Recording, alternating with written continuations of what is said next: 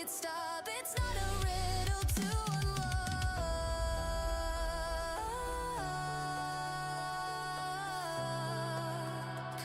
If I could explain it, I would.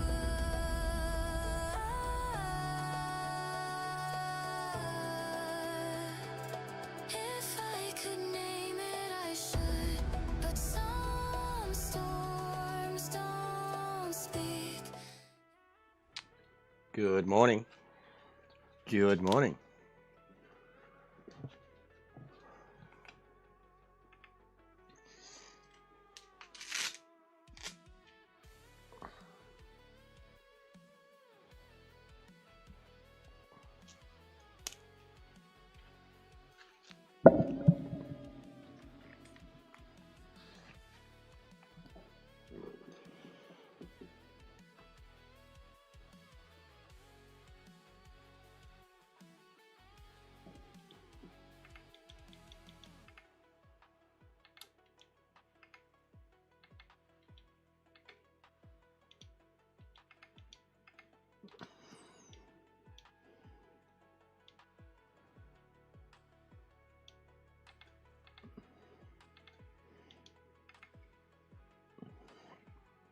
Sounds a bit like Dead by April. It's a mate's band. Like, it's a mate, basically. Aussie bloke. It's all original music. It's incredible. I think that one's called Static. But synth played tunes. It's all original music. You can download it for free and use it on your channel. But he's an actual friend, and some of the stuff we have on this channel is exclusively on my channel. Only made for me. We've got a few other ones in there too. Neon's done, which again is only made for me. And then there's other ones by Nismo, which he has up on his channel, and they're available for free to download, copyright free. I'm pretty savvy with that stuff. After, like, because before I got monetized, man, I was... Oh, wow, see that beamer? I was doing the, oh, shit, look at the crash. Look at the crash. Oh, God. Oh, God. Oh, God.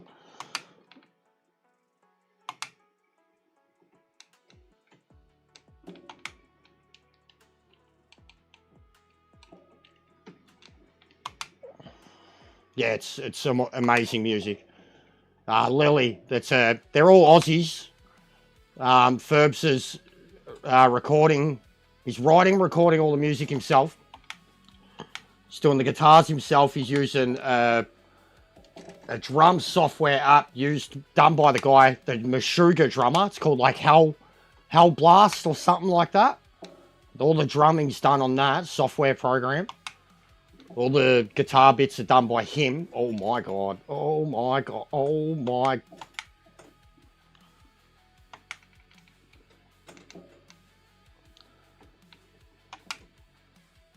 Oh my God. Oh my God. Just a bit of heavy damage. It's all good.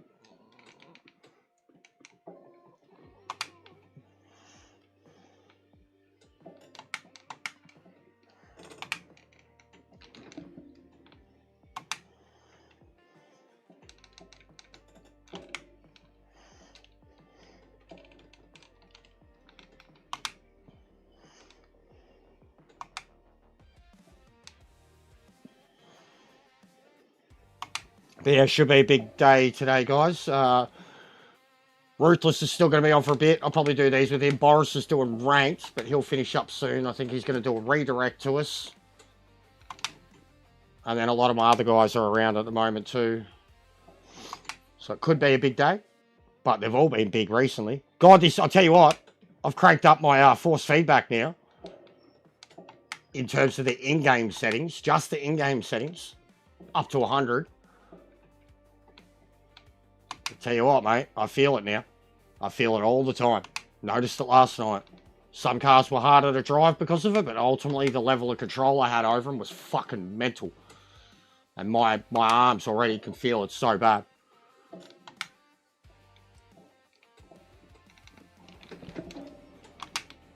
For that level of control.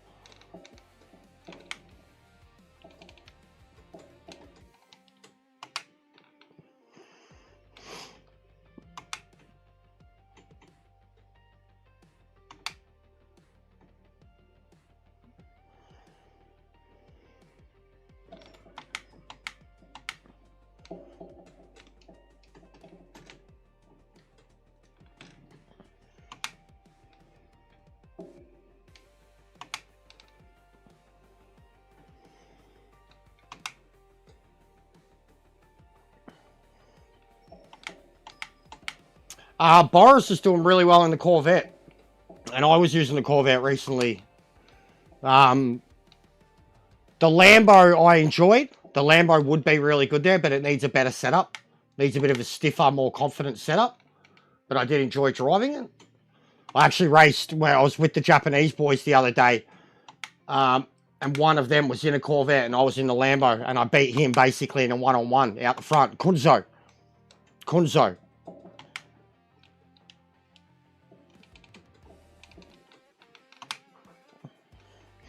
But yeah, I do love the Mustang, bro.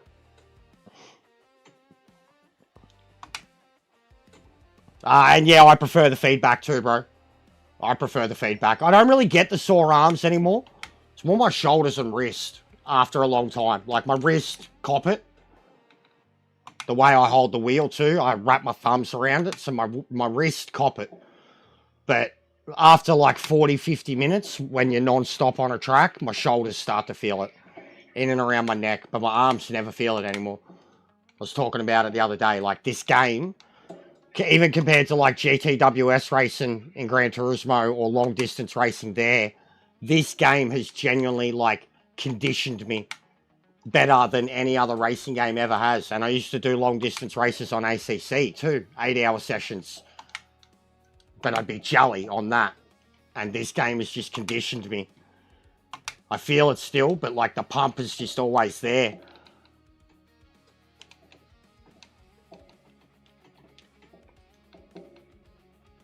Yeah, same, bro, same. They're too, I hate them when they're light. I hate them when they're light, man.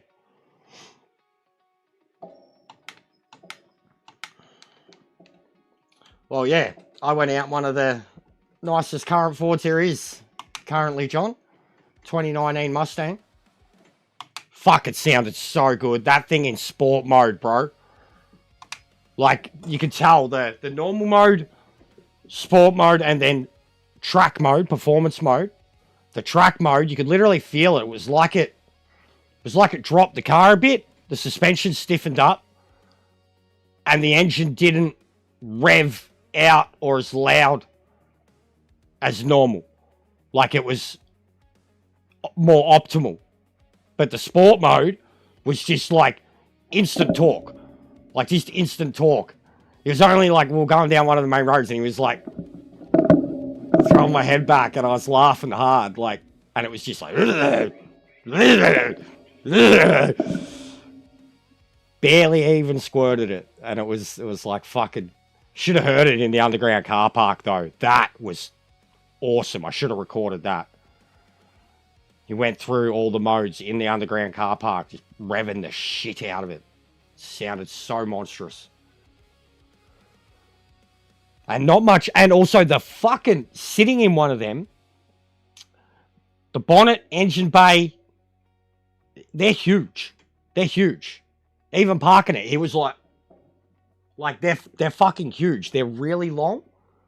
And the bonnet scoop itself is huge. Like when you are sitting in the car, you can see the sides of the bonnet and you can see the scoop come. It's like the old cars, you know what I mean? But they're long. Like considering where you sit in the two seats, they're very long cars. But yeah, it was nice, John. The fucking LEDs blew me away, bro. When you open the doors, it projects. So like it's right at the door part. When the door opens like that, there's a bit that projects underneath on both sides. And it projects like an LED Mustang on like the horse. It looks so cool. Spun out hard. Fucking LMDs. Fucking LMDs.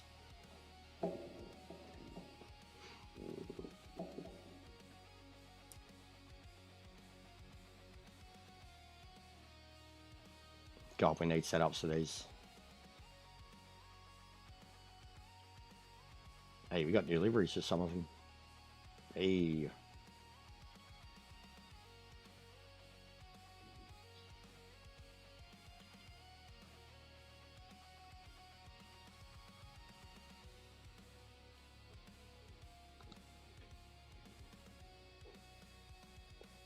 What's going on, Stepsis?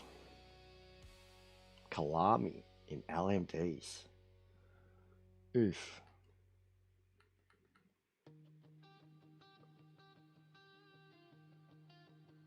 I can't invite too. I noticed that it was the same in the first lobby. I can't invite. I don't know if it's a thing or like can't invite anyone. I'll tell you what, guys. Fucking you motherfuckers blew up my notifications last night. I think I had like 32 notifications across 3 different apps when I woke up this morning. 5 or 6 inboxes, a couple of screenshots, something about information from an email, heaps of comments, a few new follows on TikTok.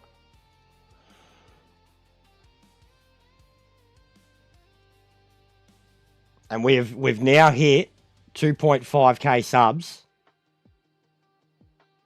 5 times since Friday.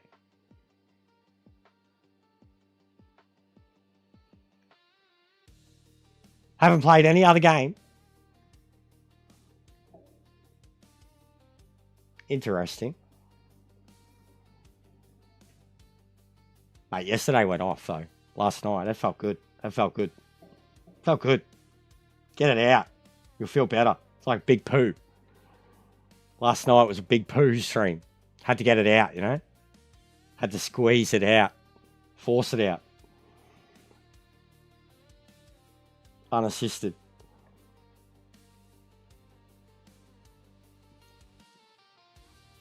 Yeah. Sunday night streams go off. We did nearly 1,000 views last night in 3 hours. And I know the content matter was a part of it too. But Sunday night streams go off. I've been noticing it. Like I did career streams. I got like 500 views, so like a 2-hour stream. But nearly 1,000 views last night, 3.5 hours.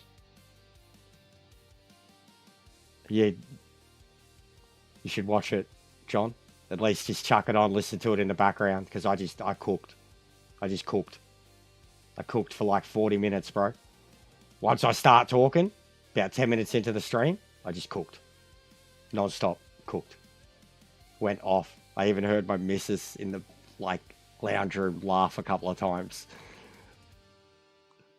The money. We're asking where the money went. It's like, where's the fucking money? What money? Who's got the money? Where's the fucking cash? Robbo? Cash. And then I hear her, no cash, Robbo. It is 8:45 a.m. Monday morning. She woke me up early as bro. I wouldn't have got up. Surprised, like even for her. It's her day off and she woke me up at like 7:15, bro. She's woken up, couldn't get back to sleep. So I'm up earlier than expected, but it's good because there was a lot of other people on. Thanks, mate. There's a lot of other people on. And it looks like we might get some redirects. I think Boris is going to sort me out.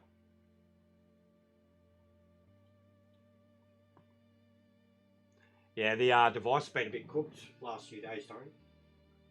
There's no reason for it either because the PC is not doing anything other than streaming. And it's been pretty bad. Like since I've got my phone, the PC doesn't need to be used for all the background stuff that it was doing. But it was lagging out yesterday where the sound was delayed. 5-second delay nearly.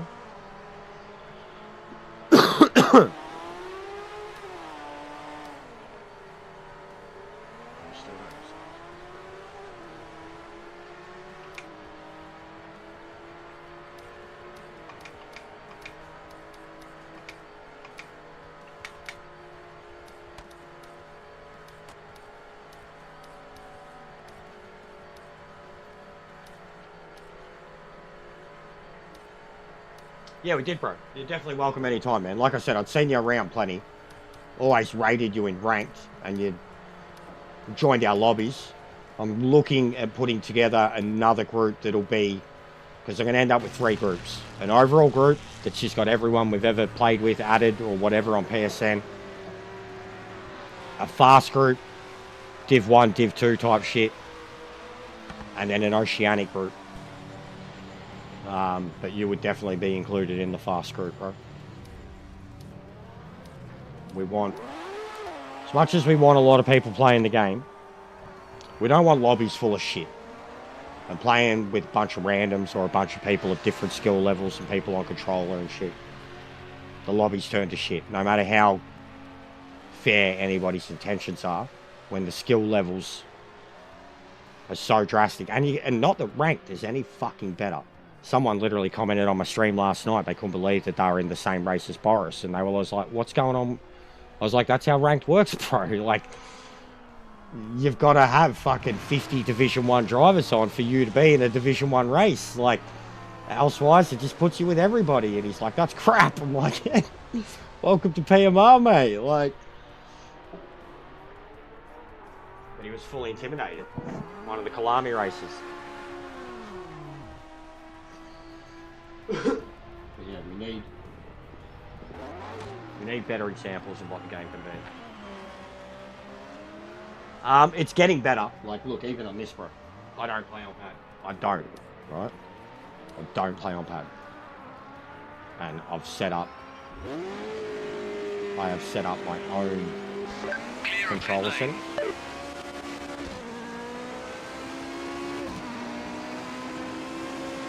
And I think that braking is way too generous on controls. Look at this. LMDs, bro. Brake better on controller in LMDs than what you do on a fucking wheel. I actually think it's getting playable, bro. Like, it's shit. I've got a wheel. Why would I do it? I think it's getting playable. This is an LMD, and I've just driven out on controller. I should be dead already. I think it's getting playable on controller. Genuinely. If you're a pad user, I think this is it's already at the point where it's nearly able to match the pick up and play that Gran Turismo has, but it's harder. Like, if you're a pad user and you like the pad, this is getting to the point that you can pick it up and play it, but it's going to be way harder and more amazing than what you've ever felt in Gran Turismo. Yeah, first day was cool. It was cool. It was so bad on control. It was so bad on controller for like a month, bro. And I tried playing with the settings for the longest time. But we did, like, I found the thresholds. You just increase the thresholds. So the sensitivity, and then you can just spam the throttle and spam the brakes, no worries, without it fucking getting too sensitive on you. But the oversteer was the worst thing. Bad oversteer, no matter what you did.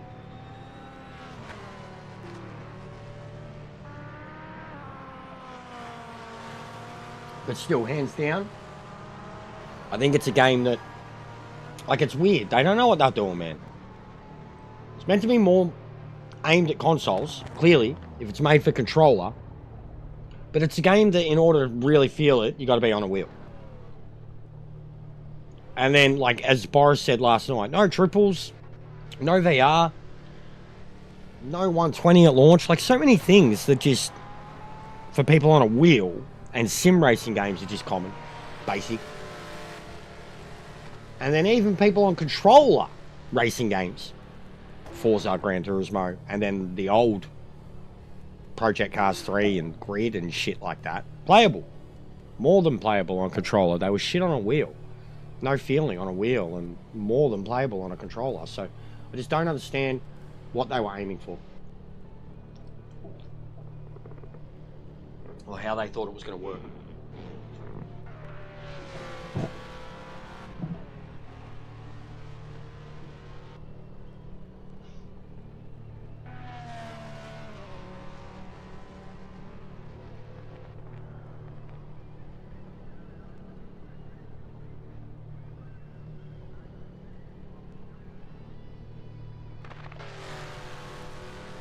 I hope you're ready for the start from the back challenge.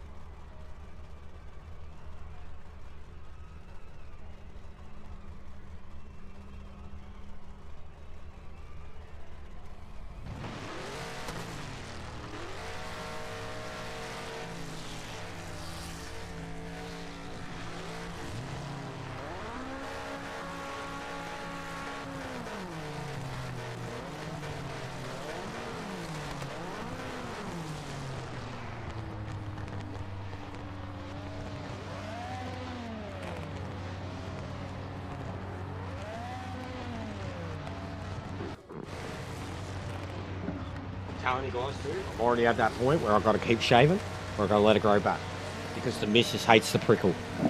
We're fucking day 1.5, mate, and my face is prickly. Just permanent, full stop, prickly.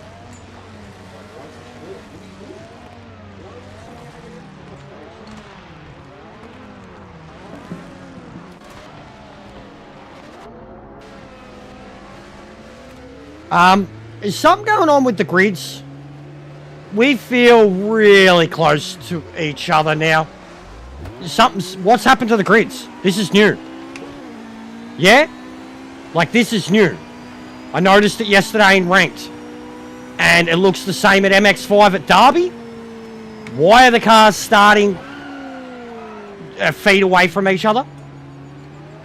A foot away from... Oh, did you see that?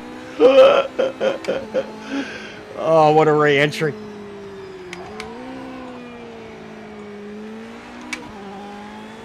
Why are the cars starting?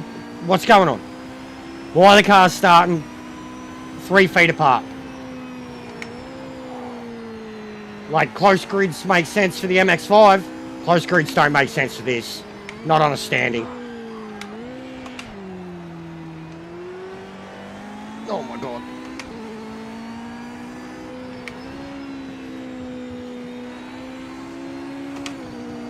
Alright, this thing can really fucking hook in. Holy shit.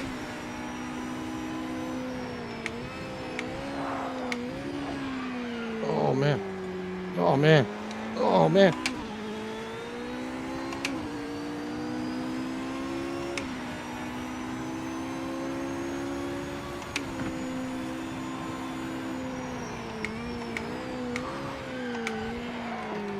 Oh, yep, thanks, man.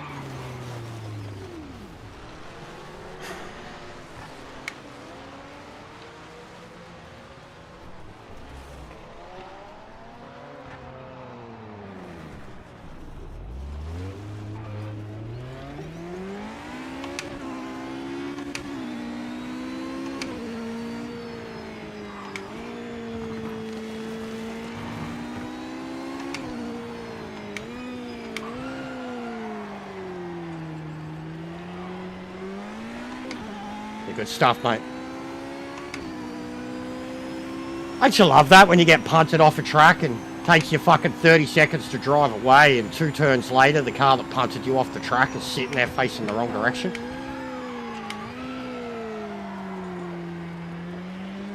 He had no chance of making that turn and he went straight fucking through me.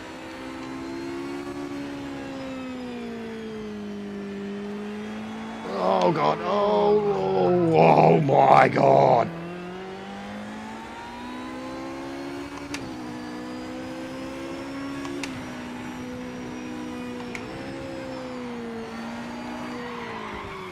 I hate these things. And once it's damaged, yeah, I hate them. And I'm not fit to drive them, and neither is fucking 90% of everyone else who drives them. That's unfortunate. Waste of time.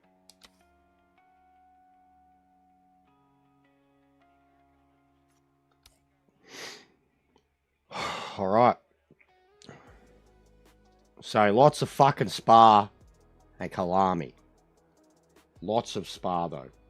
More Spa than a Twitch hot tub stream. And Derby, which is still the one track I haven't learnt in this game.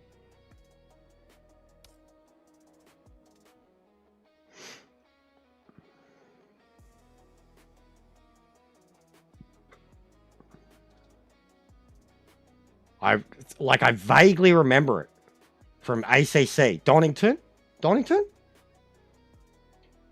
I vaguely remember it.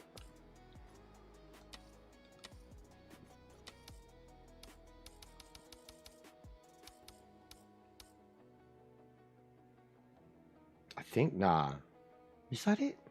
Because of the big sweeping section where it goes like over the...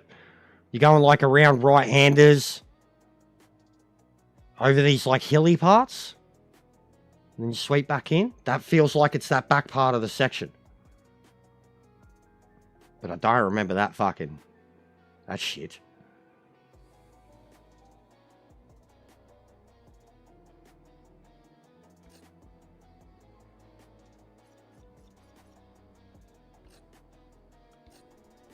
And then when's the...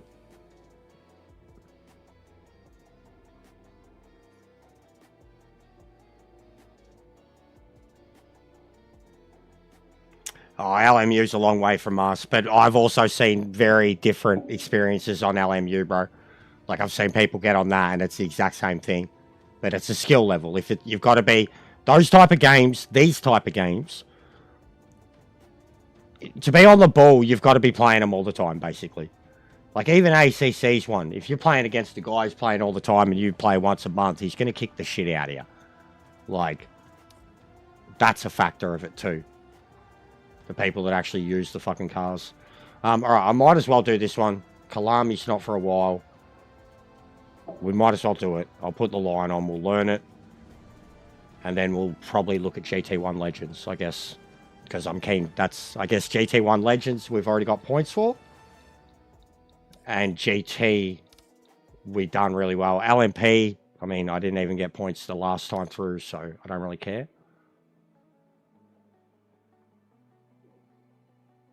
But yes, we will keep doing that one. And the GT. Why are they all Spa? Why do we have 3 races at Spa, guys? What's going on, Matt? How are you, buddy? Hope you've been well. Why do we have 3 races at Spa, guys? Why? Why do we have 3 races at Spa after we just had a week at Spa? In the GT3. Why? Why? Why? Why? That's going in the questions on Discord. That's in the questions. 3. Matt? 3 individual races out of 6. 3 of 6 at Spa. Do you know why? Because GT3 at Spa was stacked. And what did I say? I remember having an argument with someone before this game come out about what this game was going to be and what it was meant to be, and they were telling me that it was just going to be GT3 at Spa. And I was like, that's fucking the wrong way. If you play custom lobbies online and that's all you're doing in Project Cars or Project whatever, you're doing it wrong. Okay, there might be a community who does it, likes doing the same thing over and over again, the same community that does nothing but Bathurst on Gran Turismo all the time. But fuck me, man. Like,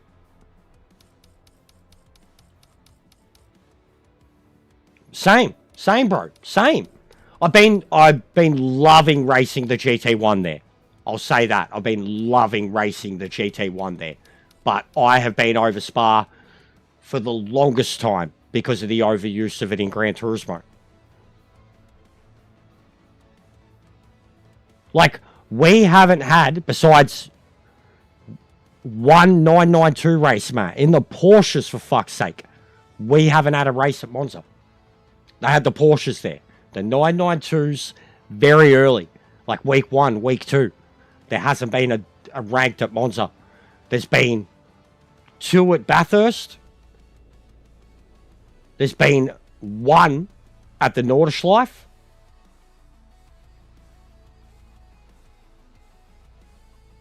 There's been 1 at small Silverstone. Not even big Silverstone's been used yet.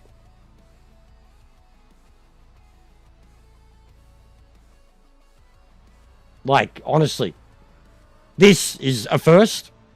Hence, I haven't done it. And I generally hated this track always in other games too. Oh.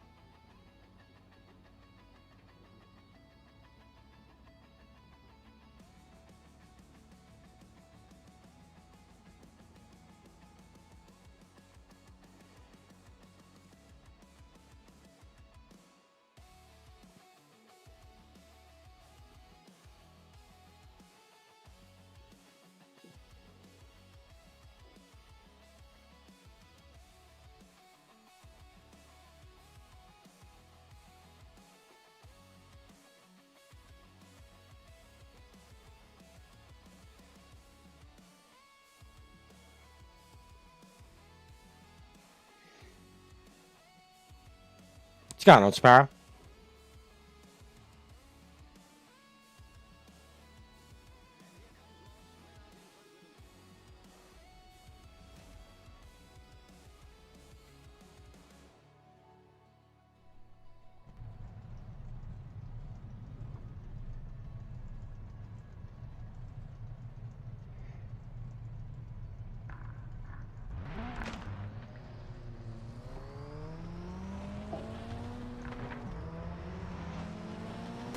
From the hills of the Tamar Valley, taste the difference of pure, all-natural goodness.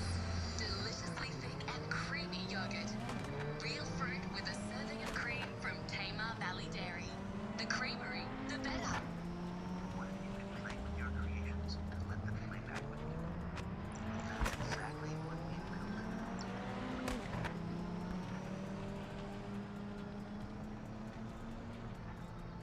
Edit, okay. Cheers, Jazz, to me. Fine things, obviously, that might be extremely starved. That's not that penalty, it was. Well, days. Probably not. No way. No way. Was I over the white line on that one?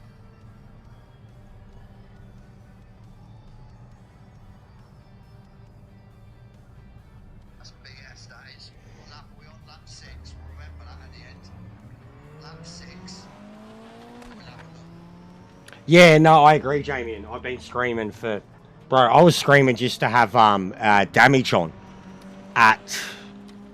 Just damage. Just damage, bro, would do so much. So, because, like, alright, it's going to suck for the people getting punted. Yes, it sucks. But generally, especially, like, even in these cases, MX-5s, it's going to suck for you if you're in the lead and you get punted by some overzealous people, right? You go flying off the track, rear end of your car's fucked. Front end of their car's fucked, which means their engine's fucked, which means that they ain't going to be doing it anymore. Like, you can still drive on, pit. Like, even the custom lobbies that I do, bro, I play with damage a lot. Decent length races, 20 minutes, 30 minutes, whatever, you know, 10 laps, 15 laps, 30-minute race, something like that. So many people quit after some Muppet destroys them, lap 1, lap 2, whatever. Generally, that Muppet quits all the time. When they realise, oh, fuck, heavy damage, car's fucked. They always quit. And it frustrates me when my mates that are in the lobby, that are better drivers, are the ones getting hit and they quit straight away. Rather than drive the car back to the pits, pit it, fix it, drive back out, now you're good to race.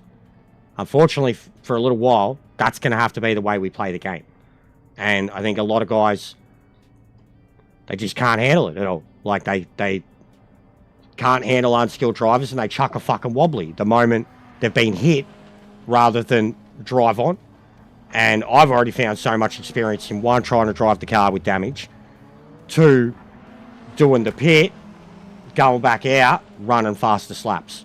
And in so many of those races, I've had so many custom races that are like 10 laps long, and I've been absolutely fucking wiped off the face of the earth lap 1, pitted at the end of lap 1 or lap 2, and then still won the race, or still got 2nd, 3rd. And they've been some of the most fun I've had. So, like, stuff like that, I think when you're a good driver, you'll benefit from it.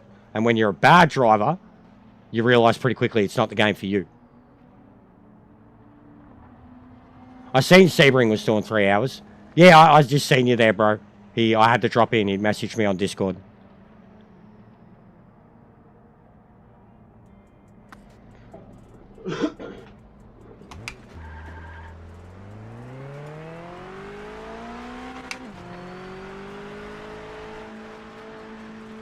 Clear of the pits. 1 minute left in the session. Yeah, and we're about to get all his people too. Bro, we got to 62 people last night. I got nearly 1,000 views in 3 hours from, like, yeah, it is this track. This is the one I'm thinking of. I have seen on ACC, I still have the video, this part right here. I have seen one of the worst crashes ever in a sim racing game at this track. In a league that I was in, GT4 League. This track was when that league started to come undone. Where the shitter drivers really started to show how bad they were and how much that they could be a fucking hindrance, and the better drivers started to show how overzealous they were. It was this race, the straw that broke the camel's back for me. The stuff that I seen, because I was learning the track and I wasn't that great at it, but I was still good enough to run a top 5 pace.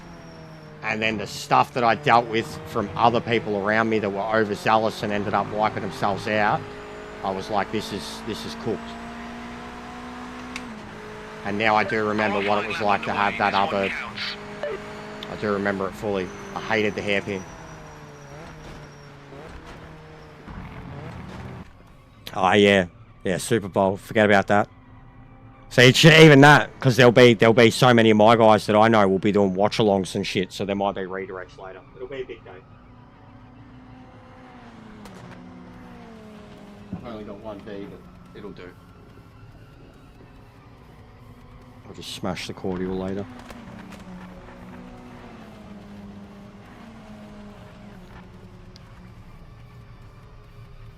Like Lee will be doing a watch along for it.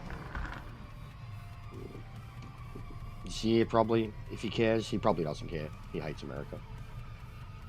Nobody cares, bruv.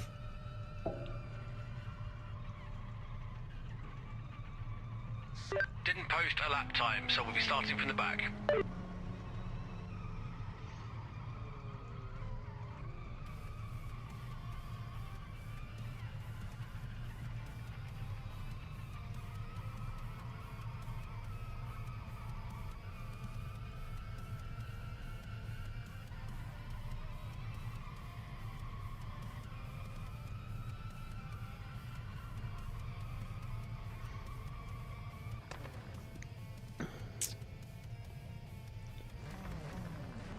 Yeah, no, all good, bro. I do later streams too. It's just harder to balance them at the moment. Look at this starting grid. It's harder to balance them at the moment. I've either got to get on this early to have competitive stacked racing, or I've got to get on late. Like, during the days, I am the only person going on this game. Look at these grids. What's wrong, guys? Is this... I know this is closer ones on this track, right? I know. But this is extreme. This is... And why are they bang, bang, bang, bang, bang, bang? What? Why? What's going on? And like, is Spa closer at the moment? GT3 races... No, we've got to see the Spa race. Even the GT1s. I've got to have a look back at that start. If we were super close in the GT1s last night at Spa, something's different. They've changed, and this is... It's just going to cause carnage. It's just going to cause carnage. It makes more sense with the MX-5s. This is fine. But other classes, nope.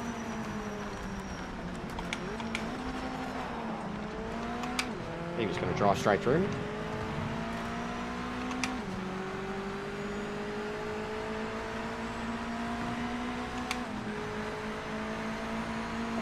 I've also rolled my car here before in ACC.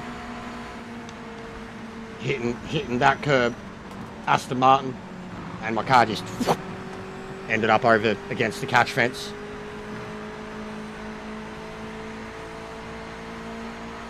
And at Kalami, the downhill left, right, uphill, I rolled my car there at Kalami too. So did Maxi. And I rolled my car about 15 times at Bathurst. Uphill. Uphill. Oh, look at that rejoin. Oh, beautiful. Beautiful. Beautiful rejoin from the Zodiac there. The Zodiac killer strikes again. Oh, fucking.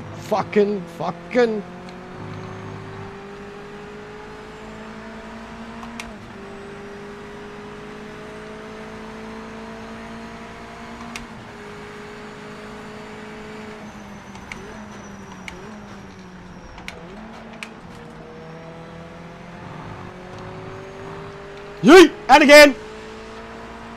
We're bowling here, boys! We're fucking bowling with the This is mad. Like, this is what I mean. When, like, I don't know this. And I'm in this class that I hate. And I got more awareness. And I can see it. I'm like, oh, that's going to happen. Blokes behind me can't see it. And they're further back. They got more chance to avoid it. Nah, full tilt. There's just no awareness. There's none. They see accidents and they're like, fucking send it.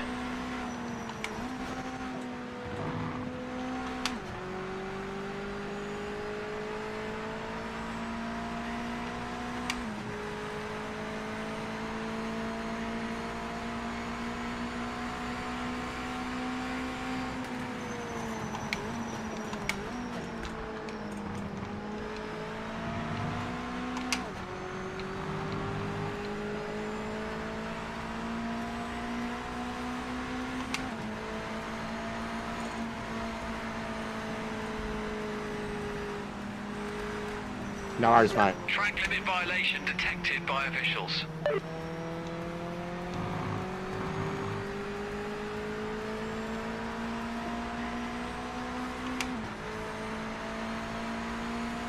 Oh, yeah, this layout is pretty easy to remember once I've been on it. The full one with the hairpin is the one that is a real pain in the ass. This one's not bad. Look at the connection on that bloke. Pink car backing off. He's like, I don't want to get close to that. He was catching up to him himself, and then the lag kicked in, and he's like, no, I will stay here. Bro, these track limits are nasty. With the block, mate. And he can't get it done. Oh, where are we? Bit of a collision. Oh my God, now he's driven. Oh my, you fuckwit. I mean, I know you're trying to do the right thing, but the bloke literally tried to drive you off the track the turn before, mate. Oh my God, here we go. Madness. Ah, you fuckwit. This cunt's cooked. This Zebra's prod is cooked. Come on, mate. Come on.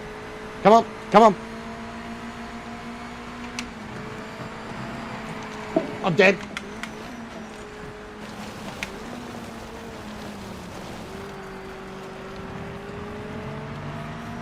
Fucking idiots. Dead set. Just dead set. Look at the group now. Oh, fucking die. All of yous, I hope. Crash, boom, opera. Dead set. Pink, blue guy in the middle.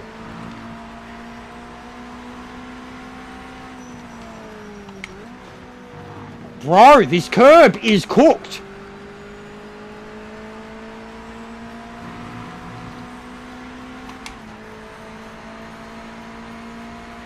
This is mad though. This actually suits these cars.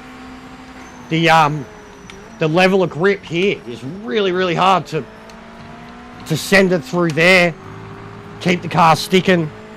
It seems bullshit, mate. That's what I'm saying. Like, it's the curb's there, the line's there, the apex is there. I've hit it every time, every fucking time, You've got a track and it limit feels violation. perfect. Like I'm just dipping in the front right tire. Yeah, exactly. Look how far back he's fallen.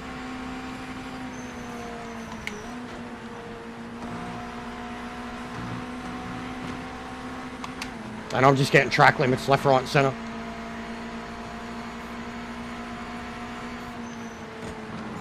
Oh, for fuck's sake, man. This is cooked. This is cooked. They are bad. This guy, like, bad. I don't know how you go around these sweeping turns, downhill, uphill, in cars like that, like even Air Rouge. The things I seen at Air Rouge last week. GT3 cars. Braking up. Air Rouge. You're like literally, like even, or braking in the middle of it. You come in full sweep, go up of it, and you come over it, and there's a dude on the brakes. You're like, what the fuck is this? What the fuck is this? We're uphill in a straight line, and you're lifting and or braking. And then you go around them, because they've slowed down so radically, and then you die.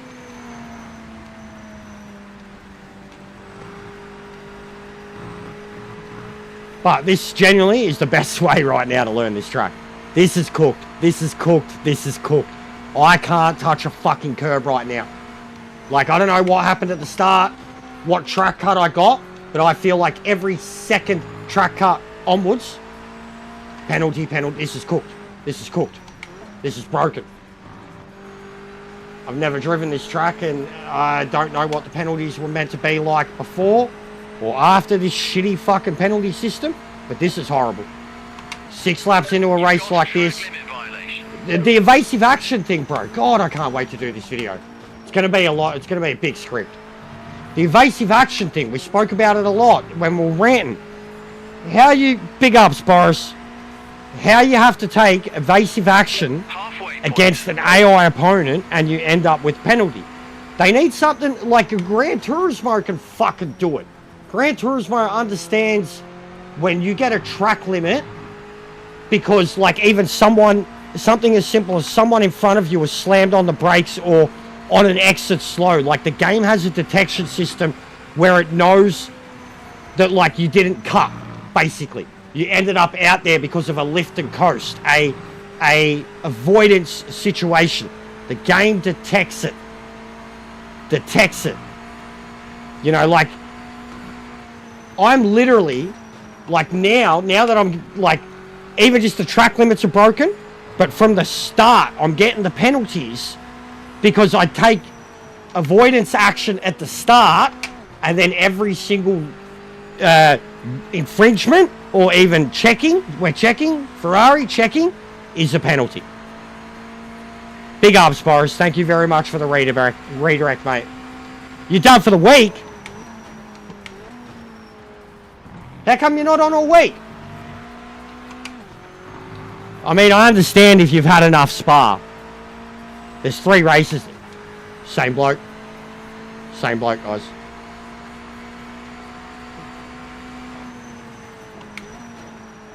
Mate, we should have been 4th in this race. Never driven in. Nah, fair enough, mate. Hope you're well. Hey, did you lose any subs from that video yesterday? I've seen a little bit of the, you certainly induced some tears, some feelings from some of these fangirls. You insensitive prick. 2, then gained a few there. So that was like me all weekend, bro. All weekend, Boris. We've hit 2.5 5 or 6 times since Friday. Up, down, up, down, up, down. Big ups, Ferbs. You got a lot of people asking about the new songs lately, mate. They're loving them. Even yesterday, even on my TikTok. Because I've reshared some of my shorts and they've got the music in them. But yesterday on one of my shorts on Facebook, someone said like they looked it up and they couldn't find the information on it. They're like, this is a banger. A lot of people asking though, mate.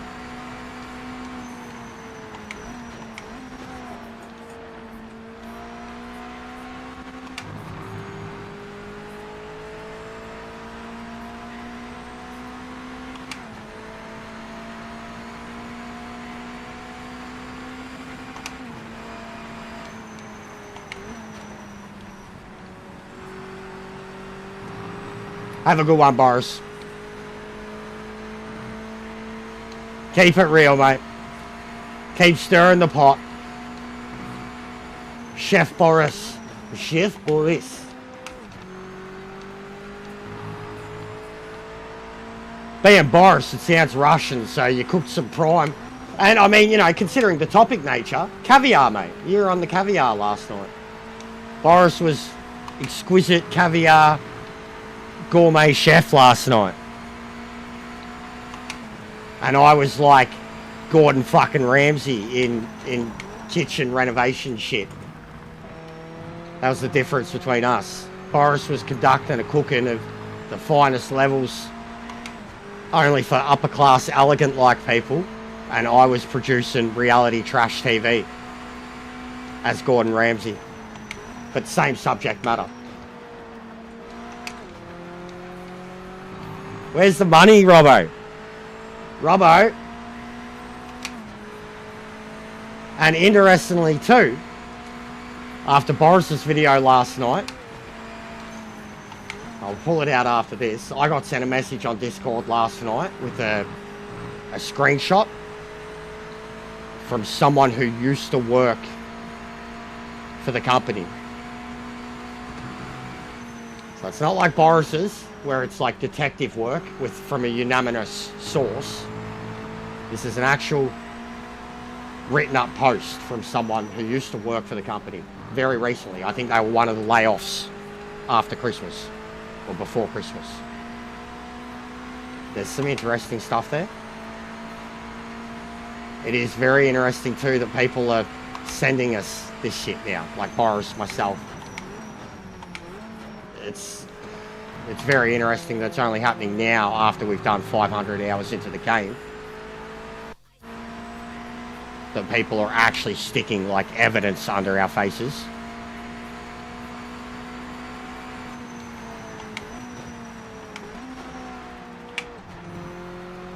But yeah, the more you seem to look into the history of it, the worse it does seem to get. And the silence is deafening as a result.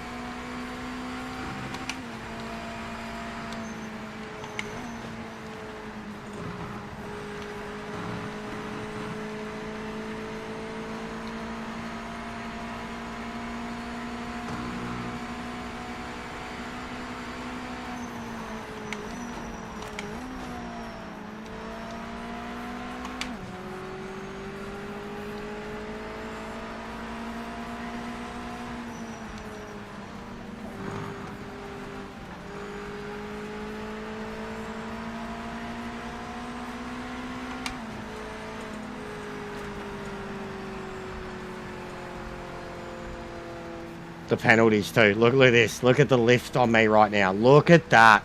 Look at that. How is that correct? How is that equating for 2 seconds? The moment I lift in a car this slow, it should drop.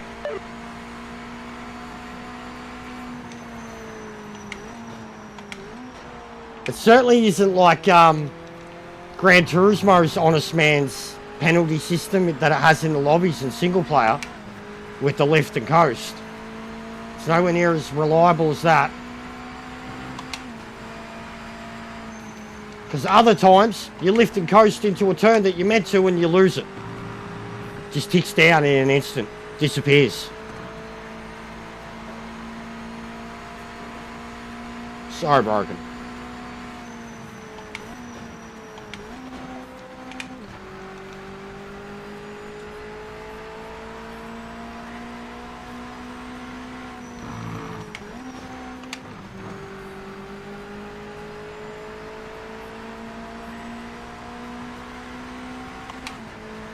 Alright, my first ever race at Derby.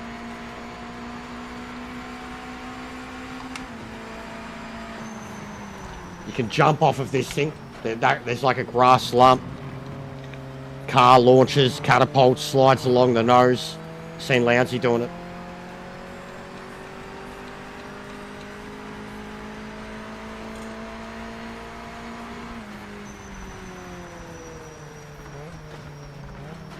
Any one of you Boris Raiders want to help me get my 2.5k back, guys?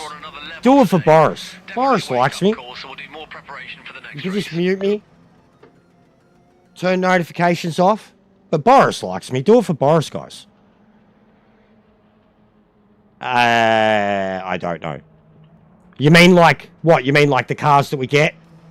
Yes. The ones that you download? Yes. Your own modded cars? I'd assume yes, because there's an option for mods available in lobbies.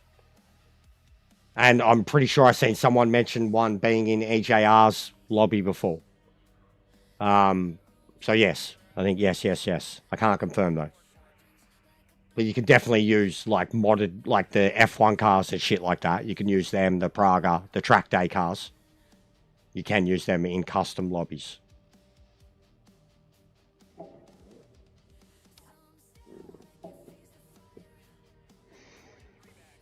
Alright, so GT1 Legends, 18 minutes. Jesus Christ. What's going on, Daniel? How are you, mate? Good racing last night with Boris for you?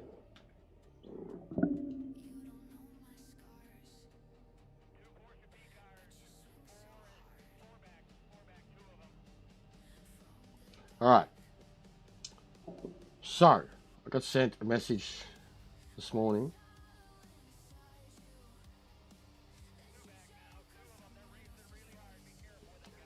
It's from the 13th of December 2025. Ambitious disaster. Programmer, former employee, more than 1 year, London, England. Would not recommend. Like it's got like 3 X's basically. Would not recommend. CEO, business outlook. And then it's a pros, cons list and advice to management. So I think it's like it's something that was probably posted in like a LinkedIn type thing, where it's someone listing their job experience type shit, or it's like an open forum on something like that where they're discussing the companies that they've worked for and recommend. But it's just been sent to me. I don't know who it is. But it all looks legit. It's all typed up. The pros. Ambitious scope for motorsport projects. Many talented and passionate developers in the company based all over the world. Huge spread of ages and experience. Lots of tech being developed. International, see, and this is a pro. International remote working, ability to travel. Movement between teams possible to make best use of skills. Good pay for certain roles. Did say those deemed underpaid would be given larger annual raises to level the field. Hard work is occasionally called out and thanked. Bonuses have been paid. Cons. Culture and morale on the floor. Poor pay for certain roles. Evidently no structured approach to banding when hiring. Somewhat excusable for a startup. Approach is too reactive. Insufficient planning and testing. Gaps in leadership, skills and roles. No plan for personal development. Continuous state of high pressure and borderline panic. Manipulative senior management by being economical with the truth. So much for the touted transparent culture. Quickly develops into swearing and aggression when stressed. We've got it 6-7 times now, Ping Pong, over the weekend. A lot of people have been getting butt hurt. Thanks, boys. Crazy overtime. So, it literally, like, sounds like me. Quickly dissolves into swearing and aggression when stressed. Sounds like me. Sounds like cocaine too, guys. Sounds like cocaine. Crazy overtime encouraged during build-up to project release. Senior management threatening to replace staff that don't do enough overtime. Publishers do not appear to be particularly helpful. I hold them partly responsible for the state of things now. Future of the current company, currently uncertain.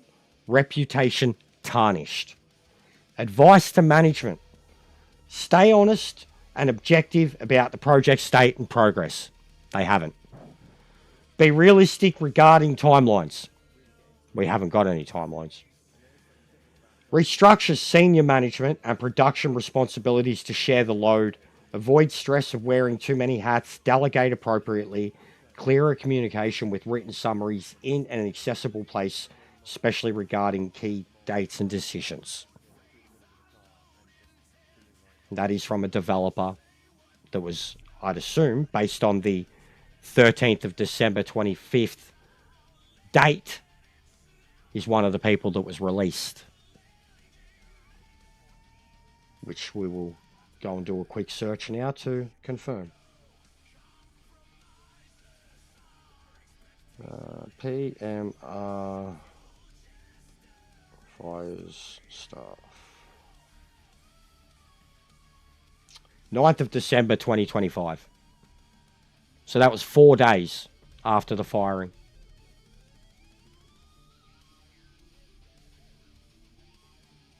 What happened, bro? You got videos? Put it on their Discord. I'm sure they'll tell you not to bother them with it. So that article was 4 days. Yeah.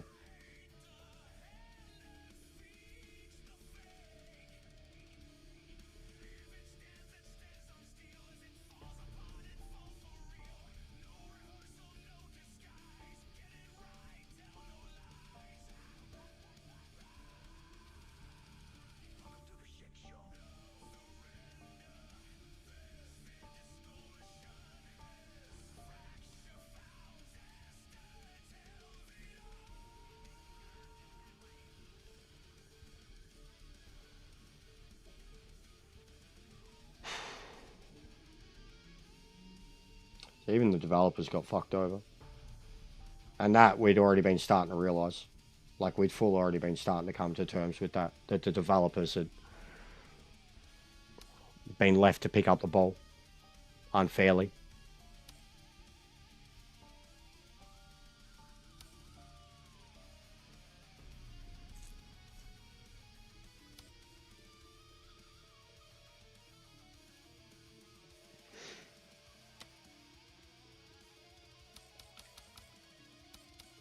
Uh, 2073, John. Last night with Ryoki. Ryoki 2071. I did 2073 qualifying.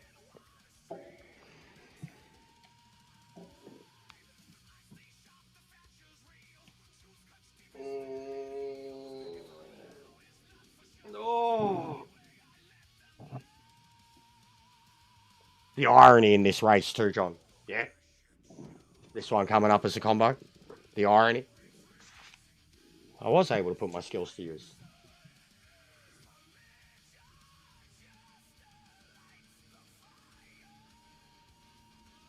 Yeah. See, Daniel, you're like the second person that's actually given LMU a realistic date rather than just vehemently said it's coming out in 2026 with no understanding of how console releases work, especially when they don't have a fucking date. We don't even know that GTA is coming out in 2026, and you guys want to talk about a game that has never been, like... But yeah, someone last night said the same thing, early 27. I said, I think that's what's the best we can hope for too. And we can't guarantee that that port is going to be good because they've never done it before. And then even in the case of someone like Kunos, who have done it, they still mess it up. And Kunos have just fucking... I mean, next to this, Kunos have just handed out the biggest, like, fuck you to the fans in a long time. And they've responded like people have responded to this, as sim racers do. We got Ian Bell doing lines before GTA 6. We did.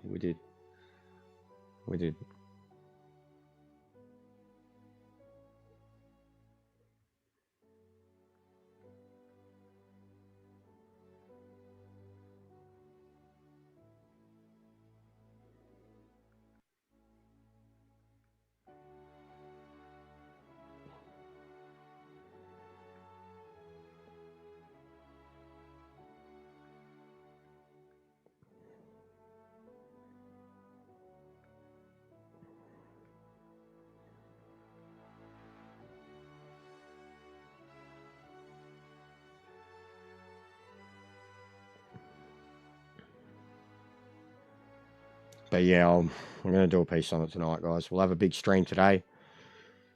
But we're going to have a talk. Like that stream we had last night, the video will be the well-spoken version of that, legitimately. Which is what I've been doing. Essentially, every video piece I have put out recently has been after a rant.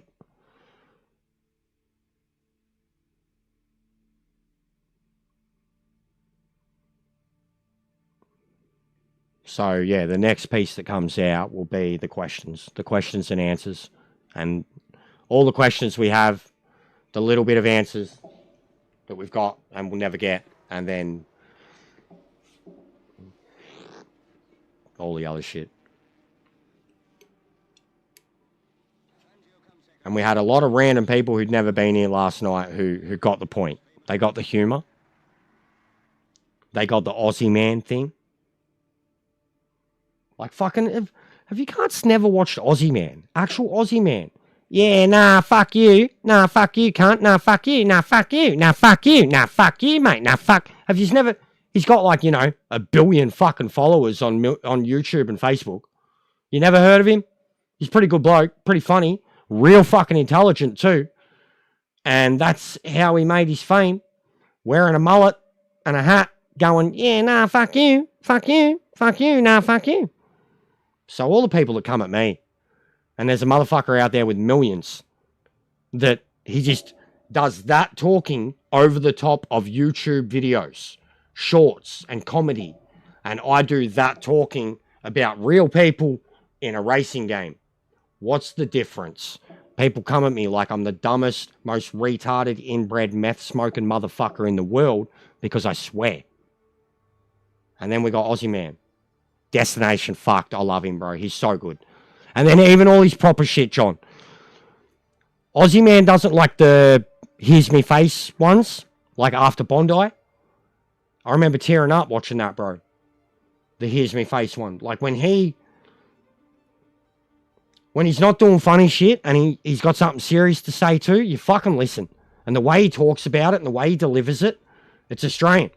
It's Australian to the bone. Like, I fucking adore that cunt. He's neither here nor there for a lot of people, but I get the gimmick, I get the humor, and I get that he has a heart underneath it all too. And just, he cracks me up. Yeah, nah, yeah.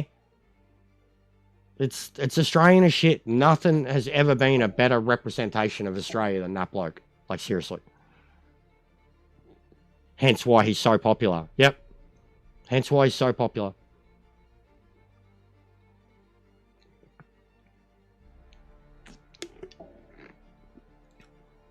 Dead set legend. And I know people that hate him. Hate him. As soon as he said anything remotely political too, they hated him. Hated him. A platformer, influencer who actually, like, uses it to fucking do something. And people are like, just do funny shit, yeah?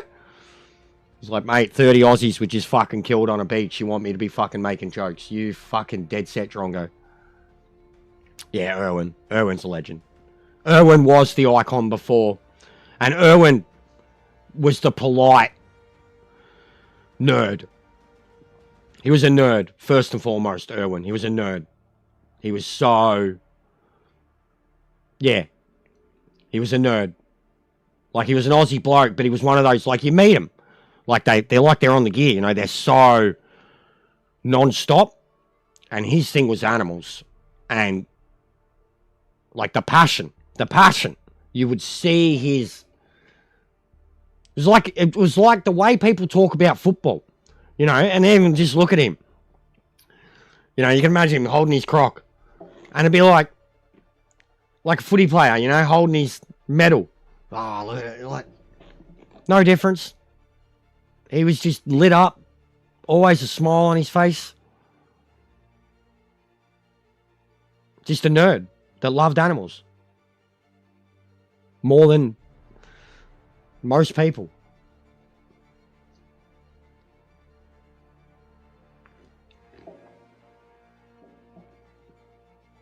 But yeah, dead set. And then for me, because I grew up with it too, and my nan Loved her. Him. Dame Edna, mate. Barry Humphries. Barry Humphries is one of the funniest Australian people I've ever seen in my life. Quintessentially Australian. Quintessentially Australian. Like upper class, well-spoken, posh Australian, but quintessentially like Aussie, lowbrow, Graham Kennedy type sense of humour. Like that was the icon, and Hogan. But Hogan was just Crocodile Dundee. And then all the skits that he did growing up, but I didn't have any of that. My dad loved him for that though. Dad thought he was the funniest dude ever, and I'd never seen him do anything funny in his life. I'd just seen him wave a knife around.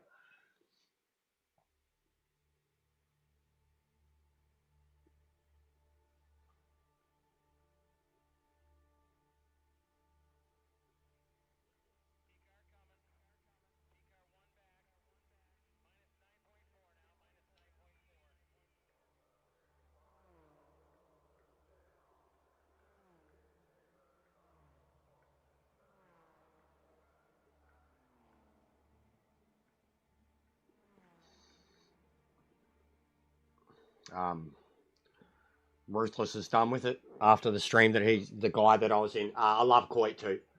The lobbies that I was just in, and you're seeing it like you seen my car in the first one, and then in the second I quit. He's literally quitting because of the lobbies, the contact, the damage, like, and the way the system, but literally more the presence of the people in him. Like he said he's done. And I'm like, what, didn't go well? And he's like, no, it's just everything. Like, you're fucking, the way it handles the... Even I pointed this out in my last update. I was like, all right, we've got better damage now. And we've got a contact system. And then even with the AI, I pointed it out. I was like, but the difference between barely touching something and sending it into an unstoppable fucking never-ending spin is ridiculous. Like, the AI especially, but then even you see it in the lobbies. You could hit something at 60 kilometers an hour and it goes into a 1080. Like, yeah, it was massive in UK. Massive in UK. Massive. Got knighted, bro. But yeah, Dead Set Legend. Just so many skits. There were so many other characters besides Dame Edna. There were so many other characters. Uncle Les, or whatever it was, that one's like the dirtiest fucking... grabbing at his junk and shit. He'd wear this like gross suit, had the teeth hanging out, and had like the alcoholic splotches and the hair, and I'll fill you up, lol. Oh, he was gross, like creep you out, but funny as shit. And then Full Frontal. Anybody who remembers Full Frontal, I can't remember his name. It was like Mark something, but the dude who did Con the Fruiterer. I used to impersonate Con the Fruiterer and Milo Kerrigan all the time when I was a kid. Milo Kerrigan. Always with that. And then the fucking Con the Fruiterer with like just all these... Like even yesterday, Miley with the shut up of your face. It kept making me think of Con the Fruiterer. Bad. Shut up of your face, mate. You'll buy?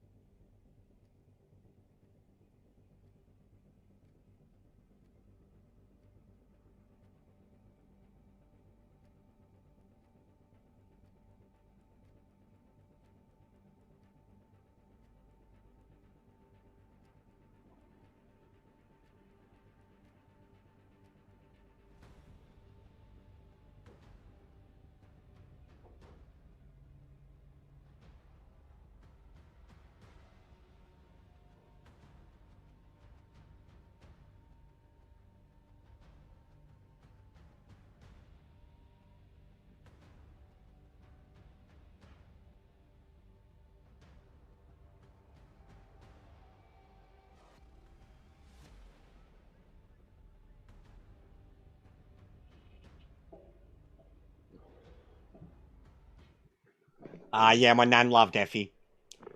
My nan loved Effie. Guys. Kylie Mole. Eric Banner, mate, with the Ray Martin. Hello, I'm Ray Martin. Welcome to A Current Affair. It's like, even the missus, she showed me, like, it was like a TikTok video not long ago. And it was, Eric Banner did that movie, the Dry or whatever, the movie that he did recently on Netflix. Apparently, like, a lot of American women, mothers and wives and shit, are just discovering Eric Banner. And there's basically this whole movement where they're like, Eric Banner's a hot old man that they're all in love with. And they're all like, oh, he's so dreamy, he's so this, he's so that. And then there's like an Aussie compilation, and it's like got him saying that, and then it's showing Chopper, and he's like, hello, love, hello, doll. Oh, it's the ears, isn't it? It's the ears. And then it was like telling Aussie that Eric Banner's this dreamy, and then you think of Chopper, and then it was like, but what if you're this old? And then it went further back to like it went back to the castle, and it showed him doing the boxing, karate shit. Oh, Mr. Kerrigan. And then the next thing it goes to Full Frontal, and he's like, you know, if you're really old, you remember this. And he's like, hello, I'm Ray Martin. And then Pointer walks in, like it was going back through his timeline, man. Pointer. It was very, very good video, and I was like, yes, this is gold, because this is the Eric Banner that we grew up with. Fucking racing line, I couldn't even remember how to turn it off. I'm like, how do I turn off the racing line? Don't want to give people a fit. See, we already lost the sub. Talking about Eric Banner, mate, we lost the sub. The up and down game lately, it's fucking blowing my mind. Why are people so unkind? Up and down like a yo-yo lately. 10 minutes to the end.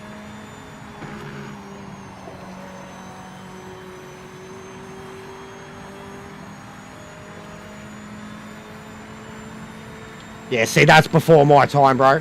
That's my dad's time. I grew up, though, knowing about it. Not the Kingswood. 100% I grew up knowing about it.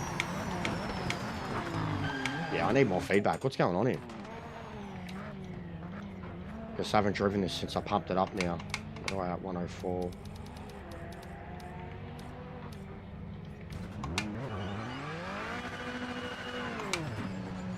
It's still so light.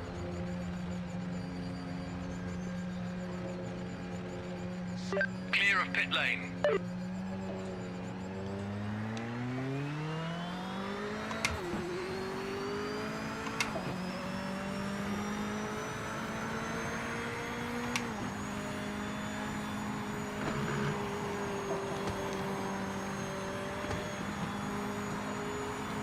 Yeah, like even Pointer, the success of Pointer, literally Warwick Kappa. You got Warwick Kappa to thank for Pointer. But even, whether you love him or hate him, and at the start it was pretty funny, then it got a bit much. But Strawny, Peter Hellier, without Pointer and Eric Banner, you didn't have Strawny for 20 years. And for Peter Hellier, like, whether he's a good comedian or not, Strawny became the thing. I mean, if you can get like a comedy character into a fucking Legends of Football AFL game, you don't have that guy without Pointer. Like, and I mean, Pointer was a Collingwood supporter. You don't have without Pointer, you don't have Strawny. Strawny, hey. Strawny. And some of those Legends games, some of those things that happened in those Legends games back in the day were the funniest shit ever. Yo, State of Origin is back this year. Like, I don't care about football, but real State of Origin is happening this year. The Big V, all Australian squads. That's fucking awesome. Is it a one-off? Are they doing it all the time? Is it a thing now? State of Origin's back, man. Fuck. I know you guys have got Rugby, Origin, 2 states. Yeah, good job, National Rugby League. 2 states. Real state of origin, AFL, whole country. Whole country and then an Aboriginal dream team.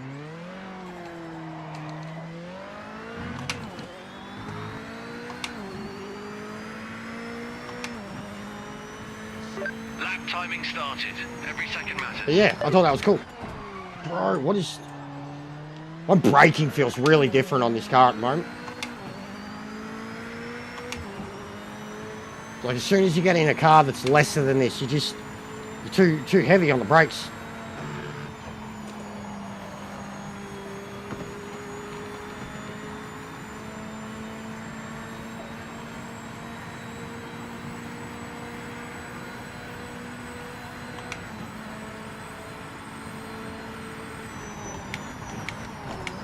Nah, shit, John. We don't care. Bro, what is going on? And why didn't I get a track limit there? Why is this so light now? I put my I turned my feedback up last night to 100%, the in-game feedback, and every other car so far I've felt the feedback. I've gotten in this, and it feels broken. It feels like a go-kart. No feedback whatsoever. Whereas like the MX-5, the GT3s, all of them at 100%, and I've been at 11 nanometers for ages. I was at like 80% previously. And I got sick of always changing the strengths, and Xbox Kenobi said to me, he was like, he keeps his 100, he has his strength ratings about 1.4. And I was like, all right, because I've got my strengths like usually about 1.4 to 8. And I went 100, and every other car, I can feel so much more feedback. But now I'm in this, none. It's like having less than ever before.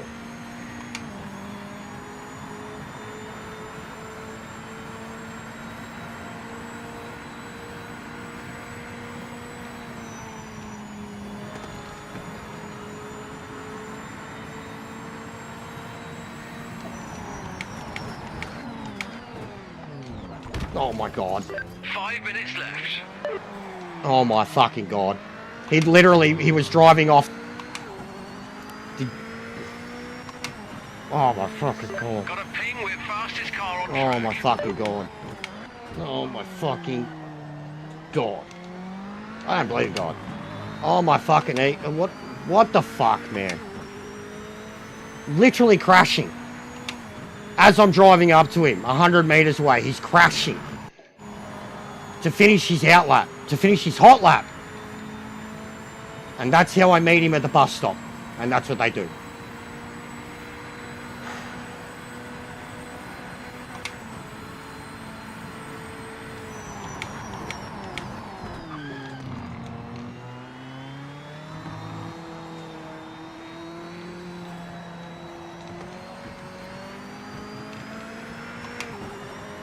What's going on, mate?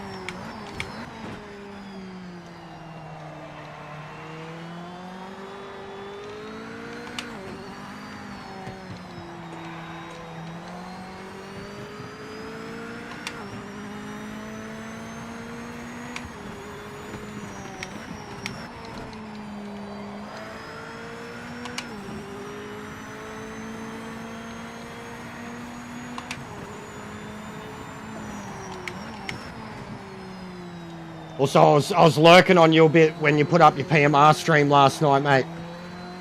And I was watching you in the MX-5s, and you like started a race, and then you were like looking left and looking right, and then you like crashed off the track. And I'm like, is he online? Is he doing career? What's he doing? And then you paused it, and I'm like, oh. And you were like straight away, and then I was like, oh, I automatically love you more. Cute cat. Because I remember you saying something the other day, like one of the lobbies, you crashed at the start.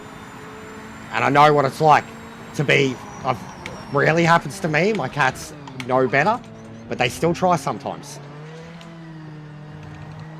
And if they catch you out unawares, they jump in your lap and you're driving, you're fucked. Game over, mate.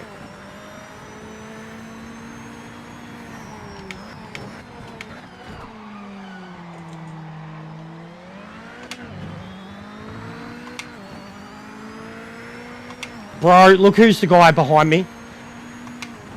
That's the dude from the MX5 race that was lagging and glitching and holding everyone up. So there's literally no one in this race that's worth racing.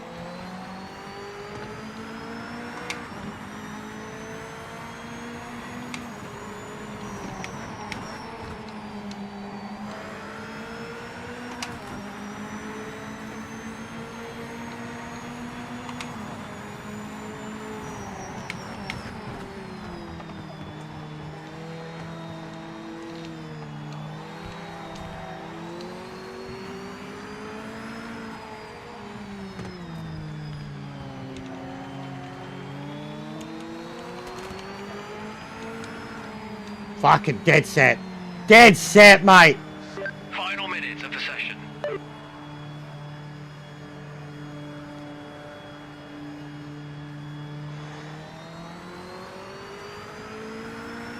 Yeah, sweet, bro. I can't guarantee him all the time, man, but like, if you're an only option for PMR, definitely.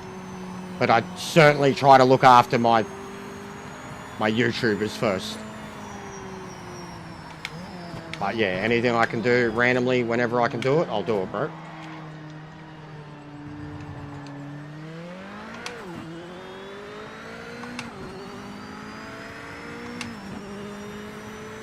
And I wouldn't want to spook you with it too.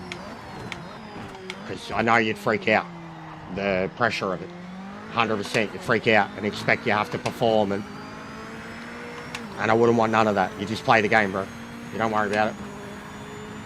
But I know what it's like to have a raid from a driver or whatever that's better than you. And Checkered flag this lap. you've got their crowd watching, you know, like, and you just expect, and then you think everything you're doing shit, and or you talk too much thinking that you've got to entertain them. Just do your thing if it happens. Bear, I could say, is a good example of like when I first sent a few raids his way, you could just tell he was freaking out. Tried talking too much, random shit, he was just trying to do whatever I do, I guess.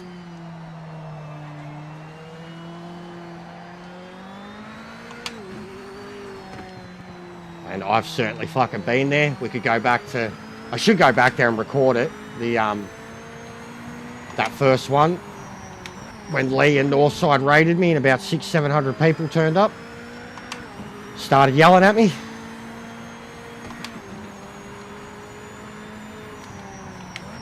And then you start to get used to it.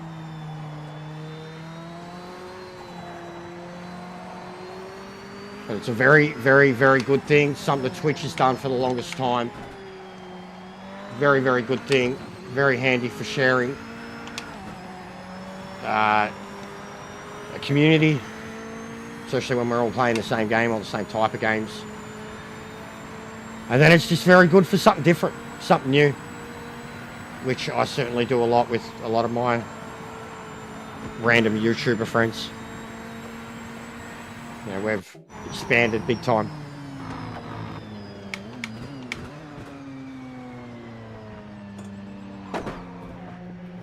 Just sounded like a fucking tin box. Fantastic! P1 for the session. Incredible work out there. Yeah, that.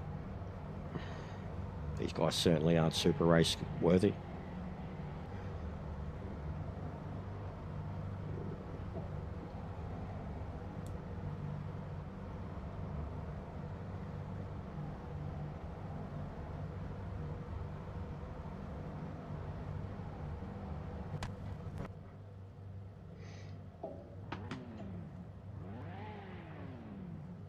Alright, make sure I put my fucking fuel back in my car, hey?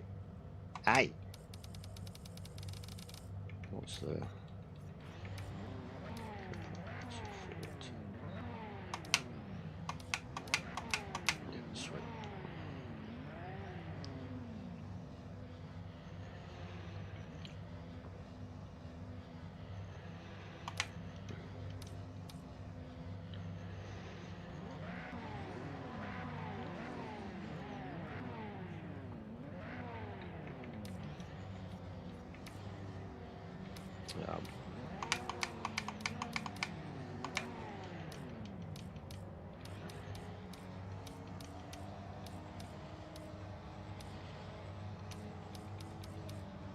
It's them.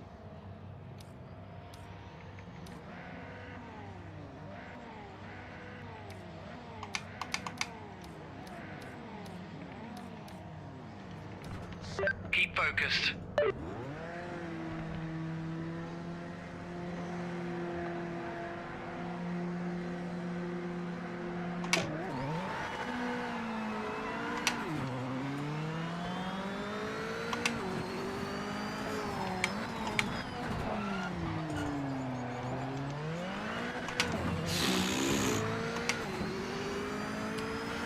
Ballsy.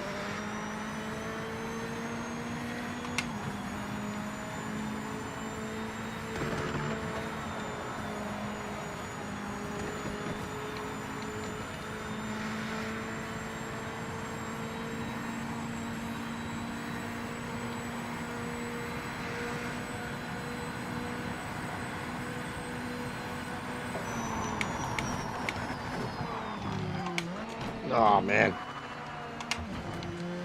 What's going on with the track limits? They're not working. Yeah, they're out as fuck, bro. Kalami, I was racing way too many of them. Shouldn't have changed my braking sensitivity. It's going to affect me.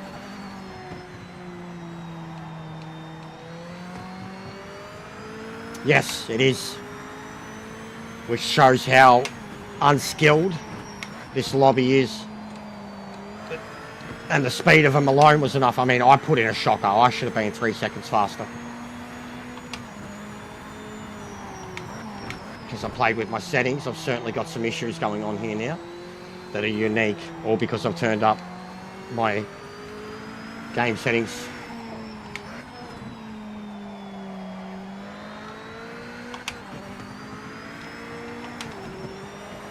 But I'm getting it now.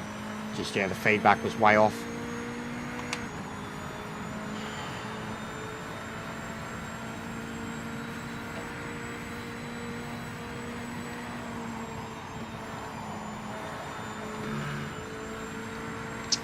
I did a 10. Next closest was a 14. Yeah, something's up, guys. This is not good. I need to turn it back down. It's weird. It's what's annoying me about the settings and why, at least where I had it, I was able to change the strength rating for the cars alone. Now that I've turned the game up, it's cooked. This car feels way too light, over-responsive. And I was driving this thing like not a fucking issue in the world, barely braking. And all I've done is add 20% to the force feedback gain. Or like the universal force feedback in game. It doesn't feel right at all. I'll get used to it. But compared to how, I mean, it's better this way. Truthfully, it is better this way because I was driving the car so fucking light. Like, so light. I ripped into Jack. So no wonder you're so fucking fast. You're driving a go-kart. You're not doing anything. You're driving a go-kart with a 240 steering axis. Like, this feels a lot more effective. Like, I'm actually doing it and in control of it. Yeah, I got 207 last night.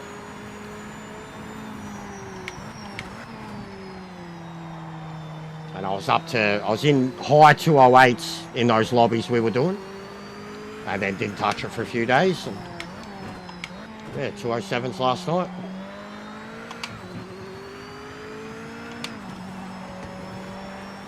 At least the training was to something. That's what I kept saying. Like, at least the training was to something. As much it was something I didn't want to step into yet, the GT1s. Not at this level anyways. Ranked, yeah, if I'd done ranked, but we hadn't.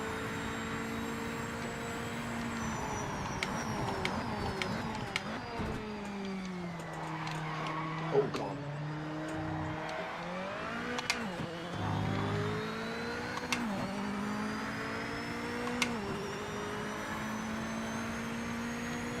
at 209.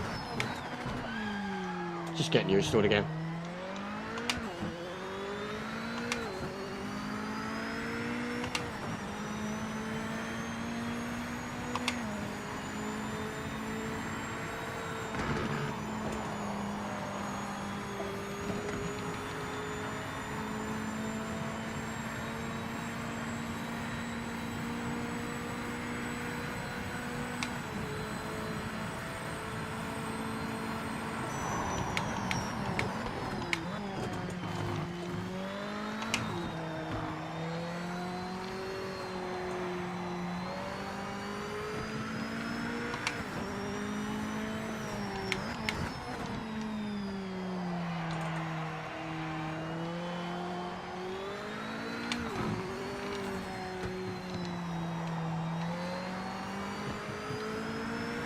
You know it's going to be hard?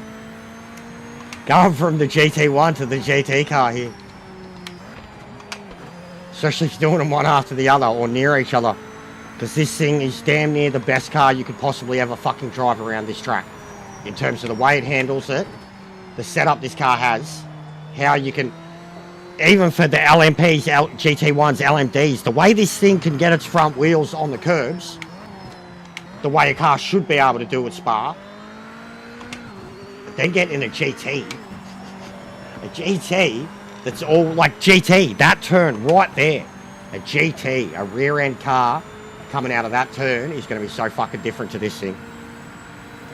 Yeah, what's going on, Steve? Big ups, legend. Thanks for the follow on TikTok, mate.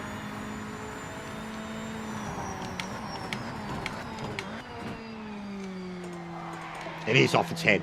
It's off its head. Once it, like, it's so broken, but it's a sick car. Like, it's, like I was saying it last night. Last night, the way I was driving it, it felt like the Audi. Felt that easy to do. It felt like I was in the GT3 Audi, but quicker. Just felt everything it did was, even the way it could catch itself in the moments where you would shit yourself. Yeah, we've got a few of the classics, Steve. We've got a few of the classics to come, mate. Mbappe, red card, confirmed dog. Arsenal winning the title. We'll do that as like a, you know, what could be. And that I did it first. We've got one of the Wunder goals from Krupi. And we've got some Wunder goals from Adrian, I think.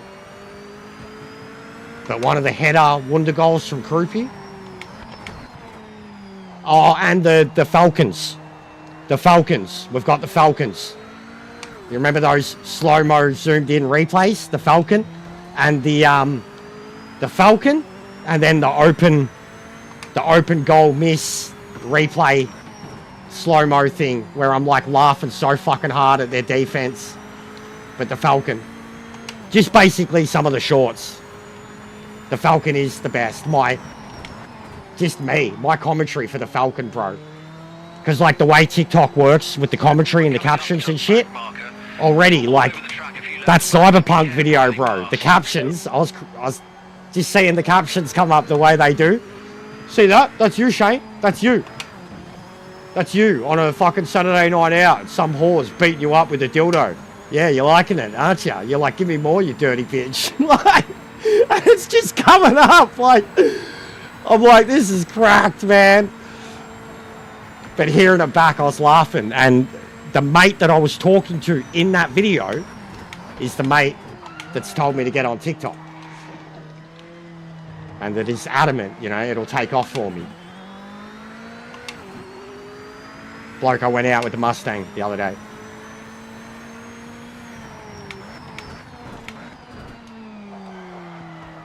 But yeah, even views-wise, Steve, I got like fucking 10 followers, mate, and it's already doing the same numbers as my shorts on YouTube. What's going on, MP? How are you, mate?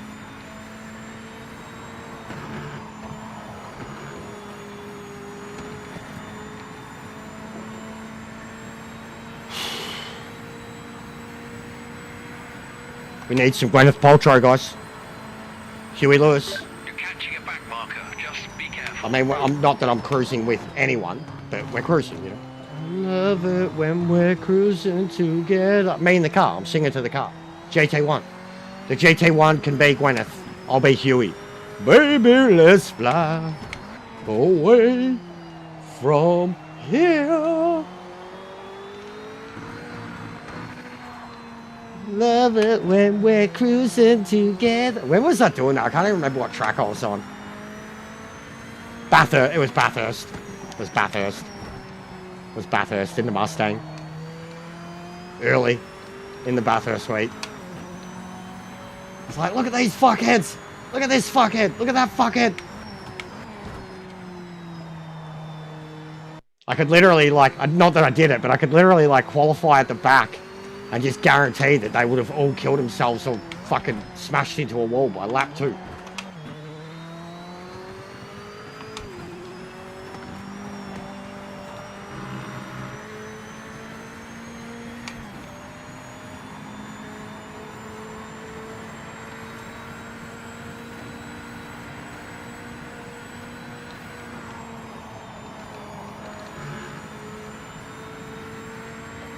Watch out for this back marker up ahead.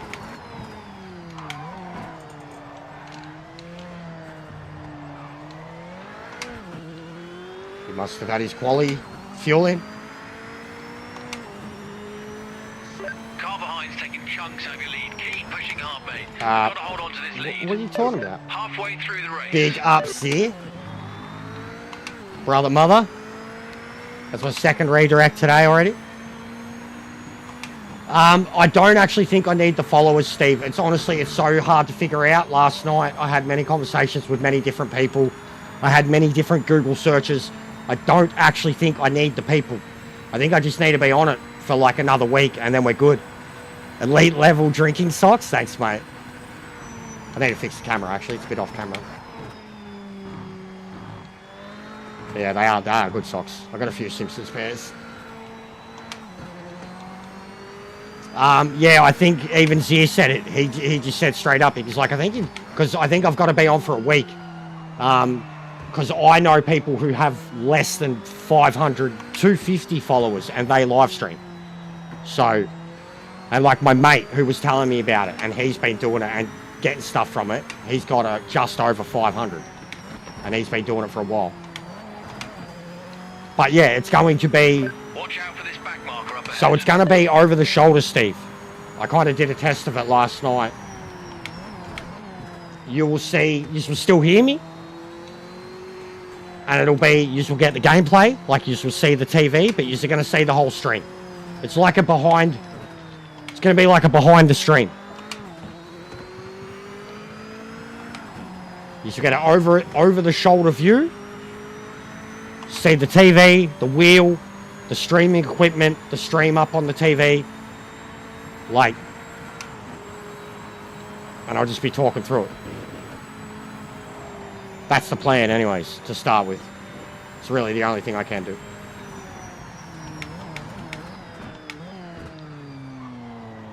And just being TikTok and being the type of thing it is, if I focus it on the wheel stuff and not my face, might do alright.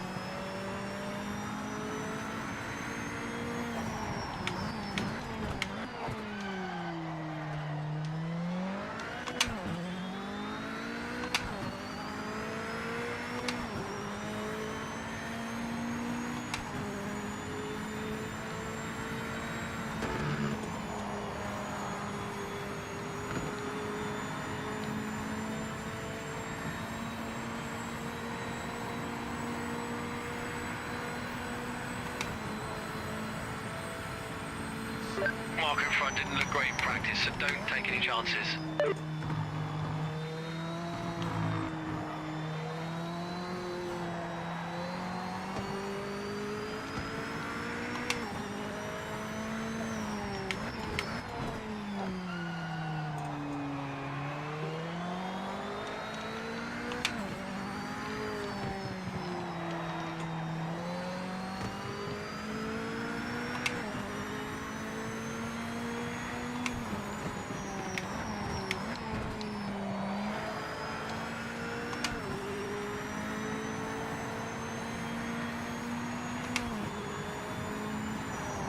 Yeah, but it still looked like shit.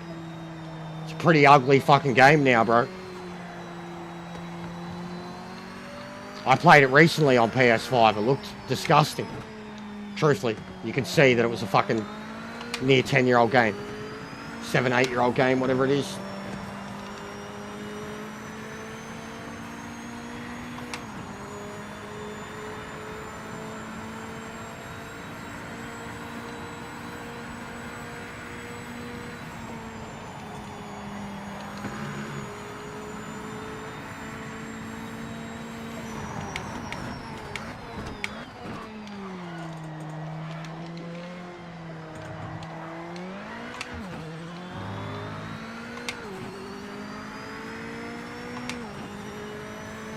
The car behind isn't making any ground, so maintain your pace and keep leading.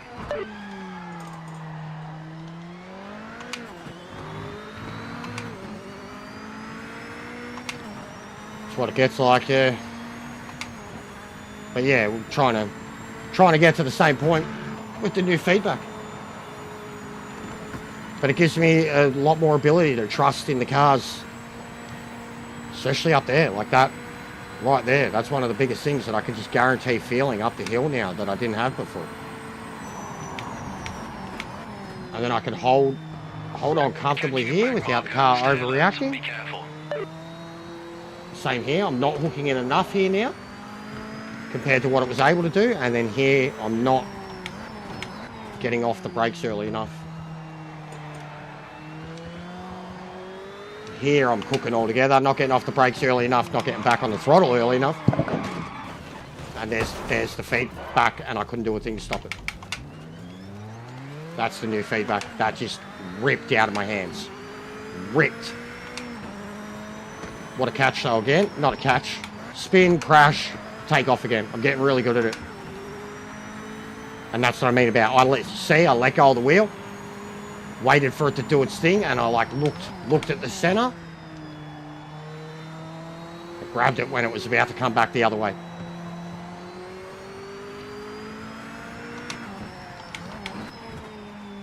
But yeah, struggling with that turn. I lowered the sensitivity, braking sensitivity. But big mistake. I should put it back, and then we're fine. The feedback's fine. But I lowered the braking sensitivity because I was having problems because of the feedback. And I turned the EQ up. It had no EQ, basically. I only had EQ in the low. Back marker ahead. So I'm getting levels of feedback that I just was not getting before with Jack's setup. Yeah, and now I've cooked one end of the car. Why are people pitting?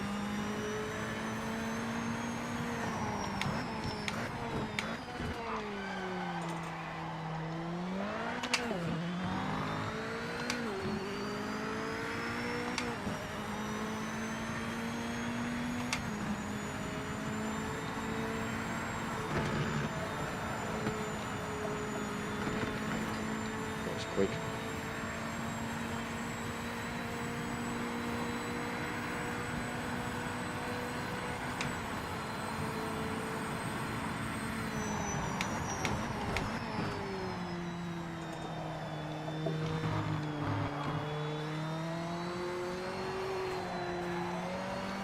We're coming up to back marker. They were all over the track a few laps back, so be careful getting past.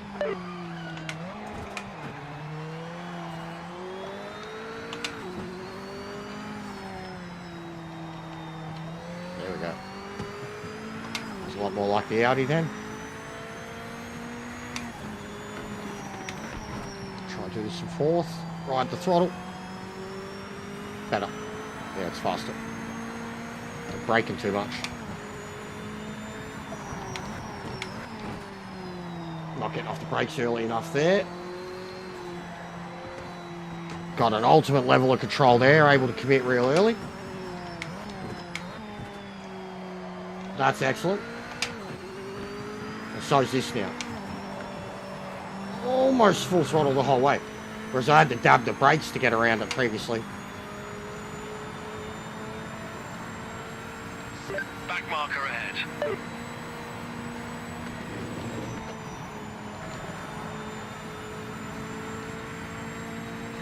Yeah, wait. Thank you.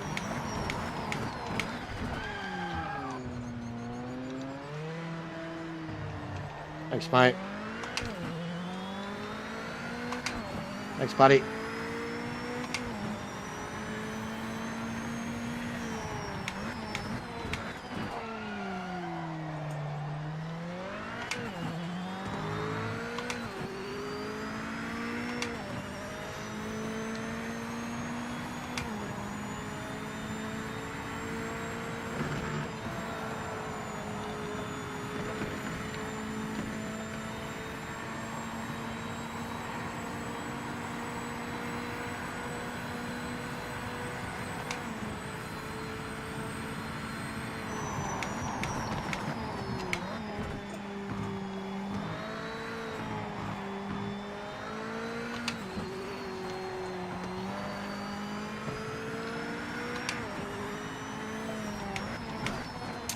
Logitech DD.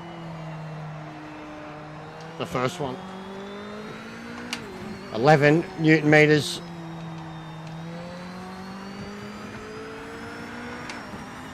Load cell pedals.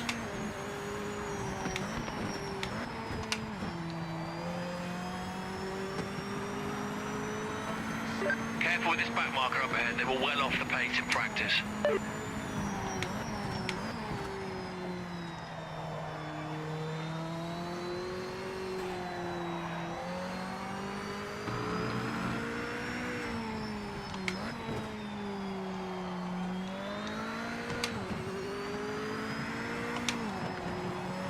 I think I was more consistent this race than I was last night. Last night I was trying to chase Ryoki.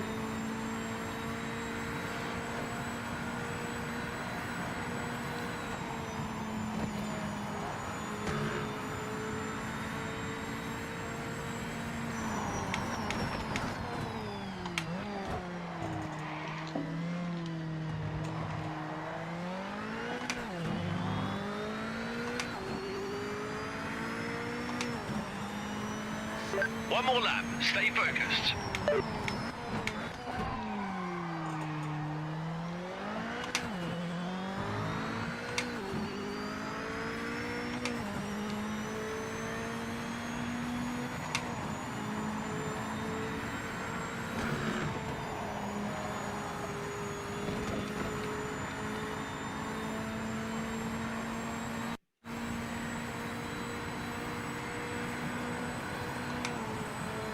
Careful with this back marker up ahead. They were well off the pace in practice.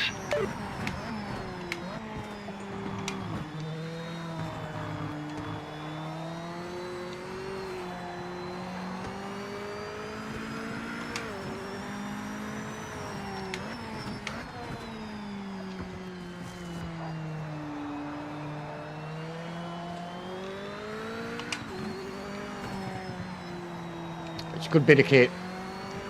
Definitely the best wheel I've ever had, but I hadn't had a DD previously either. I went from a 923 to this. We got the pedals first, then upgraded to the wheel too. Got the pedals, then the cockpit, and then got the rest of the rig. We got the pedals because my 923 pedals, which is cooked. Got the adapter that I could use load cells with them. Had that for like a week or two.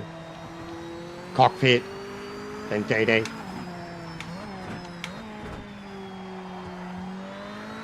So still, I've only been on a DD for 6 months tops.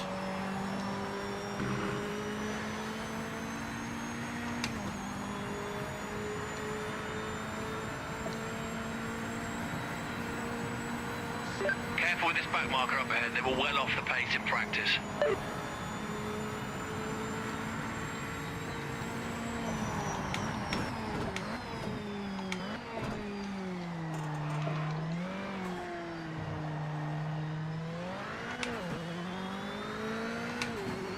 Yeah, a lot of people do that, bro. A lot of people have done that. GT7 controller, they're like, yeah, this is mad, but I wish... And then they get a normal wheel, they're like, yeah, this is fucking sick. And then people are like, oh, you tried direct drive? You're like, what's direct drive? I've seen people literally go through that exact... Like Viking, bro. In for your pit stop this lap. Repeat, Papa. pit this lap. I've seen people go that exact path, like...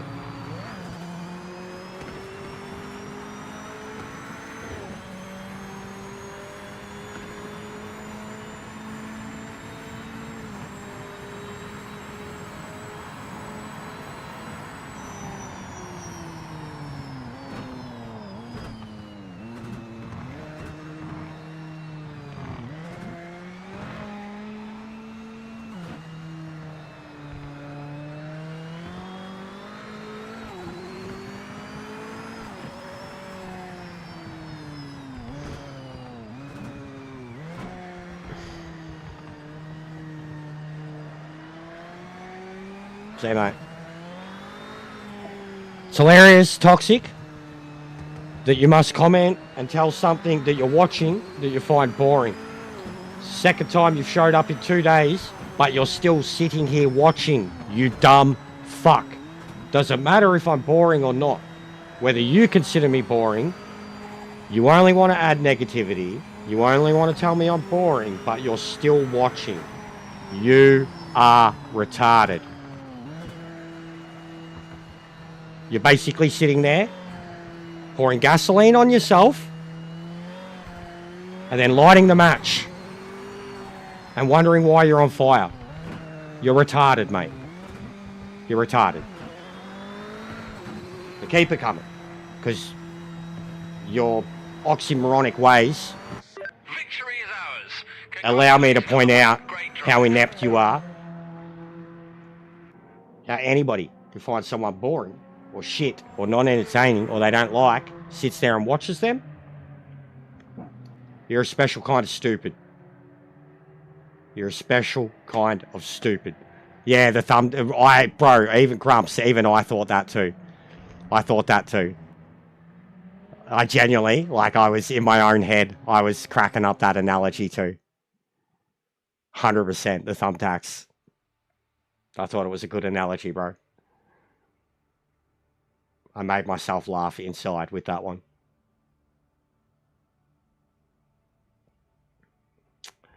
Mate, this is horrible lining up with the races. If you do the GT1, you miss the GTs outright.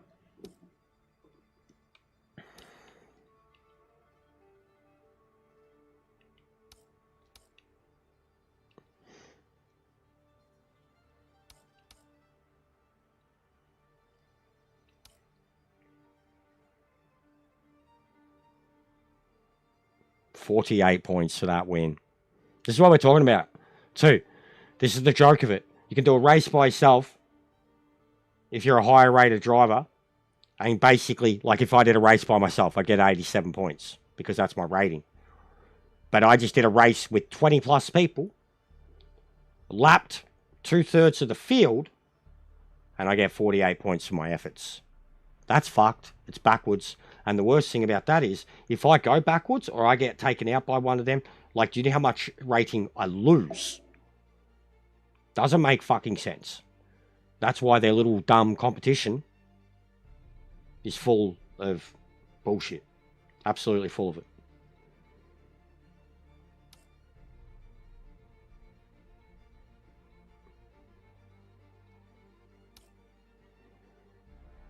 Alright, I would probably rather do another one of these again. But I could get Derby out of the way too. And I did genuinely enjoy it because it's a track I'm not so great with. The MX-5 is the car to do it with. And I kind of want to yeet it off that fucking curb.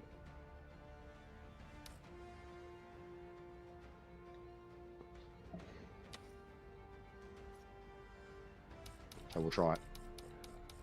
But I'm going to take a quick 5-minute smoko, guys.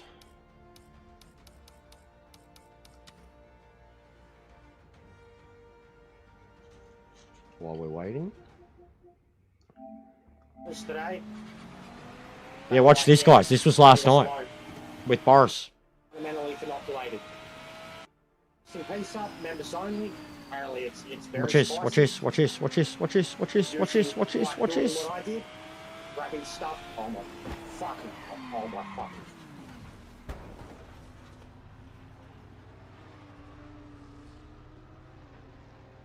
Let's see it again. Oh my fucking. Very interesting piece up, members only. Apparently That it's re-entry, very guys. spicy. That's almost 180. Using Horizontally, straight across the track. Watch, watch, watch, watch, watch, look, look. Fucking. Oh my fucking. Mm.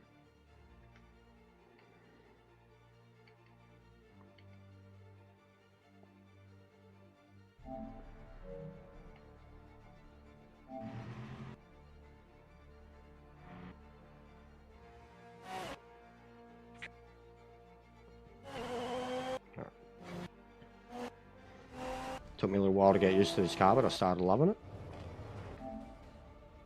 But yeah, I'm going to have a quick break. 5 minutes. We've still got a little bit for the race. I'm going to throw this race up. This is from yesterday. Mad fun.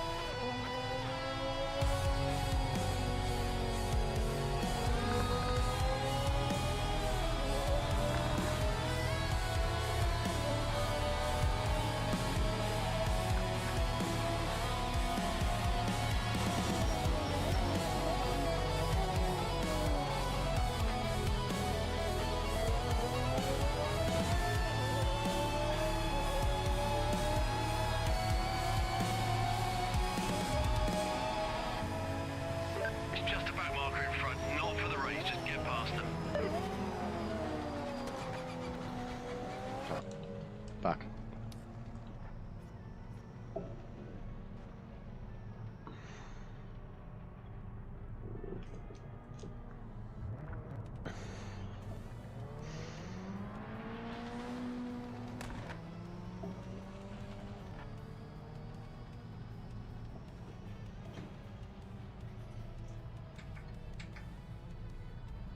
Oh.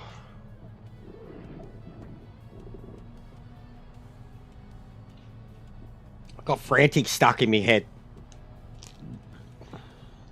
Frantic, tick, tick, tick, tick, tick, tock. Frantic, tick, tick, tick, tick, tick, tock. Dit, dit. Bam, bam. Bam, bam, bam, bam, bam, bam, bam, bam. Bam, bam. Oh, John, fuck off, mate. Nah, points. Good points. Good points. Good points, John.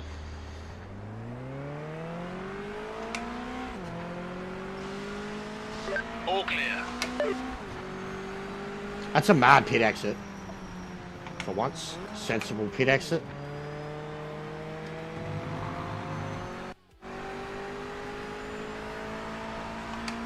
I do like the way all this looks. Rain here would be really cool. I think now that I've driven on it properly, at least in these cars, and know what, confirmed what track it is, I think you'll be seeing this one in custom lobbies a fair bit more. Because we can play around with this too. I want to hit that jump so bad. I want to see what it does.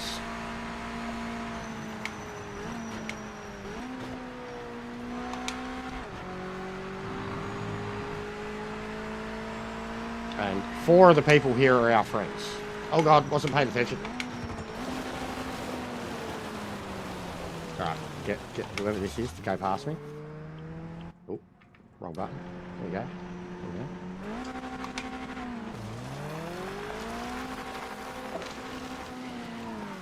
go. Yeah.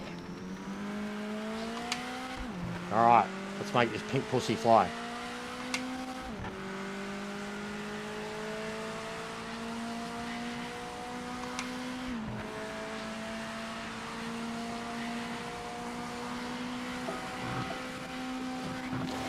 Oh, wowee. Oh, not even a cut. This is cool. Timing started, so This is cool. This lap counts, he says.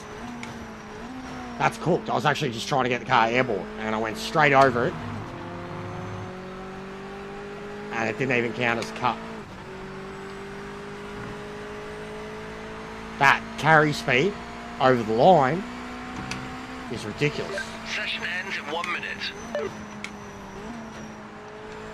Have I just found an exploit?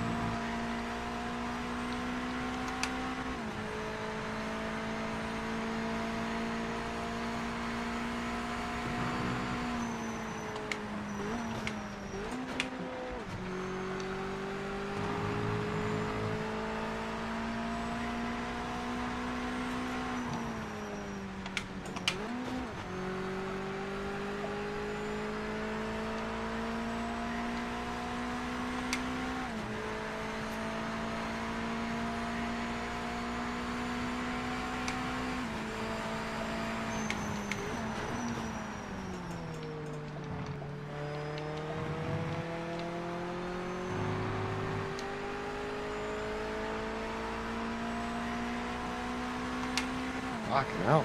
Still nowhere near it. Session's done. Check and flag this lap. Lewis, what's going on, legend? What are you up to, mate?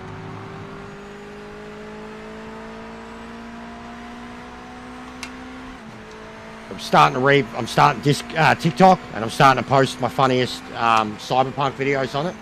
I was talking about one of them before, beating someone up with a dildo. Cracks me up. Cracks me up. One of my mates was watching, and my mate that was watching is a big tattooed bastard that works with women in the industry type thing. Protects them, so to speak. So I'm playing the game, and he's watching me fight this big bastard big bald bastard covered in tattoos. And I'm like, bro, this guy looks like you. And he's a kinky bastard too. Likes goths and shit. He's got the Prince Albert and stuff. Like he's a bit kinky. Not a metalhead, but he loves the goths. And I'm like, bro, this is you. This is you on a Saturday night. You just paid some whore. She's beating you up with a dildo. And he was in the chat, like losing his shit. He was like, fucking A, mate. Sounds like a good time. But yeah, I beat this dude up with a dildo. And he keeps blocking it because he's a brawler. He keeps blocking it. And I'm like, motherfucker. And I'm like, bashing him. And then he goes to run at me. And I do like a strafe and move aside and then turn around. And I go to use, bro, I know about the kinky community. Don't you worry. I go to use my hacks on him. And I notice there's a vehicle right behind him. And the hacks come up for that. And then I just ignition the vehicle because he's standing in front of it, taunting, beating his chest because he just knocked me back. And then the vehicle runs him over. And then I run up to him and hit him once in the head and cave his skull in with the dildo. It's the most embarrassing death you could ever get in that video game. Death by dildo. And the big bastard got cocky and got run over by a fucking Escalade because of it. These starting grids though, guys. What is up with these starting grids? This is so unique. You know who's in the whole shot? Fourth. Because 1, 2, 3 have the space to race off into the corner. This bloke's right behind him. I swear, am I moving? My car's moving. Or John's rolling backwards. My car's moving. My car's moving. My car is moving forward. Look at John. Look at John. Look at John. His back wheel's about to disappear. My car is rolling forward.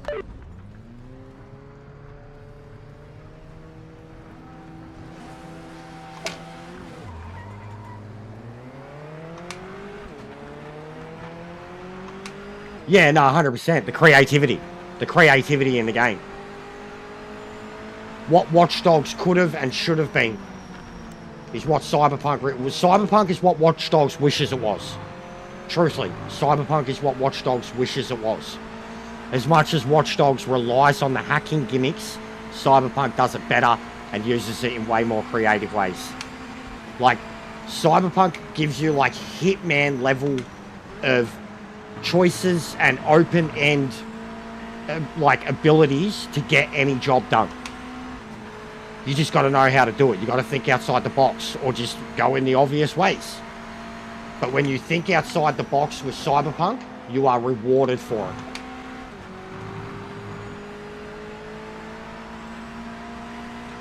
Yeah, same. First one was the only one I really bothered with. After that, I was like, they're the same game.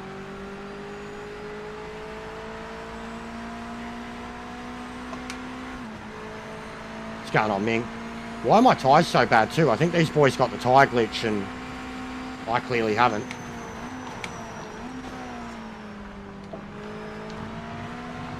Just tyres, little tyres. Everyone's faster than me and got more grip. And my tyres are not even warming up. 50 degrees.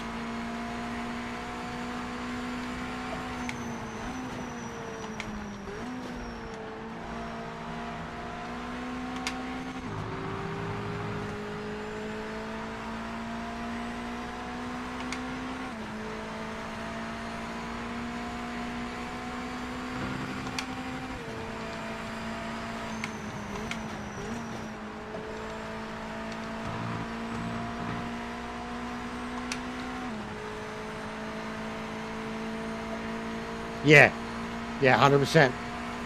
Especially like, yeah, some of the higher end jobs that you get for the contractors later in the game, if you've learnt a lot about the game and unlocked a lot of abilities, yeah, there's stuff that like, if you'd done that mission earlier, like, you know, you've got no choice but to blast your way through or go in through the obvious fucking jump over the fence type thing, like. But there is a lot of variety to how you do things in it. Especially the ending mission, bro. Like, the ending mission is fuck, there's so many different things that you can do. Even the level of layering to the ending of Phantom Liberty is mental. There's multiple ways you can finish Phantom Liberty, and like, depending on, like, it's like what you think is like the end of the game, depending on the decision you make there, will branch off, basically. You know, you make a certain decision, it's the end of the game. You make another decision, and then it branches off into like 2 or 3 more jobs. And like some of those jobs are like the craziest things you've done in the game, but it'll only happen if you choose what is that path. Which at the time, like, yeah, it's like, all right, going to war. These track limits are killing me.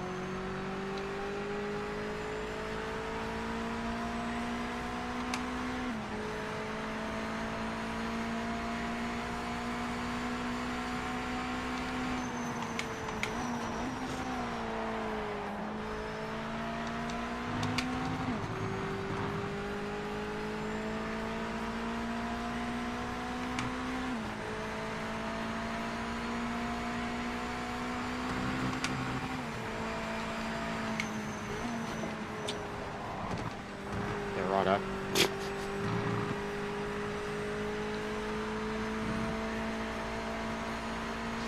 This back marker isn't in contention, so pass them now. Yeah, dude, the one... Actually, there's a lot of really good races. One of the city races is really good. But the desert race, bro, the desert race is nuts. Like, it's nuts. Some of the... How fast you're crossing the land, and some of the places that, like, you intersect through, and then the whole back section of it coming through the industrial area. That was genuinely, like, if you fucked up there, you knew about it, bro. Like, the first bit, like, if you're in a shit car, the bit through the canyons was really hard. The city race, the top end city race was my favourite. Top right of the map. I think it was up in the docks. You find a race mate there. You can unlock a secret race too, depending on what you did with the Claire path. Like if you knock her back, that's the end of it. Or if you go through with it and kill him, that's the end of it. But there's other things that you can do there that will, you'll get like the message from the dude. Like you can get the car basically. Claire's a selfish bitch. I like her, she's a cutie. But her mission, especially once you find out the full details of it, you're like, no, this bitch is just purely after revenge. And like, the whole point of the game, even with Johnny's revenge quest, is like, let V be V. Don't get him doing these horrible things for other people's revenge. And Claire is certainly one of them, especially when you hear the story. Like, yeah, it's been working since last night, mate. When you hear Claire's story about how her husband died, you're like, well, it's a death race, you fucking idiot.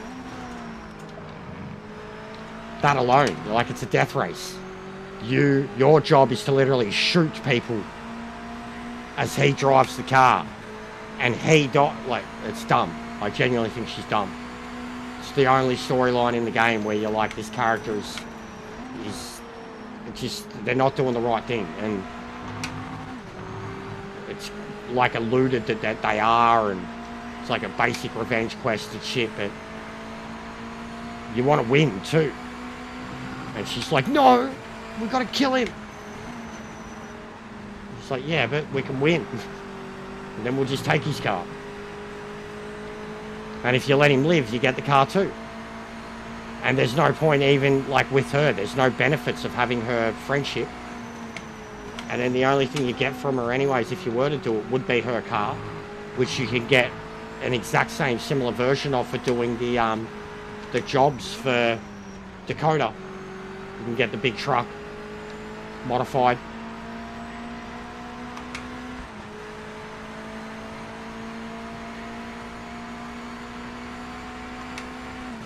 Yeah, the car was sick. And I was the same, bro. I wanted to win.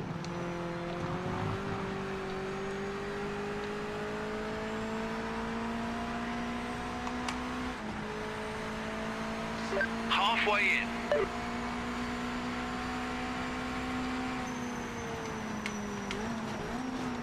I really can't get the angle apex of that turn right.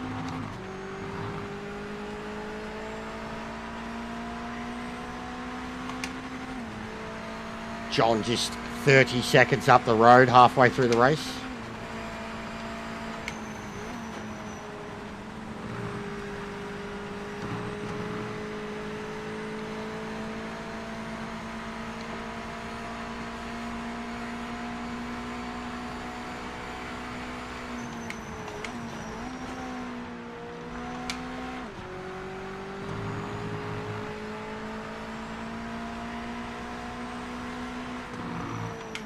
Oh man, I'm terrified to get back on the throttle there. That fucking realizing real quick why I hated this track in ACC. I'm realizing real quick why I hated this track in ACC. It's a dog shit track. The one bit I like about it is the sweepy bit. Every turn, every apex, the profiling of all the turns just feels disgusting. Just feels fucking stupid. And then on this track, you try to actually take the turns the way you're meant to, you're getting the penalties the whole time. Then when you try to drive the line without the penalties, you're going off the track. As soon as you can, we don't want to lose any time. Like these angles that you have to come in. And then you're not allowed out here, you're not allowed to go across the curb there. I love this bit. This feels natural, this feels flowy. Feels like Nürburgring. Looks like Nürburgring. Even this bit, flow, proper apex. It's hard to not get the limit there. But this bit up here, the angles of some of these right-handers, and then the no markers, like you've got nothing here to say where the edge of it is.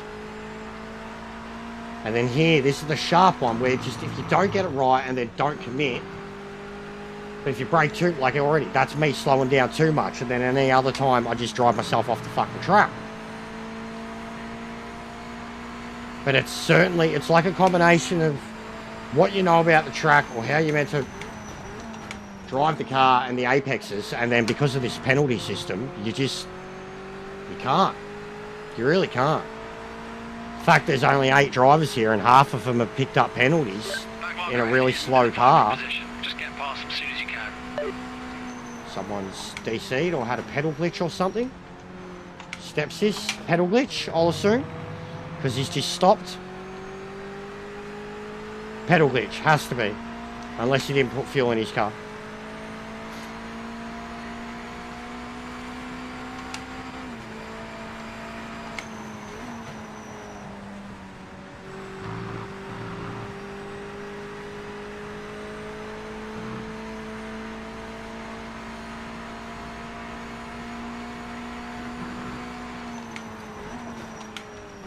Sense. I mean, I'm pretty sure I finished the race before, so I should be right. Yeah, why am I slowing down? I really don't like this track. I do and I don't. But I really need to get used to it. Apexes are unique.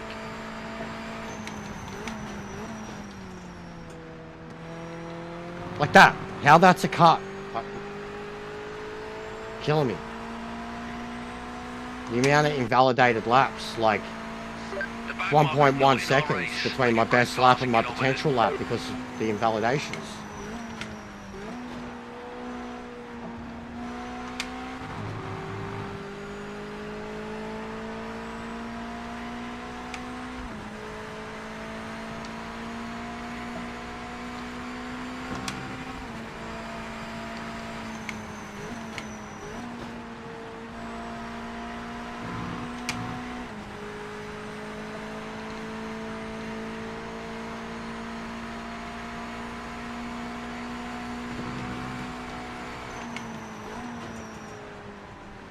And then I just can't get around. Like, you can't see a thing in that turn. There's no road. You're turning into the sky. Can't see over it. Can't see the edge of it on that side. You can't see the road, let alone know where the fucking apex is. Like, I'm sure British people are like, what's this guy fucking talking about? This truck's... No, mate. Like, even the motorbikes. Surely the motorbikes smash those curbs. Especially that final chicane. This back marker in front isn't in contention, so pass them now.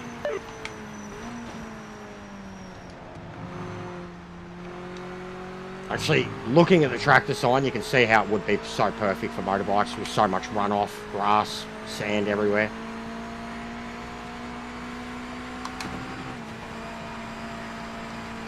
Got that Phillip Island flow to it.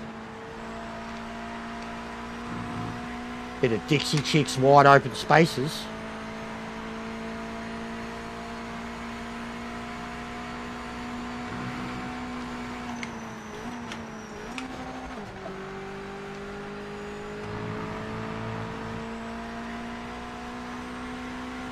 Come on. Now come here.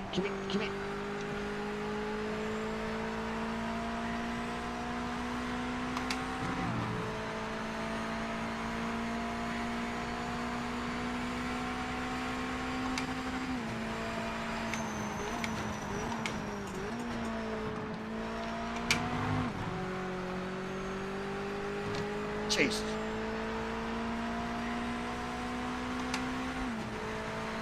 Just one more lap to go.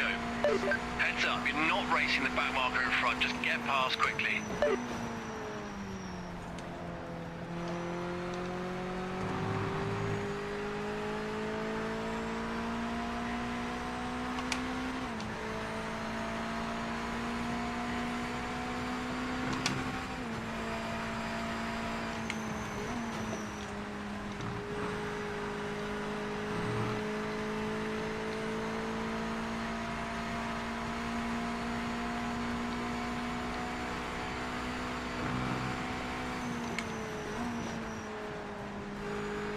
Uh-oh.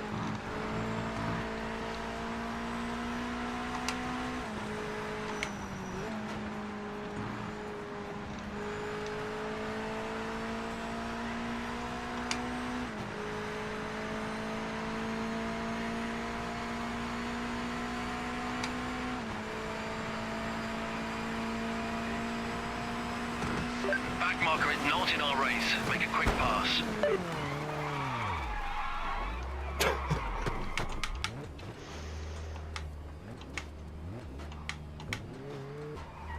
Ready?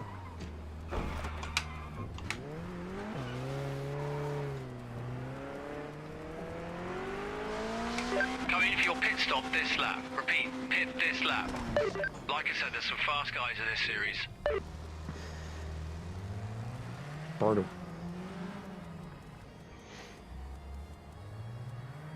And even optimal, I only got down to 16. So there's a lot of pace to pick up, but I can't get the line. I'm getting the penalties every second turn.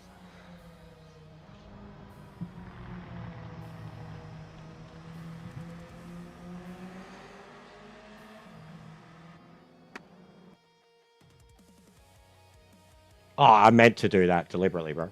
At the end. Oh, the other bit earlier, yeah. I don't know the line well. I really don't. And it, like how I was trying to explain, it's genuinely hard to know or sense the apex there with anything. Yeah, it's not for me, John. I hated it on ACC, mate. Absolutely hated it. But yeah, that's I'm not even going to bother with it. I mean, I will. I'll learn it and I'll get better. If I get into a 15, I'll be happy. Points aren't there?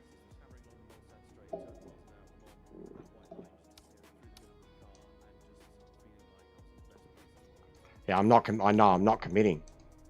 As soon as I lift, the recommit factor in this game is a big thing. As soon as you lift, the longer you lift, I'm not committing. I know that 1000%. But yeah, got to learn the track. As I said, now that I've driven it, I'll throw it into the custom layout some more. I'll get used to it. But I'm not a big fan of those limits at all. I could barely touch a fucking thing. I was very cautious for the first half of the race just because I was picking them up so quickly. I tried the Lambo. It was 2 seconds slower than the Audis, and there were a lot of Audis, so I'm just jumping in the fucking Audi for now. Kyalami's not a strength for me, and I haven't grabbed any of Sector's setups or tried them yet, but I will. That will probably be the plan. I know he's already got a Porsche one out. I wouldn't mind trying that just to see how it goes, because it's something different.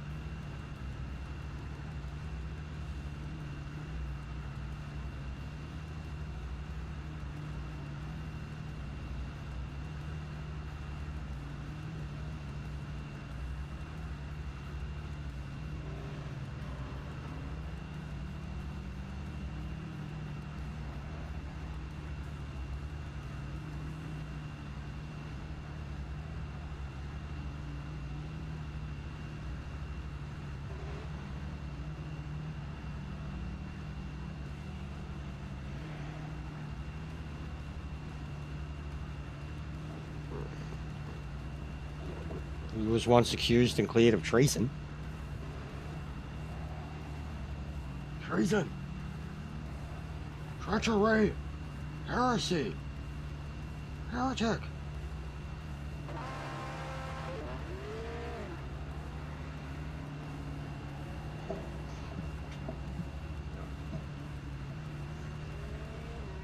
How's the Super Bowl going?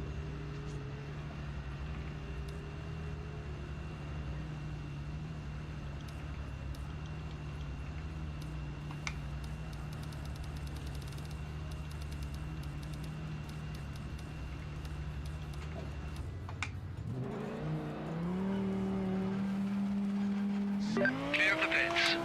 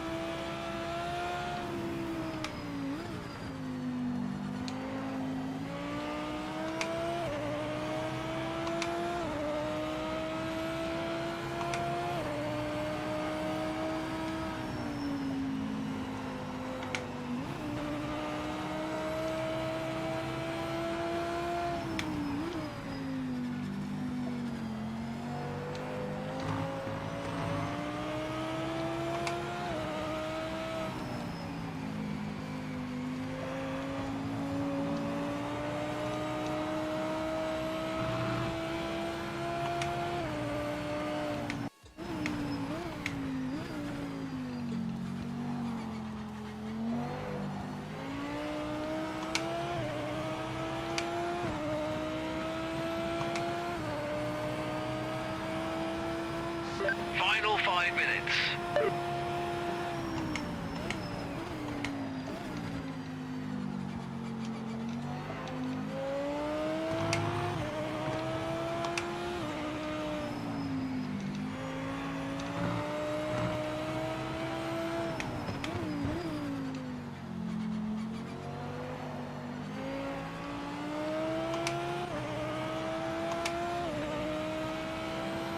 Send it, mate. Don't leave any time out there.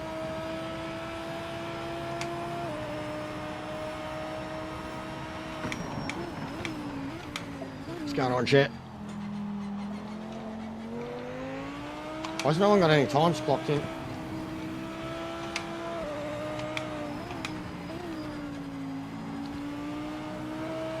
Don't tell me it's glitched. And I'm like the only one here. There's a couple of people on the track.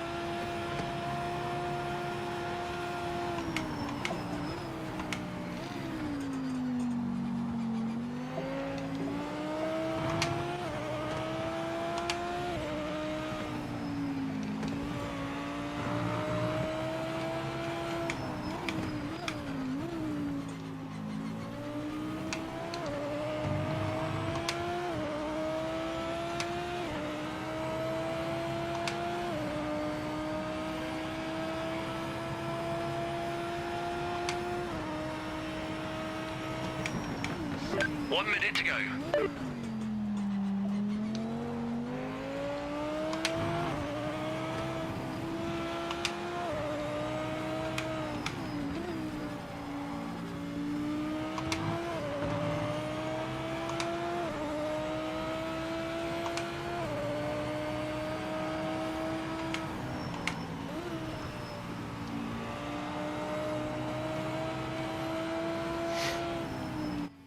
Still got a lot of pace to pick up at this track.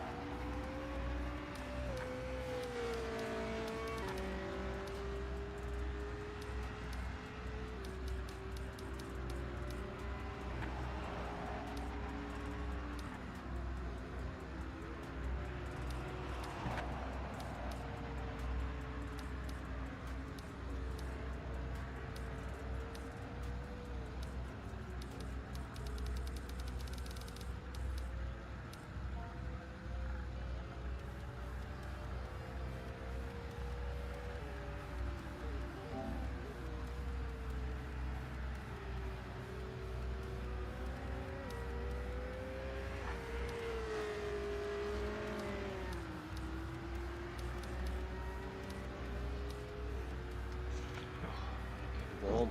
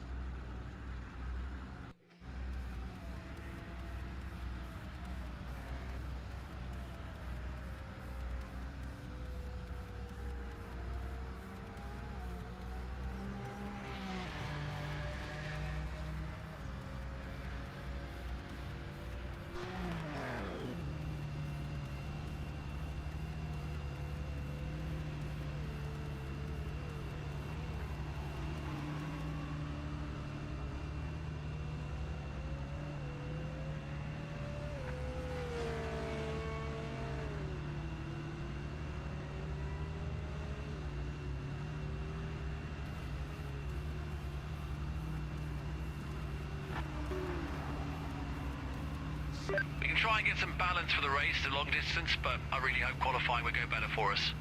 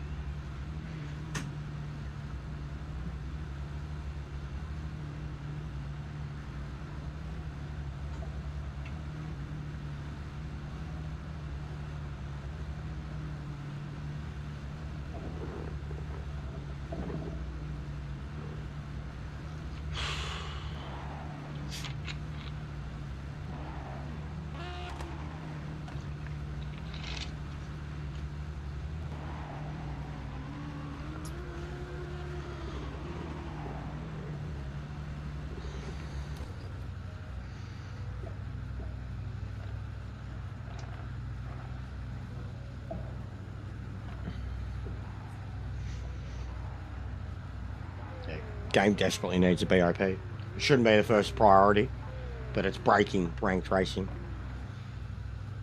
Especially GT3s and GTEs. Fucking Audis.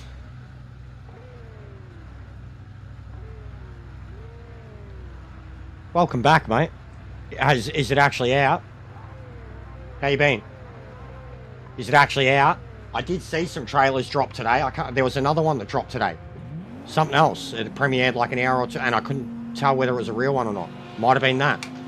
Is it actually out? So is it like the last trailer in the date? Because isn't that like May this year? Dude, we were in a toy... My mate that I went out with the other day in the Mustang. We were in a toy store. And we were checking out all the Lego and shit and the Star Wars stuff, and we got talking about the Mandalorian, and like he's the biggest tattooist.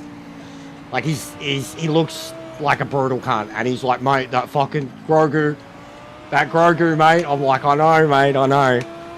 No, all good. I appreciate you being around. I figured, I kept checking that you were still in the Discord, so all good. I have missed you, mate. And wrestling's been on fire the last few days. SmackDown and would difference of opinions, but the promos and shit. I thought all the Drew shit on SmackDown was really good this week.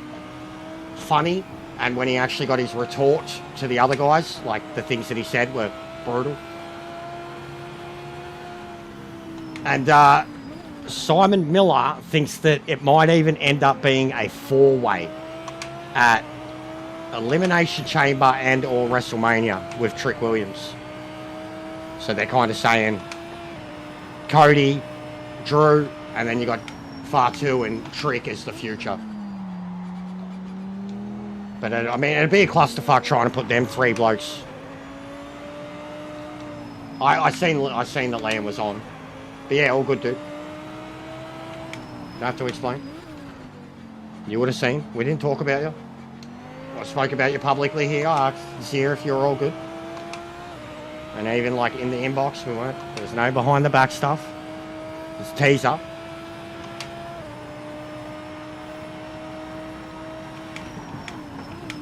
But yeah, it's good to see Liam on again. Like I don't know, he's up and down like a yo-yo, man. Like he reminds me of myself in a way. Except I've got no choice but to stick with it. I have to. And that's why you guys get good versions of me and bad versions of me. Days when I clearly shouldn't be online, but I've got no choice. But how he can just pump stuff out and then drop off and pump stuff out and drop off, and it's very sporadic.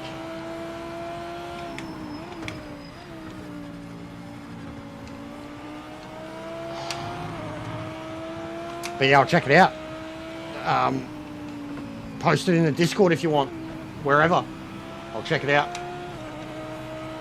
I was pretty much like woken up by the missus 7 o'clock this morning. Spent a bit of time with her and then straight onto YouTube checking out the boys and onto this. I don't even know if it's locked in though, bro. It feels like that. I think it's going to end up being a 3-way too with Raquel.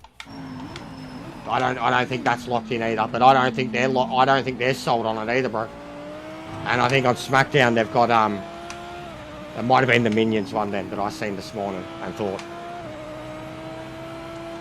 But yeah, even on SmackDown they seem to have no idea what they're doing, dude, with the women's title.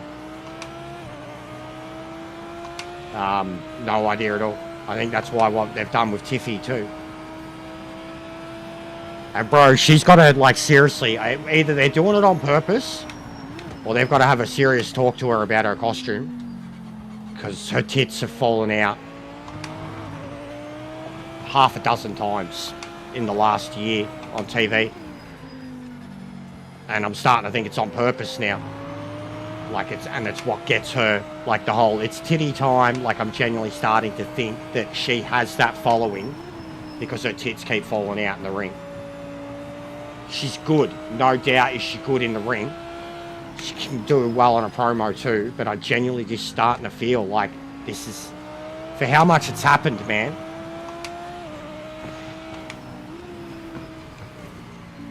Girl's got to sort her shit out, bro. Titties keep falling out. Costume's a little bit too revealing, darling. Like, I'm all for it, but we don't get to see it on Netflix anyways. But I'm just starting to think, like, they're not punishing her for it. They're not making her change her costume. I'm starting to feel like it's a deliberate thing.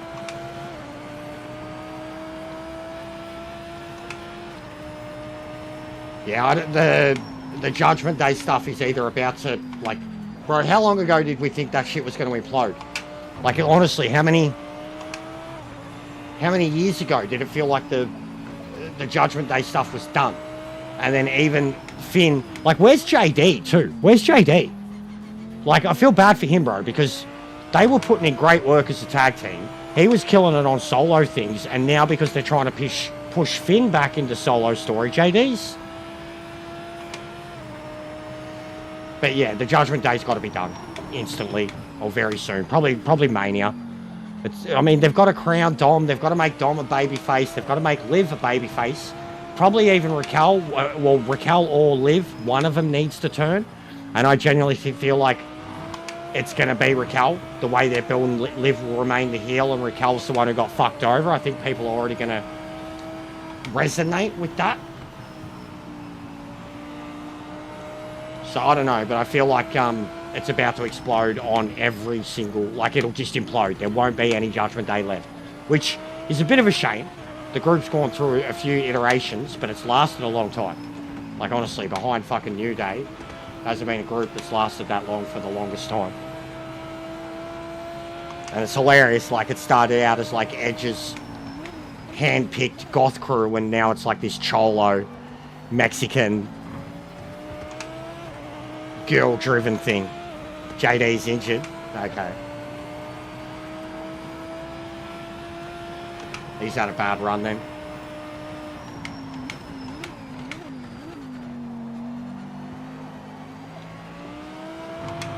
Gotta get faster at this track.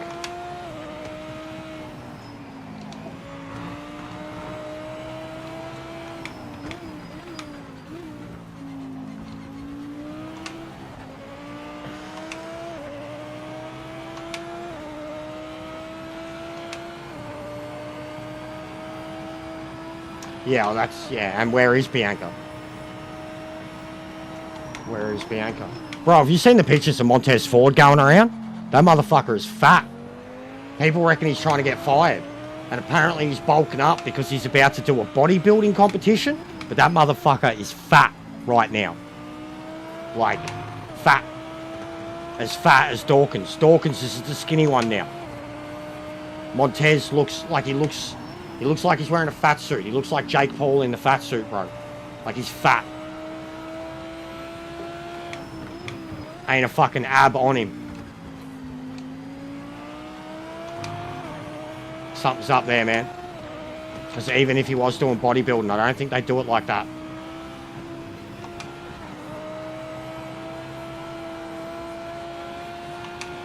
That'd be pretty funny. Roxanne's done too. I feel like they've wasted her. I don't think they're done on Lyra, but I think like they made their point with the IC thing, and they've further extended that story, and now they've just buddied her up with Bailey. I don't think they're solely done on her, but Roxanne, I feel like they are done on. Like that they're not sold on her, that she's going to kind of always be overshadowed by a Liv or an AJ or someone along those lines, that she's not quite what, that when she was NXT, she played that role really well. But on the main roster, there's too many other girls that play that role. Alexa, Liv, AJ. And I think Roxanne just gets overshadowed now, regardless of her in-ring ability. Yeah, I don't know what's going on though, bro. Like, he has said himself that he's apparently bulking for a bodybuilding thing. But why would they, if he was doing that, why would they still have him in the ring? Like, he's not on TV. It's probably why they've taken him off TV. But it doesn't look healthy if that's what he was doing. You know what I mean? Like, it doesn't look healthy at all. To go from the shape he was in to just this blob. Can't be healthy. But I mean, bodybuilding is not healthy.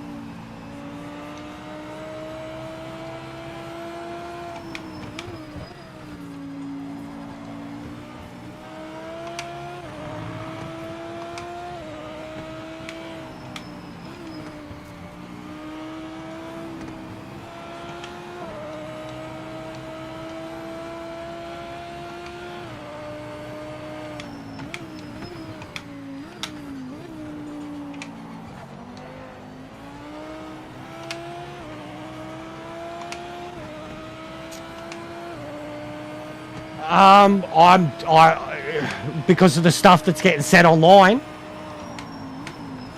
like because of the Super Bowl and Trump, and you really think they're going to go there? Do you really think they're going to go there? With how much WWE have, like, I hadn't thought that at all, bro. And I'm not knocking back the idea. I love the idea. I love the idea. That's probably the best pure celebrity match ever. But if you're suggesting as such because of what's been said on Twitter recently, like by him, by Logan, and all the Bad Bunny hate and whatever's going to happen today. Which, how's the show going? They'd be up to halftime show by now, wouldn't they? I guess that's why he's saying Mando trailer. How was the performance? Because Bad Bunny's a sick cunt. All this hate is fucked, bro. Like, it's all it's... Bad Bunny's a sick cunt. And the shit that he's done in WWE, movies and music, he's a sick cunt. Bonafide, certified pimp.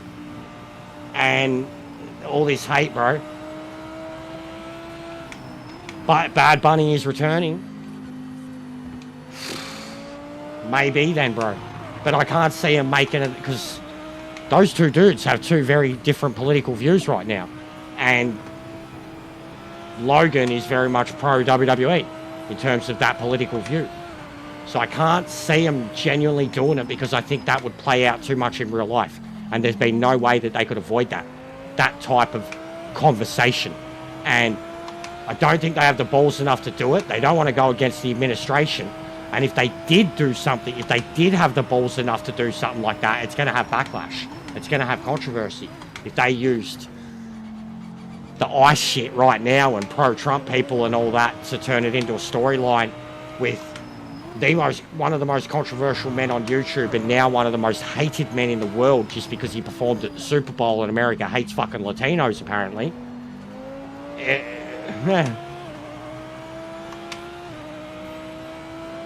No worries, Struggles. Sorry, mate. We're just talking wrestling. Catching up on wrestling. WrestleMania season. Theory time. Shout out to Omar. Here's the thing. How is Omar? Did you speak to Omar? Because, I mean, did him and Zia have a thing too? Because I never hear from him. He's still subbed to me. But I've never heard from him, and I really don't see him on that much either. But when I do see him on, he's doing well. But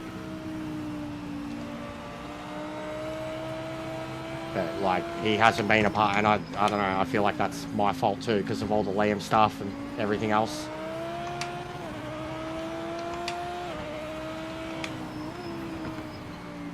Yeah, Kit's over as fuck at the moment. He'll probably get a celebrity spot or something like that, bro. Hey? Where you going? Okay. Yeah, he'll probably get a celebrity spot, bro. With, an athlete. Even, Pat McAfee, bro. Pat McAfee. Bring back Pat McAfee. That would be the perfect person, celebrity person, to have a bit with Kit at Mania that works with Kit's current. The Oba stuff was pretty funny, bro. Oba feminist.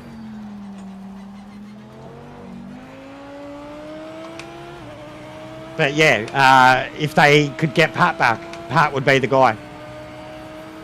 And Oba, fuck Bron Breakker. Oba. Fuck Bron Breakker. It should be Oba.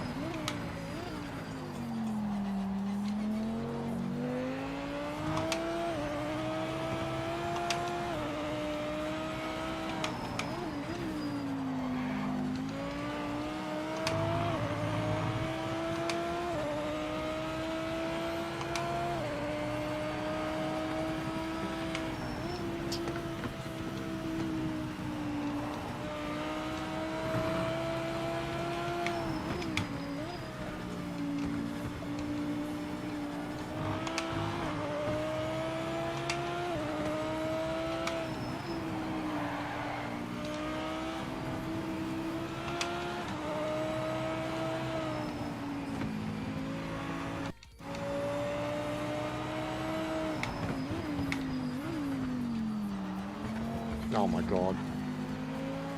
So yeah, that much I'm gonna get myself another one. Yep. That's fucked.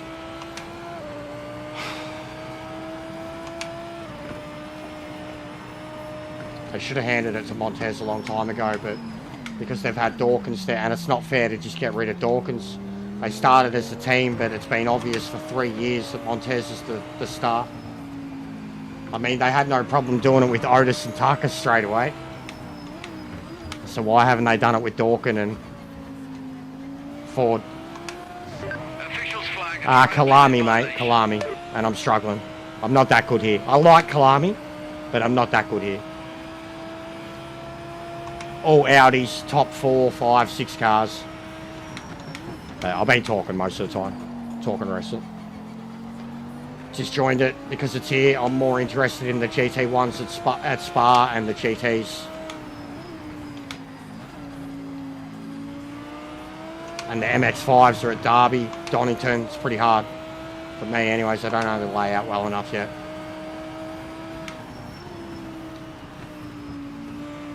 But yeah, this is a mad track. Just not one of my best. Never played it till ACC. Well, had played it years and years and years ago, but never played it till ACC, really. And then it never came up enough. Wasn't a track that was used regularly.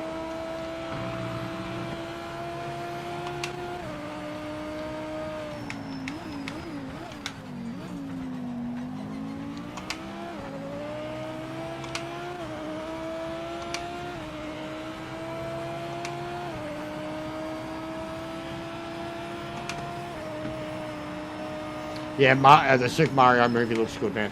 And I really enjoyed the first one, bro. Truthfully, really enjoyed it. I laughed out loud so many times for that movie.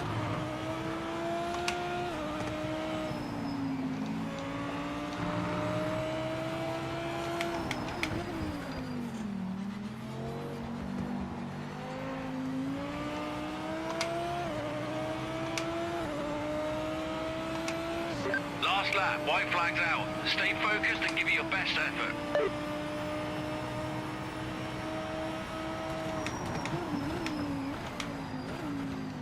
I don't think they will have cemented Bron or Fatu as enough of stars by WrestleMania next year to warrant the Saudis wanting to put them on as one of the headlines.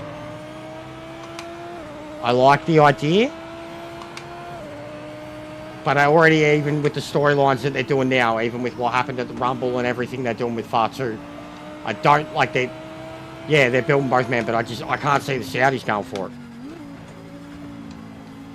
They need a fucking CM Punk, Cody Rhodes, Stone Cold, and a Rock Roman fucking Yokozuna main event.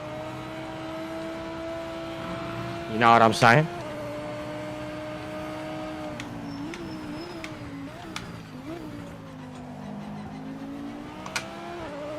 And you can bet your ass Undertaker's going to be there. Yeah, Roman Rock is the sure thing. But so, like, opposite night, right? So if you've got Roman Rock night 2, headline, that means Bron and Fatu night 1. And on paper, it's perfect, because you've got night 1 is the future, night 2 is, you know, like, Roman's fucking 40 now, bro, and The Rock is the past, and you finally finalise and finish off the whole entire Bloodline storyline, everything. So, yes, you know what I mean? Like, down for it. Fatu and Bron, like, I don't know, maybe if they get Rock Roman, yeah, the Saudis would be like, yeah, we got no problem Fatu Bron because we've got Rock Roman. Yeah, for this one, yeah. Apparently Grayson Waller was the mystery man too. Like, he's not meant to be the mystery man, but he was playing the mystery man. And I reckon that's because they're trying to tease the Jake Paul thing.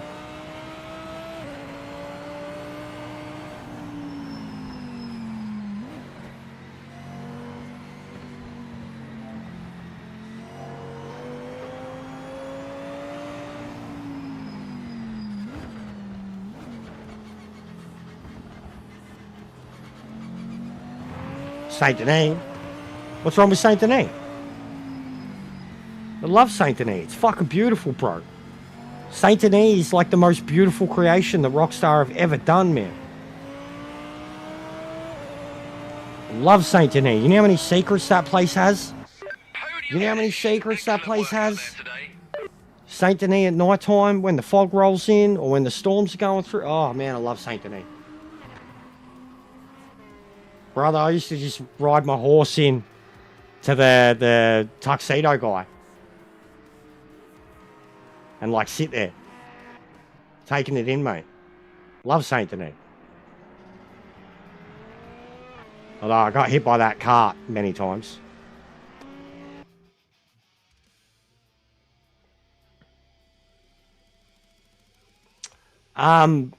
Whatever, bro. No, I don't really care. Didn't you, what ones have you already done? Send me a Porsche or whatever. You've already done Porsche, yeah? Connections have been good for me, but there was 5 dudes that were plus 10 laps there, DQ'd. There was only like 10 people in the race, so I've connected to every race so far. Yeah, I heard.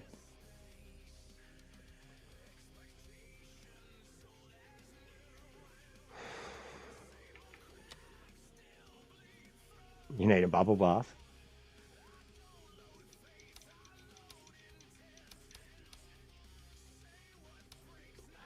There's a cheap one outside the top part. Well, the south part. Yeah, where you come in from the south. There's a cheap one to the south.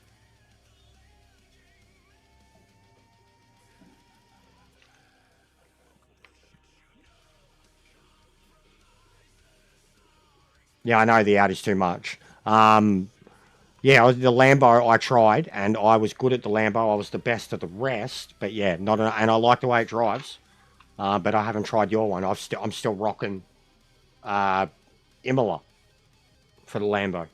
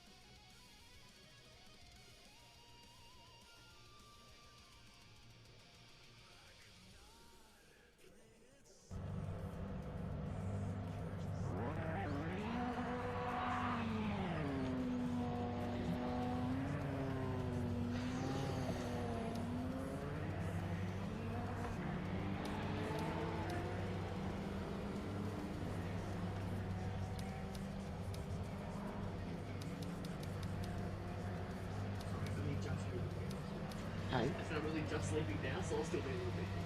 Okay.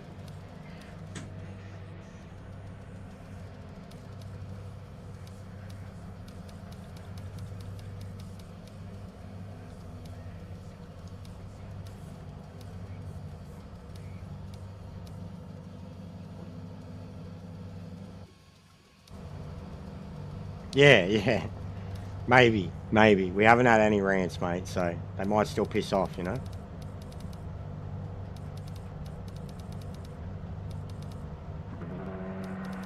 Yeah, no, all good, bro. Always, like, just send a, like what you should do.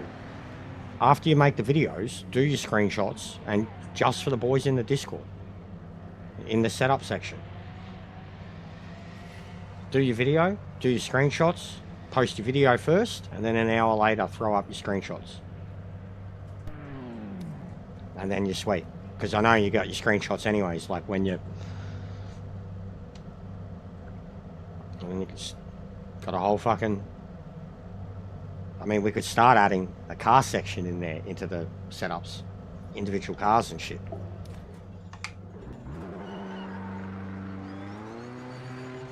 Yeah, no, I know, bro. I know you got no problem with it. I seen another one, man. I found one. A Gooner one. KPG Gooner or whatever. They're literally, so only their members. He's got 10k subs 10 too. minutes left in the session. Only his members get his setups. Like it's a part of his, he posts them for the members and the members only. So essentially, you know, sold setups. Like I get it, it's a mad incentive, but a bit steep too. Oh, I don't know. Didn't really pay attention. He does more videos, bro. He's not someone who I've seen streaming it. Does uploads.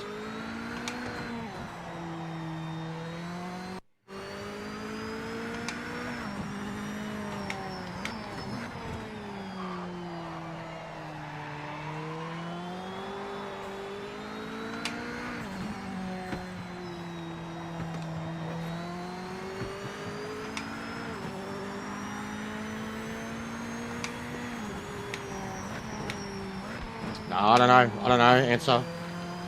Truthfully, I don't.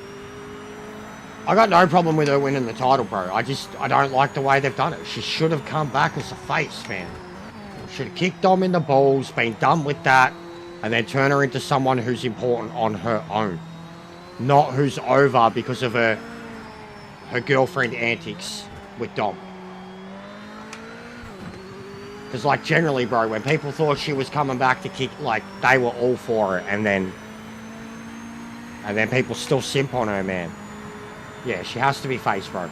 I'll get behind her if they make her face before Mania.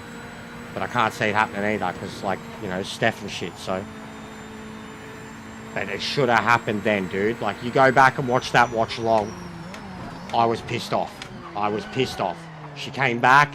Like, we'd had so many swerves that match, and when she came back, I was like, what? Oh, it's going to be sick. Oh. And then she kicked Cena in the dick. Qualifying lap underway. So This one counts. I was genuinely like, nah, you fucking dropped the ball there, guys. I was like, she was so over before she got hurt. She was over as the heel, the dodgy girlfriend. She was over. And then she gets hurt. Any champion that gets hurt and has to give up a title and then spend time on the shelf, you bring them back as a face every time. Then you incorporate the Dom storyline and the Cena stuff. They drop the ball, bro. She is more over now, but I think that if they had her drop, like, maybe I'd be more convinced if they had her drop Dom then. I'd be more convinced because she'd already be doing stuff that relies on just her wrestling, not dodgy Judgment Day stuff.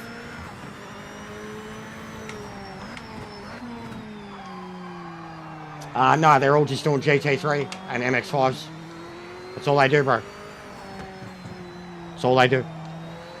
Even we did it before. There was a few of us in the first one. There was 12 of us in the first one. But no, GT3, bro. There's literally a GT3 race was happening in unison. Drew didn't make it. Then he entered the next one. I seen ERG streaming it. There was 22 people in it. They're just doing GT3s, bro. That's all they do. That's all they do. People bought this game to just drive modern GT cars, and they've got it all wrong.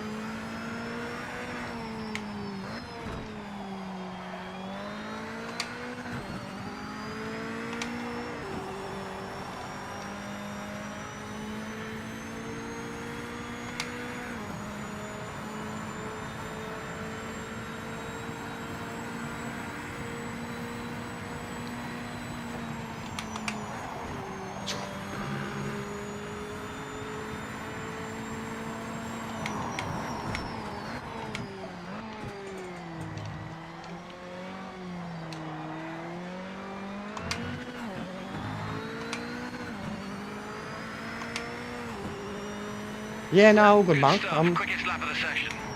I know the Super Bowl's on, bro. I don't expect anyone to be on. And it's not dead. There's quite a few people on. But we're saying everybody's doing GT3. That's all they do on the game. It's all people want to do. That's what we're saying. We're not saying who should be on or nobody's on. We're saying that fucking all they want to do is GT3. GT3 and MX5s.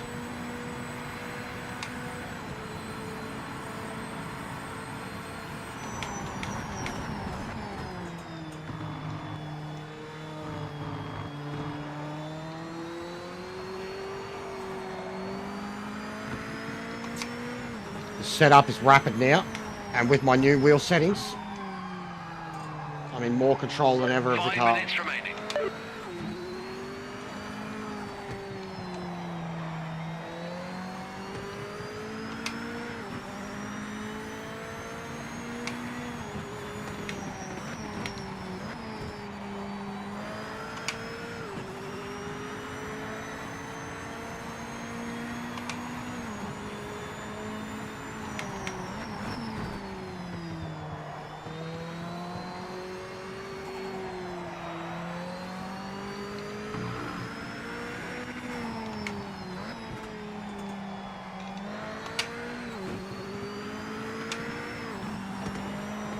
Oh, wait. I increased the overall, I'm at 100% overall feedback now in the game settings. I went from 80% to 100%. That's it. That's the only difference. My in-wheel settings are exactly the same. I changed the game overall force feedback from 80% to 100. And since I'm not at 1.4, 1.5, 1.8 with any of my cars anymore. I've been dropping it. Right now, I am driving this thing at 1.0. I'm driving it at 1.0 with a bit of load. And it has feedback. Really good, controllable feedback.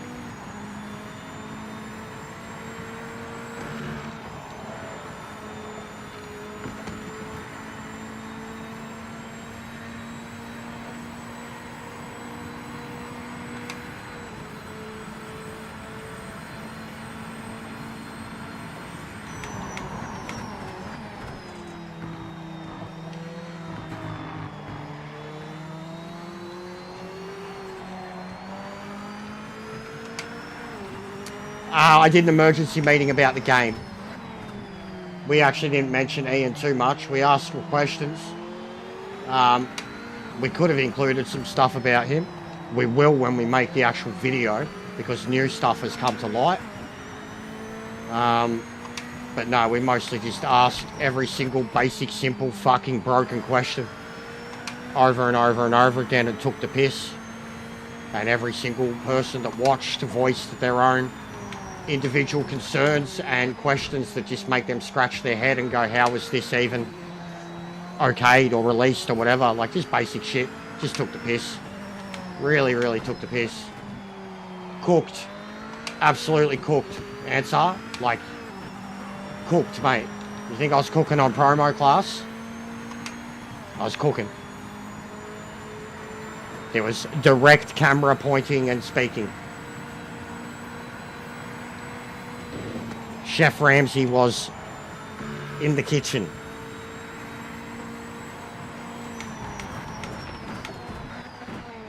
I haven't even wrote yet, bro, but I'll do it later, because last night as it was, I got off and watched Boris's video, which, that's a doozy. That's a doozy.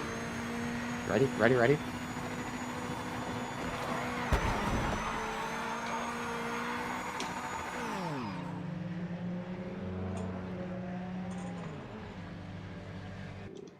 How you reckon that looked to the bloke following me?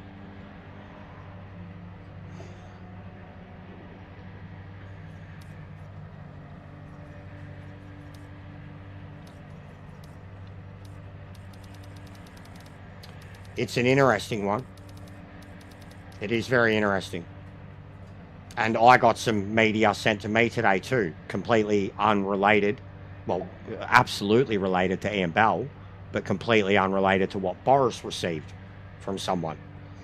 And I read it aloud earlier, and we were looking at the dates. The article, the post, the statement was dated 4 days after the sackings. And it was from a developer that had got the sack. And they had a lot to say. I'll be putting that in my video, for sure. I don't think I'm going to cover Boris's stuff. I'll leave that to him, and people already have a lowbrow opinion of me. So I think I'll leave that stuff aside. Maybe make a sly joke at it, because the gifts that I have already for days. like the GIFs that I posted in the Discord, they'll do.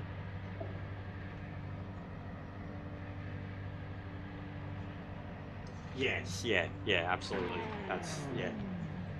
Treats his Twitter account like someone like me, bro, back in my 20s.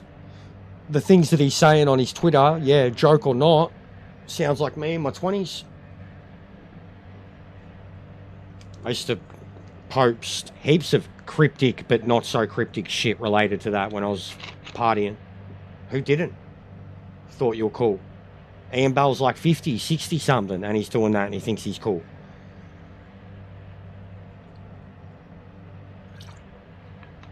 So, if he's taking the piss, why?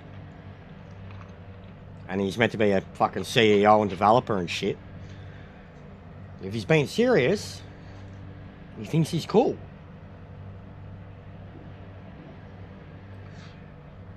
Yeah, I know what you mean, bro. I know what you mean. Yeah, it's a big incident, like even the Ferrari thing and that. It's a big story. It's a big story. And the history of it, like the further back in the timeline you do go when you look at the history of all the games and stuff. It is starting to look. Like, this is what I said too, like all the times, even when I've gotten shitty with the, you know, the state of it. We've known with the Discord, with some of the devs, that they're not telling us the truth because they can't. And you feel bad for it. And you know, like any of the devs that trusted him that have been in the game long enough, they're fools. But the newer ones, the younger ones who probably got sucked into it, they're the ones you feel sorry for. And they're the ones now under the crunch. So like, that too is a big problem. And it's not right, like, but that, it's a hierarchy problem.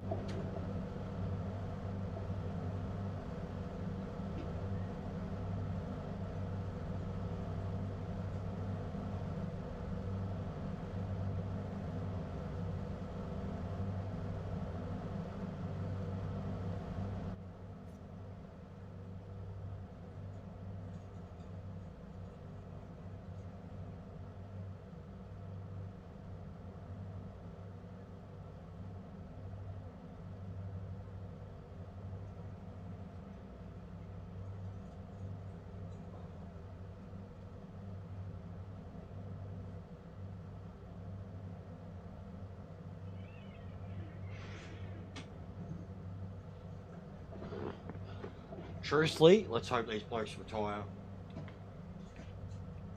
3-person fucking race. Get ready, mate.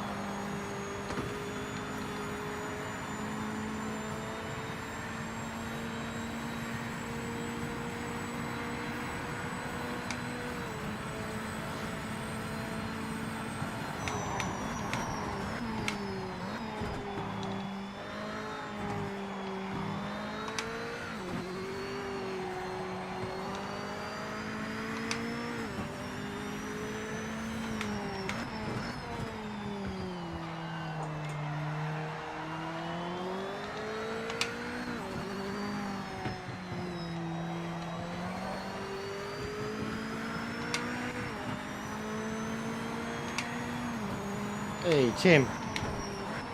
Thanks, mate.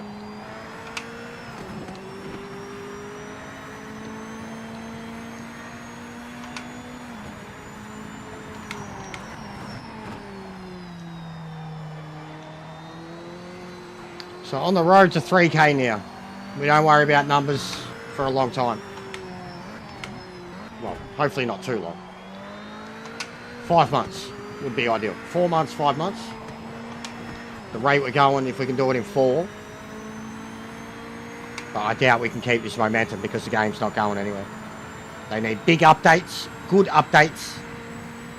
They need to fix it, and then they need DLC that draws people in.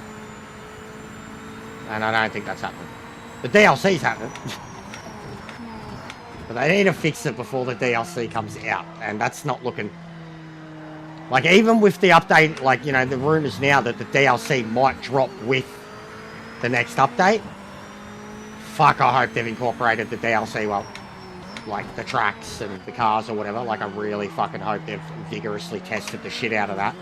Because if they're going to incorporate an update that's meant to be fixing everything else, and then they're adding new content at the same time, it's just, based on their current trajectory and history, it's not going to go well. So I would very much rather the update drop ASAP without the DLC, and then we get the DLC, say, the end of next month. They drop the update the next few weeks and it fixes the game, and then they say, yeah, the DLC's still good to go end of March. We might be able to actually regain some control and some traction. Yeah, the V8 supercars is going to be sick, Tim, but we've got to get there, bro.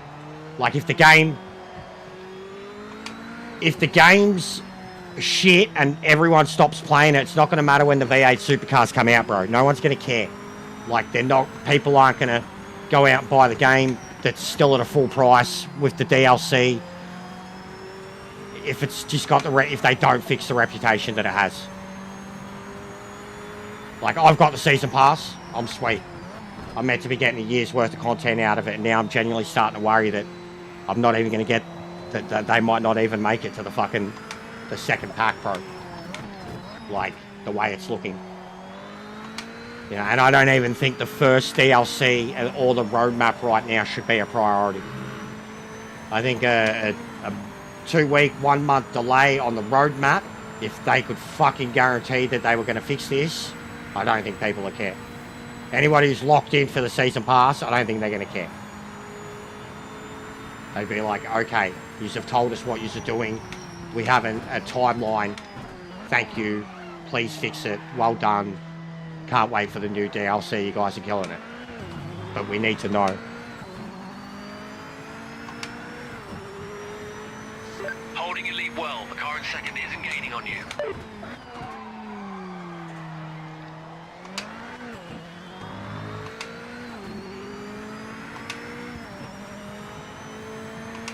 That's what I'm saying too, Sparrow. And the first expansion is meant to drop first quarter. So it's got maximum 7 weeks. Maximum. If they're to follow up on their dates, it's got maximum timeline of 7 weeks. But it could drop at any time between now and then. But I don't want it to. We don't need it. We need it fixed. And people are already saying more tracks, more. Fucking dead set. People that have probably barely played it and only played on their fucking favourite 3 tracks.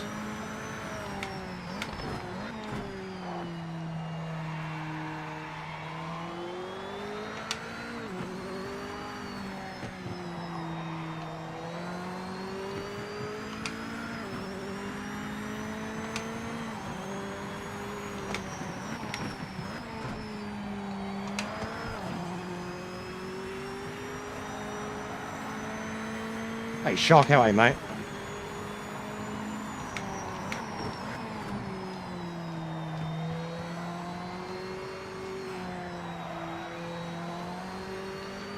But yeah, very, very keen for the V8 Supercars pack. But in the meantime, what they could do, any modders out there, we already have the GT4, Supra, Camaro, and Mustang. The modders, I don't know how they're not already doing them. I don't know how they're not already making the supercar liveries. Like, we don't have the V8 supercars, but we could. We could, you know what I mean? And they do that 100%. Yeah, the Aussies alone. If they had those mods, and I loaded up a custom lobby with those cars, people would lose their fucking minds. Q3. The car behind isn't making any 2 or ground. 3. Maintain your pace and keep leading. Q4 is the Endurance Le Mans Legends pack.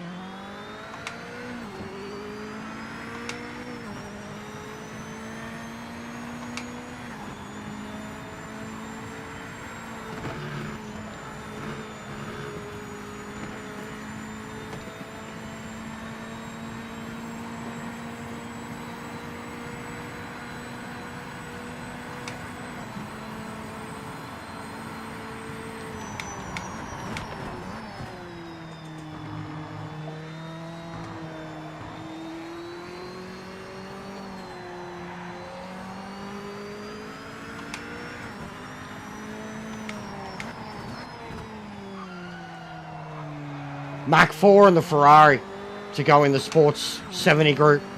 That's what I genuinely think and hope it is.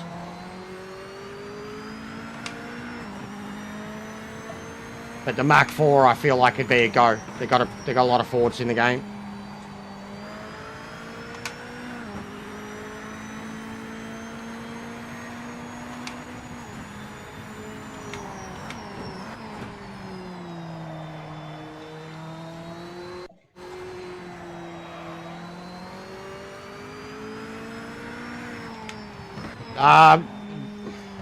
Check out the season pass film. But you can't guarantee what tracks at all. Like, even the tracks that people ask for, man. Like, there's already so many American tracks in the game, and you're just saying more American tracks. You just have literally got the most tracks in the game, besides any other country. And you're already, like, Laguna is a given for any of these games. Long Beach, I'd personally love. Can't see it happening. Long Beach especially, because of contract rights, especially now, because Indy's got their own thing going on with iRacing. Laguna, yeah, that's a given, but Laguna is in every single game, and it should have been in here base. So should a Suzuka. How is there not a Japanese track? I'm sick of Suzuka. I prefer Fuji. But how is there not a Japanese track from the go? Yes, the Ferrari 330, but they won't get it. They are the exact two cars, because they will fit in perfectly with the 917 and the Lola. Because that group is too small, and the Lola is too slow compared to the 917. It's a good car in its own right, but I want Fuji. Scuba I'd love. Scuba would be really cool for the small, like even just the Porsches or the GTOs and shit. I'd love Fuji. We need Fuji for Group C, GT1, LMD. Fuji is historical. Fuji is racing. Fuji is GT racing.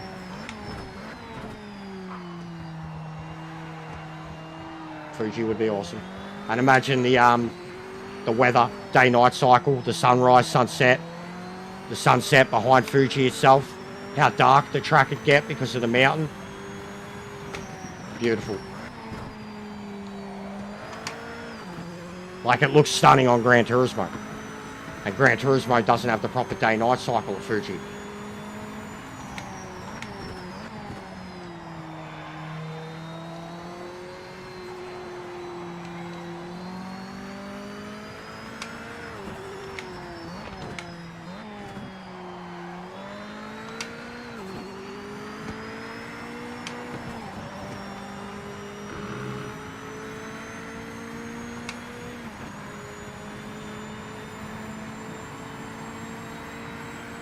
I would love Brands Hatch. I'm a big fan of Brands. Loved it on ACC. Would be great for the older cars again.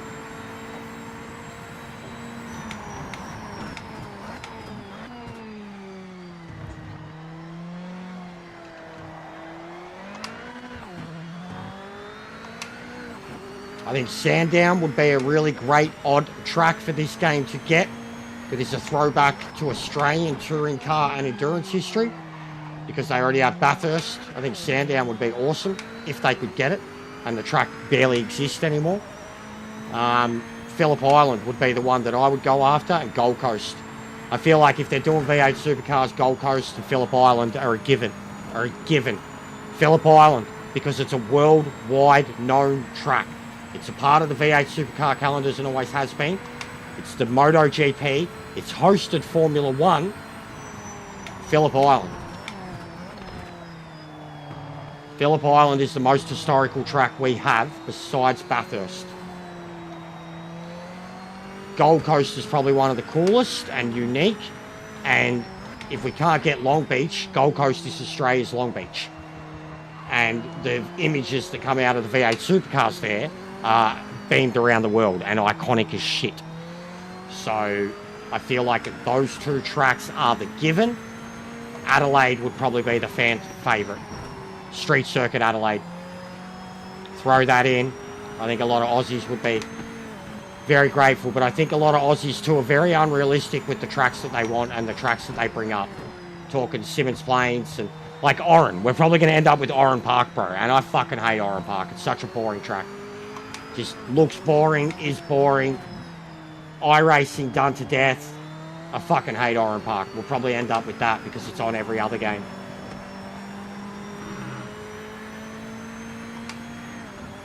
Phillip Island would... I've wanted Phillip Island on Gran Turismo forever. I thought Phillip Island would be a great one for them to have a crack at. The way they've done Grand Valley, the way they've done Dragon Trail.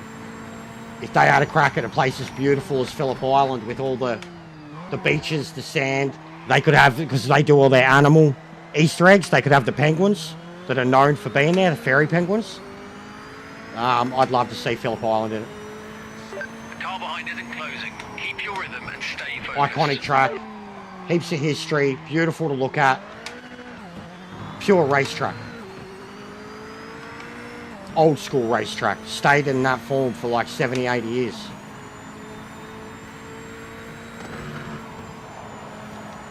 So I think if they're smart, and I think it'll be cheap too. Wouldn't cost them much because it'd come with the V8 supercar deal. It's not like they got to pay MotoGP for it.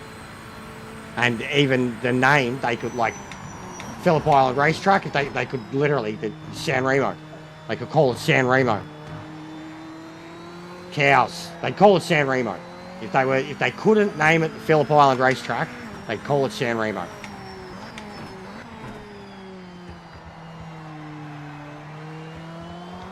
And San Remo would fit with some of the themes they already have for some of the other names and shit of the tracks, so.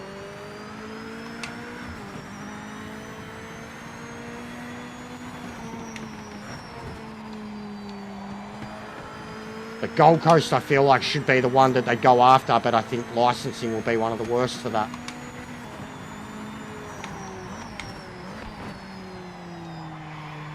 And then Oran Park's given, because they're sim racing whores. The most basic one. Probably already got a scan of it. I can't see any of the other unique circuits making the cut.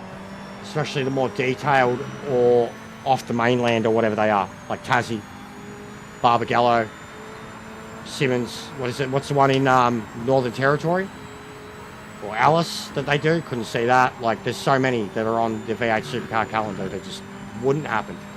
Why would they do it? It's not going to appeal to anybody else besides a V8 Supercar fan. They need something that has history. Or has been seen around the world. I think a lot of Aussies are playing fucking You're still leading. real wishful thinking buggers when it comes to the tracks that they talk up and what they want for the game. Be lucky if we even get V8 supercars. Yeah, there is. Melbourne Cricket Ground, bro. The place that should have already hosted both a World Cup opening ceremony and a fucking final game. And being one of, 2 or 3 places in the world to have hosted both an Olympics and a World Cup. It should have already been that. Cricket, home of the Ashes, Bledisloe Cup, World Cup qualifiers, biggest ones we've ever had. AC/DC and Guns N' Roses with 100,000 people. World record the attendance record for the MCG was set in 1971 for a grand final between Carlton and Collingwood, and they had 121,000 people there. They were packed to the boundary line. The stadium doesn't allow for that type of capacity now. It's like a 95,000, something like that now. But it is the most historical ground in the Southern Hemisphere. Not just Australia, in the Southern Hemisphere. Commonwealth Games, Olympic Games, so many fucking different, Rugby World Cup, Cricket World Cup, Ashes, World Cup qualifiers, some of the biggest clubs in football, and now the NFL. So yes, MCG, greatest stadium in the world. Arena, Coliseum. There's more modern stadiums. There's better looking stadiums. They're not Coliseums. The MCG is a Coliseum. Everything about it, everything about the look of it, the design of it, the sound it creates when you're inside it, the way the ground fucking shakes when the place has got 80,000 people going off. The MCG can't be matched.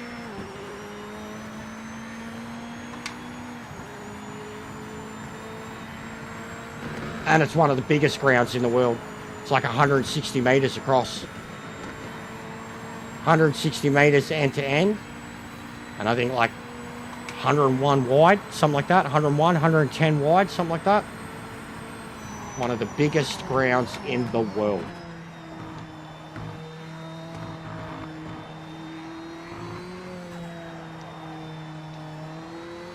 Yeah, supercars will work, bro, but yeah, it's still, I know. Do you know how many, like, dude, we looked at the numbers yesterday, Donnie. 21,000 copies, bro. 21,000 copies. They've made between $900,000 and $1.2 million. 21,000 copies. Between 16,000 and 21,000 copies of the game have sold. Doesn't matter what they do with it, bro. If the game's fucked. Consoles don't make a comeback. Video games on console don't make a comeback. Not racing games. Not 2-3 years later.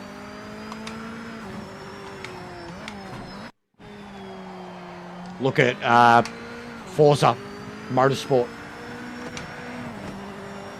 And it's... Oh, you've got to be kidding me. It's way more supported than this will ever be. And it's dead. Supercars will work. They might be coming. But we need to get there. It's 6 to 9 months away. And the game's fucked. As we stand right now. So, it would work. The interest might be there. But I don't think it's going to be enough to make the game survive. I don't think it's going to be enough to make people want to buy all the DLC. I don't think it's enough. The game needs to be fixed. That's the first and foremost. We're talking, even this whole conversation's fucked. We're talking hypothetical wishes and dreams, and we don't even have the first DLC, and we have a broken game. So the whole conversation, really, theoretically, is a bit of a joke. We're all wishful thinking right now.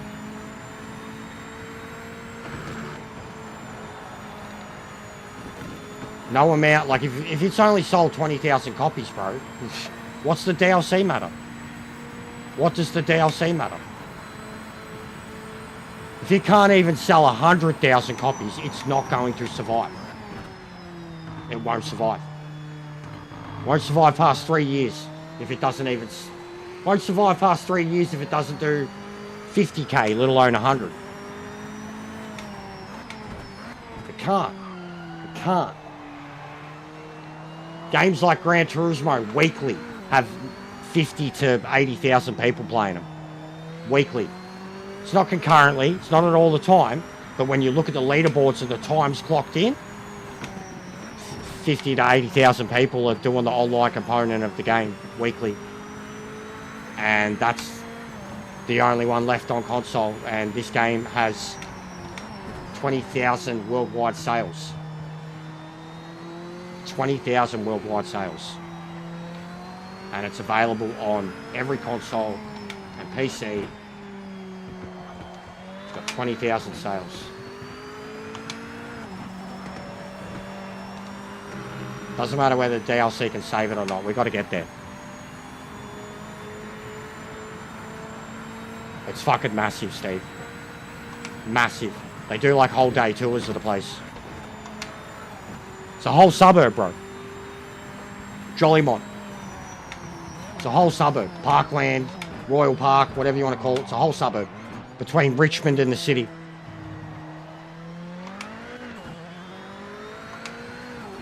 And the apartments nearby are some of the most expensive in all of Melbourne that aren't high-rises.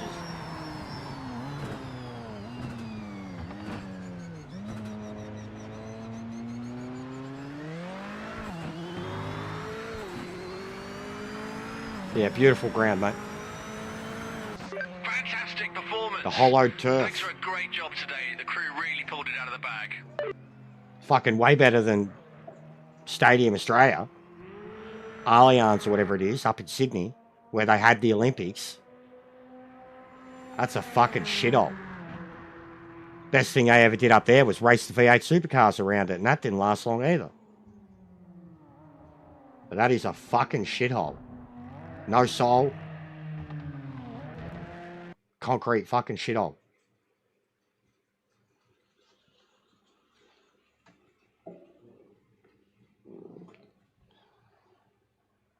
Look up Central Coast Mariners, Steve. Look up the Central Coast Mariners Football Club.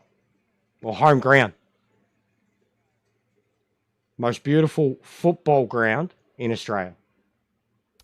One of the most beautiful in the world. Look at these points, guys. Ah, it's MX5. That's abysmal.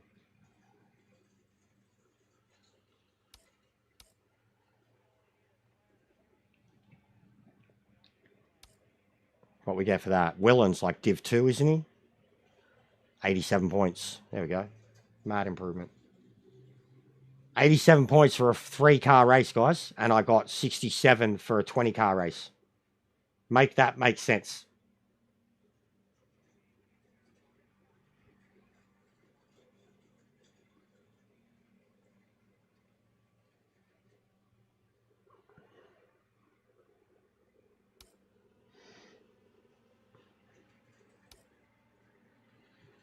It's beautiful, isn't it?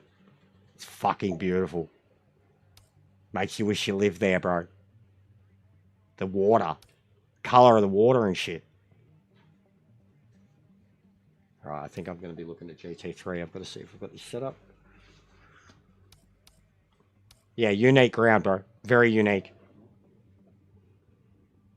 Reminds me of like some of the weird ones you see in Europe and shit.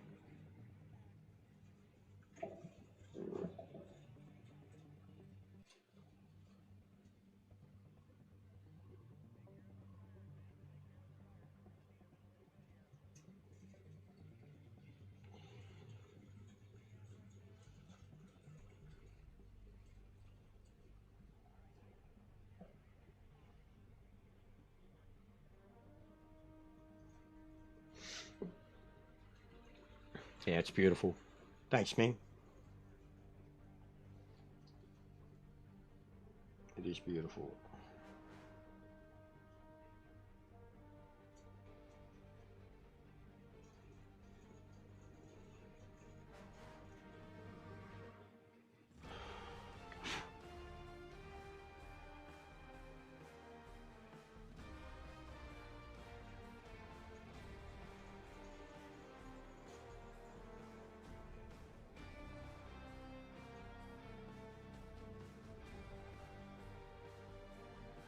How long's left in the game?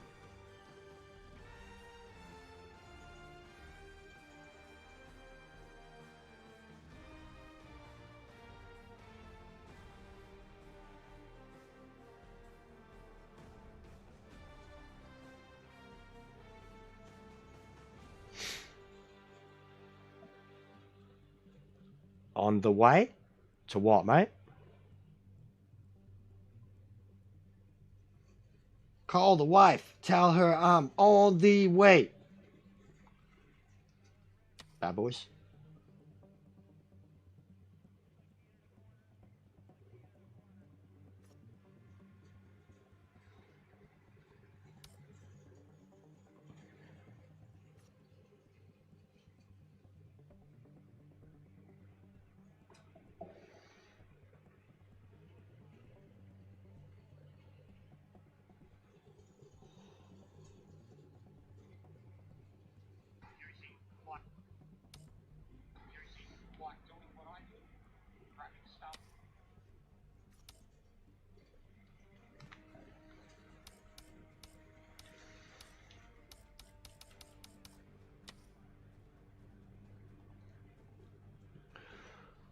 All right.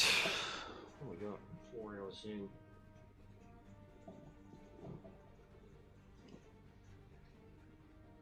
Don't hate on Bad Bunny, you cunts. Bad Bunny's sick. And I'm not even into fucking hip hop and shit. Bad Bunny is a sick cunt. Legitimately. You've never hated when it was Janet Jackson with her tits out. You didn't hate when it was No Doubt. You didn't hate. I mean, you've had Santana there. Santana.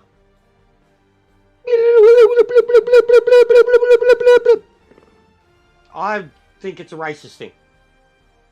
Bad Bunny's a sick cunt. As a wrestling fan, I'm not into his music. It's not for me. But the dude's a pimp. He's a pimp. He's got so much fucking swag. He's got so much balls. Legitimately. People are scared of him, intimidated by him. Think he's a poof. He's fucked more women. Probably has fucked a man or two. But he's fucked more women than all the people who think he's a sick cunt. He's a sick cunt. This Super Bowl shit, I'm not even American. This Super Bowl shit is some of the most racist fucking shit I've ever seen in my life. Straight up. That's all I'm going to say on that, because it's too political. As a viewer on the outside, and someone who's like, I've seen Bad Bunny's music, not for me, but I've seen him in movies, he was a sick cunt. I've seen him in multiple movies. Sick cunt. Wrestling ring, put in the work for real. Like, unlike other celebrities, sick cunt. The things he's done for the Latino community, sick cunt. He's a pimp. People hate him because he's whatever. It's the Super Bowl. And like we had, I love the Up in Smoke tour. But how is hip hop from fucking when we were young relevant to the crowd today? How? You know, and that was awesome. I loved it. One of the best Super Bowls. But then Aerosmith, shit. What they have, U2 1 point, Coldplay, shit. Wasn't any shit then. And they were shit. I think it's a racist thing, bro. Bad Bunny is a sick cunt. Go watch some of his movies. Go watch Bullet Train. Go watch him in Bullet Train. Sick cunt. Bonafide. Legitimate. Badass. Probably kicked the shit out of half the people that are bagging him out.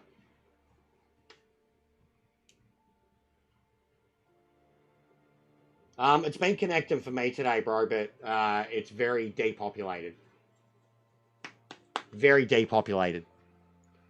People are only doing the GT3 races, bro. And I did a race, GT1, 20 people. I got 60 points. And then I just did a race, GT1, 3 people. I got 87 points. Also, look at this, guys. Besides the MX5 race, I've had 2 wins and a podium. I've had 2 wins, a 3rd place, and a 5th place in the MX5. I have lost 3 rating points today. Come on, man. So fucking rigged. It's so rigged. We got a new favourite car yet. The MX5 is going to be there forever. Fucking choke. Audi's getting up there pretty quickly.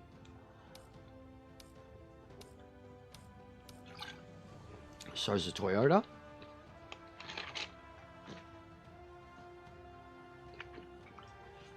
Yes. Yes. Yes. Bro, that's been a thing for a lot of people for a long time. For the longest time, that's been a lot of, like, yes, you don't need to use the clutch for cars that have clutch. Yes. No lag boost, no nothing. And for me, bro, I'm not complaining, because fucking it'd be too much for me. But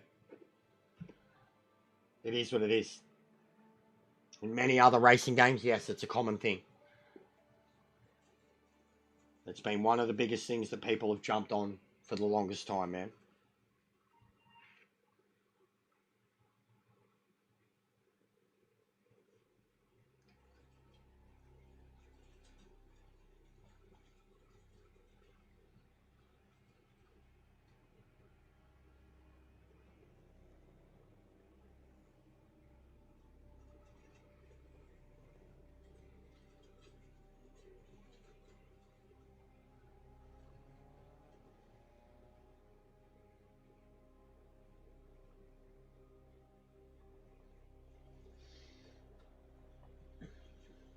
Yeah.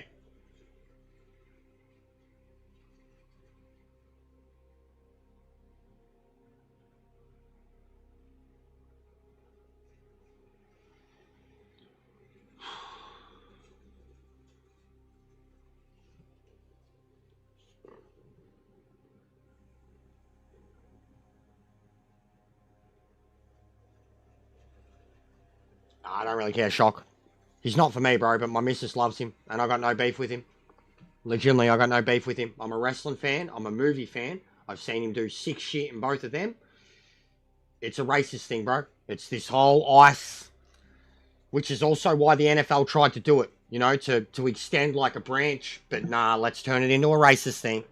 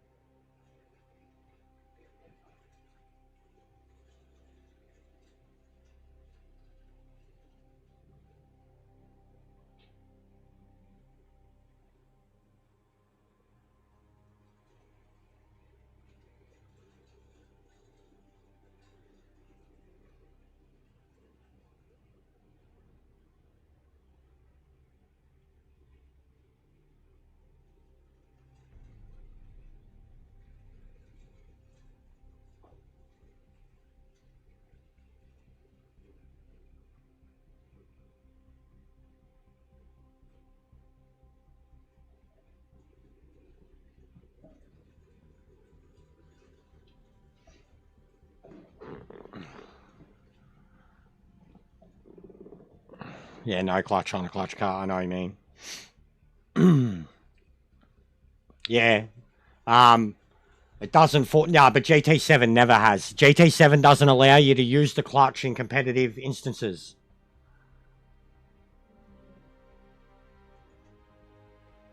Yeah, it's about the irony, bro, because they're trying to make it about goodwill, bro. But yeah, look, I'm gonna stop. You're American, I'm Australian. We still get the news of the world. The world sees America very differently right now than the way you guys see yourselves. And I'm not going to try to offend anybody or anything. I don't like politics. I don't like religion. I think this is a political statement. I think it's... that, bro, Taylor Swift is some of the worst music... Oh, regardless, bro. Taylor Swift is some of the worst music in the world. The worst manufactured... clean pop shit in the world. I didn't care when it was her.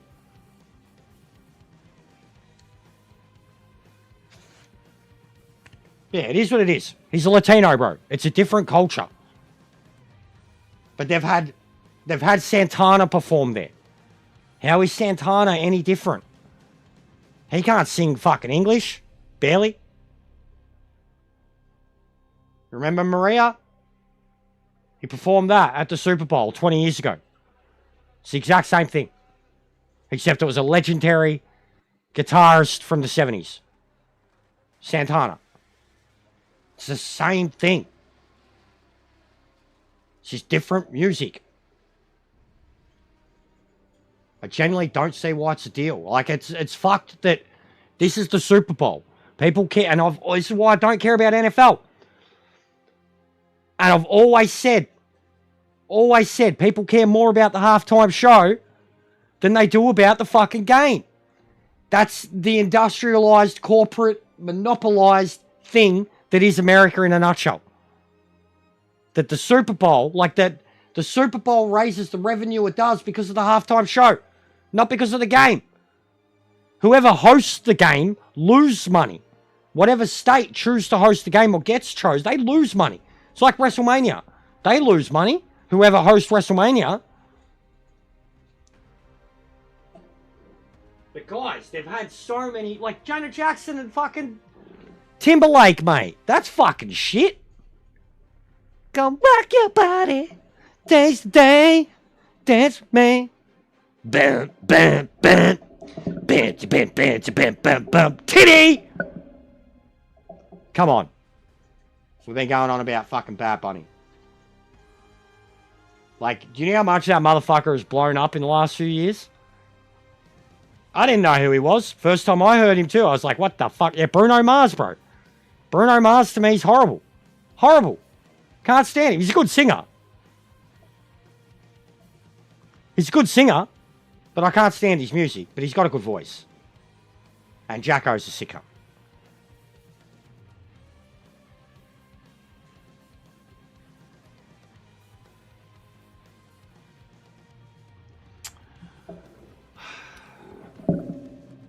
Well then.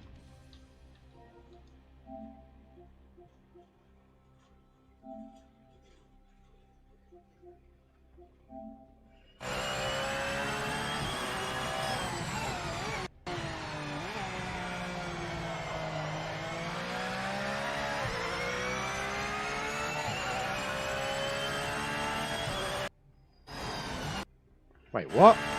It's in 11th.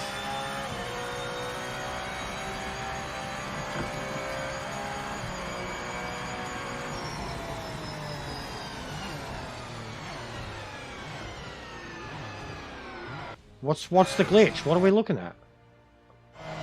Oh, he drops a few positions.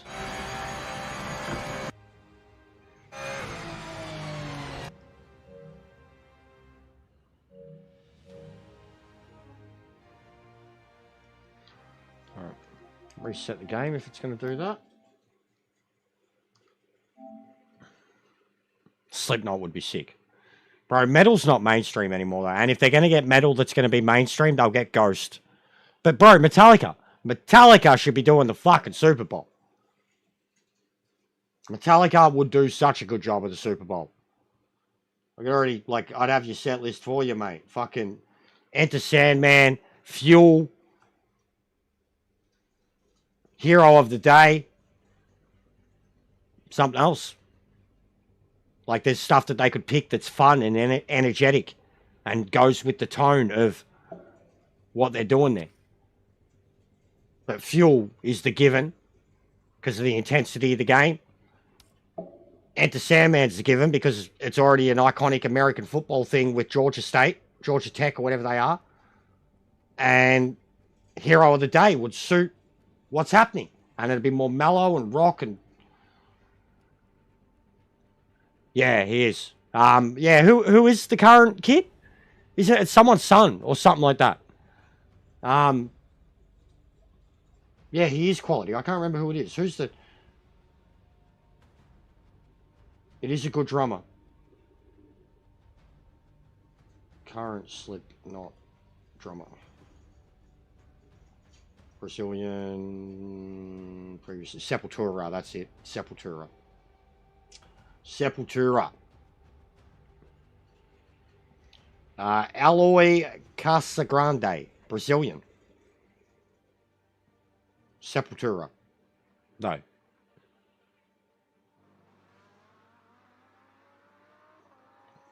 And Jay Weinberg was the one I was thinking of.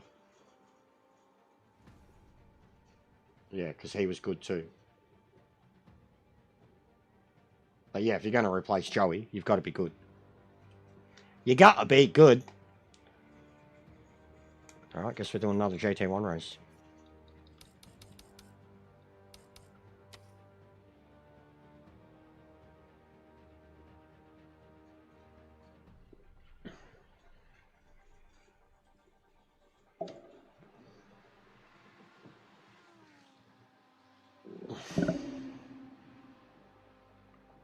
I miss Machine Head. Machine Head. Log are probably like my favorite out of all the American metal bands now that are still going and releasing modern music. Log, Lamb of God are probably my favorites. All the old ones are either done, retired, or just doing, you know, legend tours. Yeah.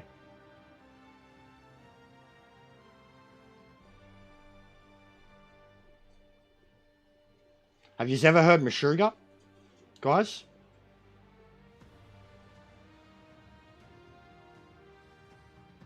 Because, like, just seeing as we're talking about drumming.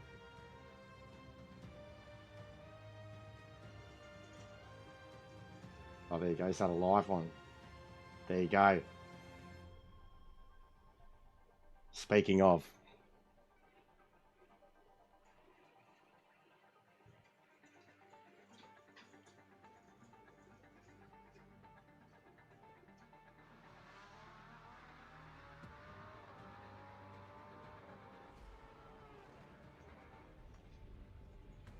Have a look at that. We used to make all the jokes, man, like that the drummer, like a minute into the song, would be like, guys, stop going so fast, yeah. My arms are really sore, they're going to fall off. Ah! And the blast beats, man, the legs are just like, do. Do you like Gent? ETR? Because, like, Meshuggah were heavy as shit, but I got into Gent hard after Meshuggah. Why don't I save this fucking setup?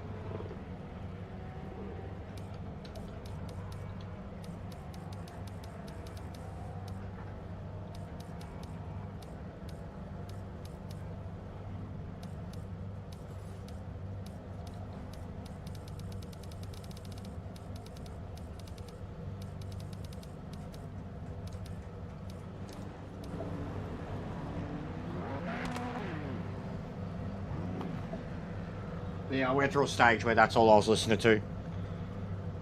I know they made Gent, bro. That's what I'm saying. Like, they were a bit extreme, and I loved them, but then I went, like, everything that come out afterwards.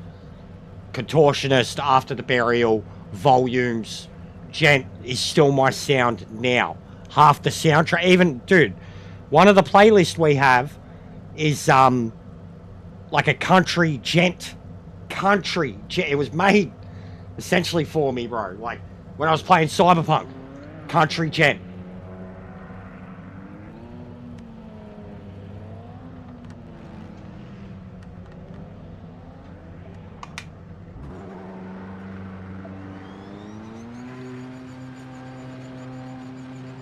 Clear.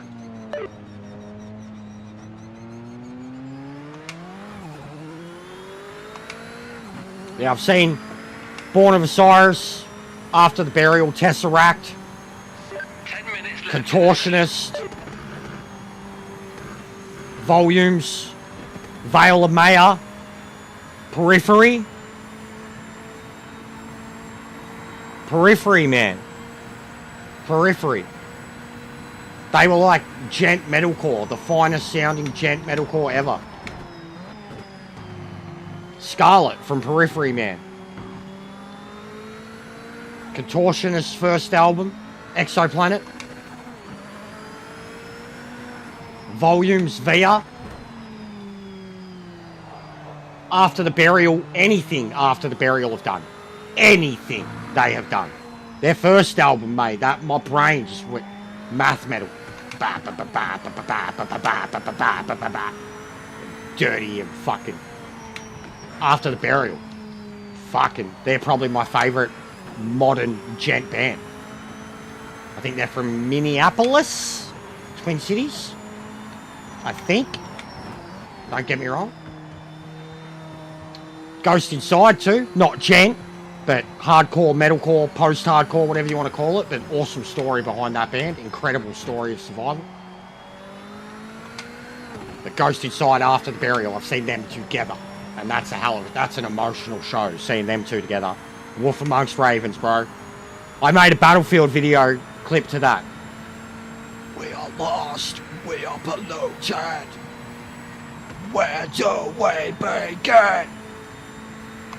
We are lost, we are polluted. I love the, I can't even do it. I won't even try to do it. But the bit in the middle of the song, where he's like, he's just delivering these vocals with this voice that's like, I fucking love it. I love it. Been a long time since I've listened to it. Bro, for me, that album is a masterpiece. That album is a fucking masterpiece. Like, a few of them are. I love the self-titled. What was the Frailty one? I love all their albums. But Wolf Amongst Ravens was like, it was different at the time. Like, it had more melody, it had more soul, it had more structure. Like, the whole album felt like a theme. The whole album from start, like, it was one where you had to listen to the songs in order. You had to listen to it in its entirety. Like, it was just an album that I put on, and it opened with that, and like Neo, man, Neo Noir or whatever it is, like the Neo Soul. There's some melodies in that album that fucking could make me cry, bro. Like, they're that heartfelt. I fucking love After the Burial, bro. I nearly got one of their lyrics tattooed on me, and it would have been like the most personal tattoo. I don't get personal tattoos. I get nerdy tattoos and cool tattoos of things I like. I don't get stuff that's like my family name or a quote or anything like that. And I nearly got a lyric of theirs tattooed on my chest.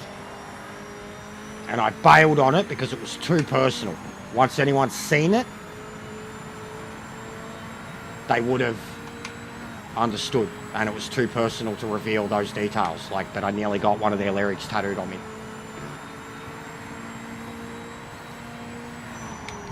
From To Carry You Away, the first album.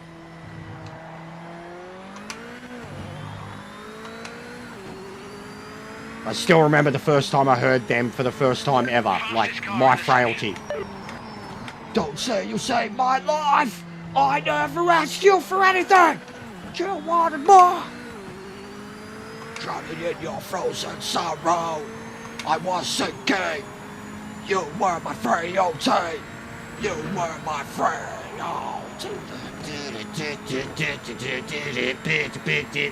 It's just the dirtiest, angriest, rockiest shit I'd ever heard in my life.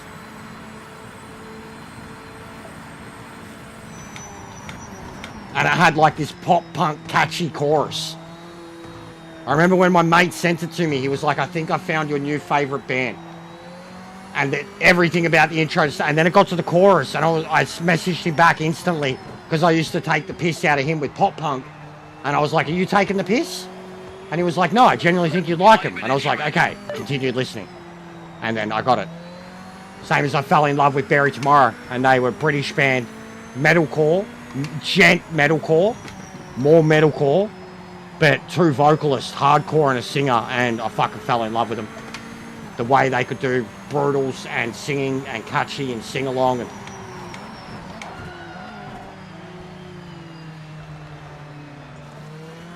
thanks, mate.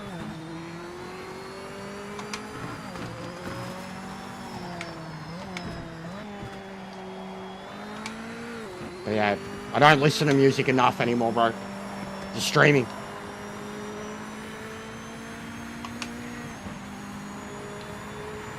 Yeah, that's mad, bro. Oh, fuck. Oh, fuck.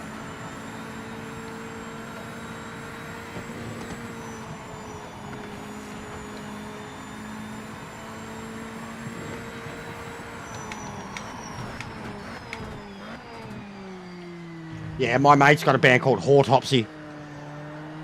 And it's full death metal style. Like the font and shit. Autopsy. He has a song called Jackhammer Skullfuck. That's actually a direct quote from me. Like, literally.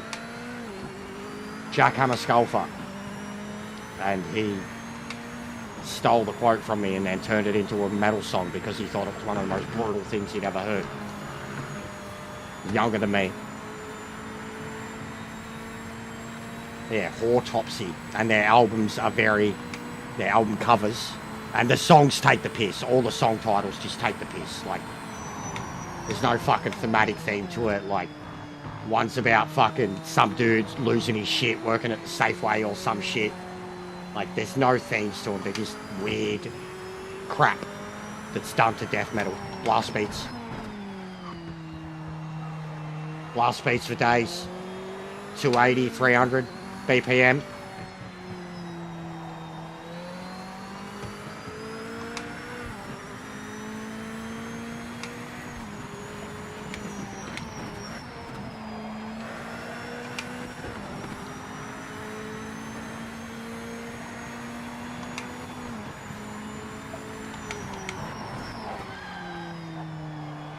Yeah, music is a big thing for me. As big as movies, as big as my nerd shit. If you were to look at order, it probably goes movies, music, comics for me. In terms of the things that I'm most passionate about, honestly. Probably movies, music, comics, video games. In that order. Even though I do this non-stop, flat out. What are we talking about all the time while I'm doing it? Everything. Pop culture, nerdy shit, wrestling. All the movies that we love, and I like to think of myself as a genuine connoisseur of cinema. It's a good lap. It's a good lap.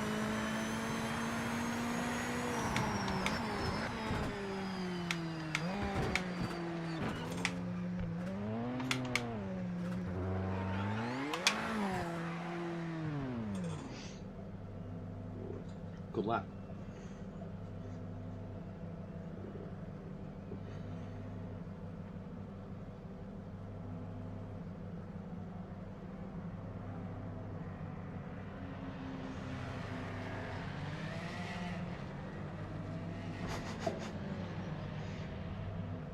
What's it? 1 minute remaining in the session.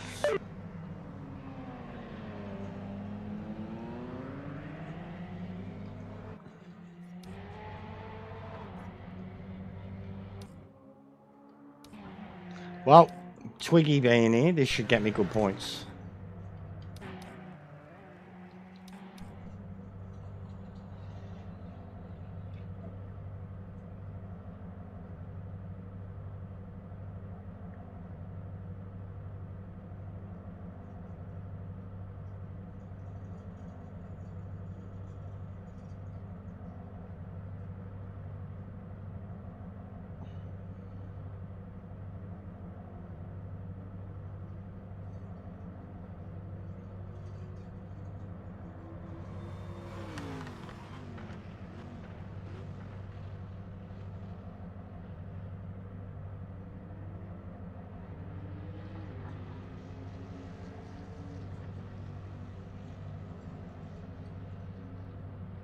Bron Breaker's out because he had hernia surgery. Just Boris said he needed to bend my ear about something. When?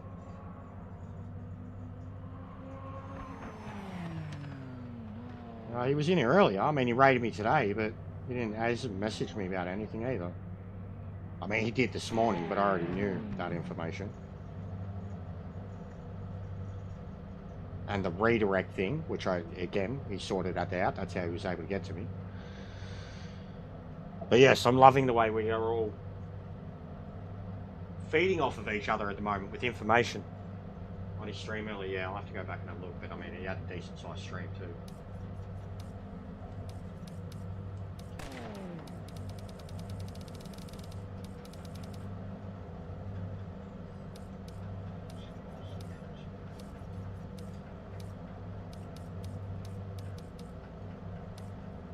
Said I know. Yeah, it was the redirecting, bro. It was the redirecting.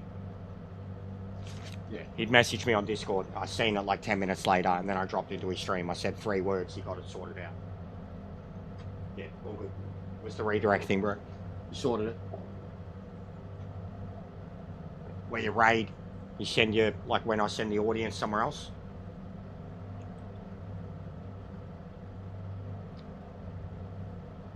Like last night, I sent just the Game of Muscle video, and no one said a thing.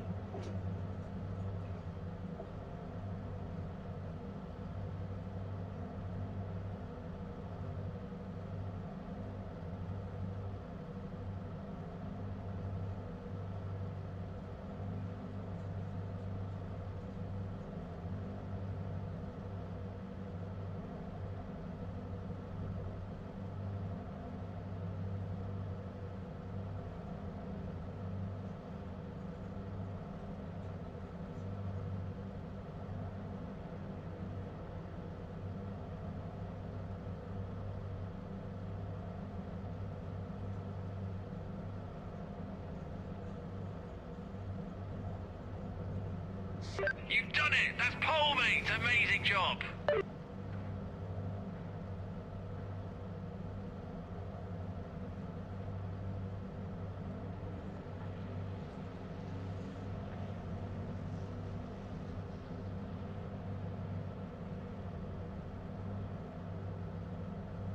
Oh, Papa's incredible, bro. Papa's incredible. I haven't been involved enough with their community. Like, you know, they've always had their thing, I've always had my thing, but we've always certainly had respect for each other in that, and the fact that he's even stayed with me this long shows that he knows what type of guy I am. You know, opinions, whatever. He knows that I'm not a genuinely fucking hateful person. I get frustrated. I wear my heart on my sleeve. But he he's stood by me, so to speak. And then, yeah, seeing the stuff that he went through last year. And then also, like, I felt incredibly happy for him to be able to experience Daytona. Like, not only Daytona again, but just after everything. And then to have his daughter come with him, too. I thought that was really cute. And that the boys organised it for him. What a fucking... Yeah, no, Papa's a great dude, bro. He's a great dude. I mean, and he's an old cat, you know, like...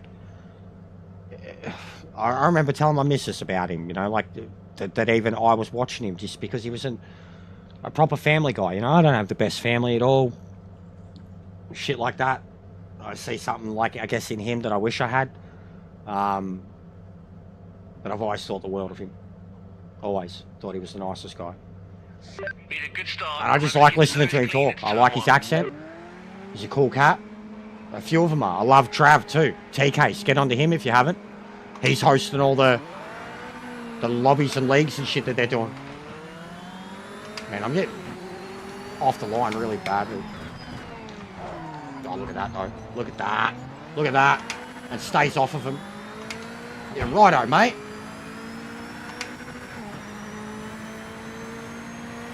I will not yield. Oh, you...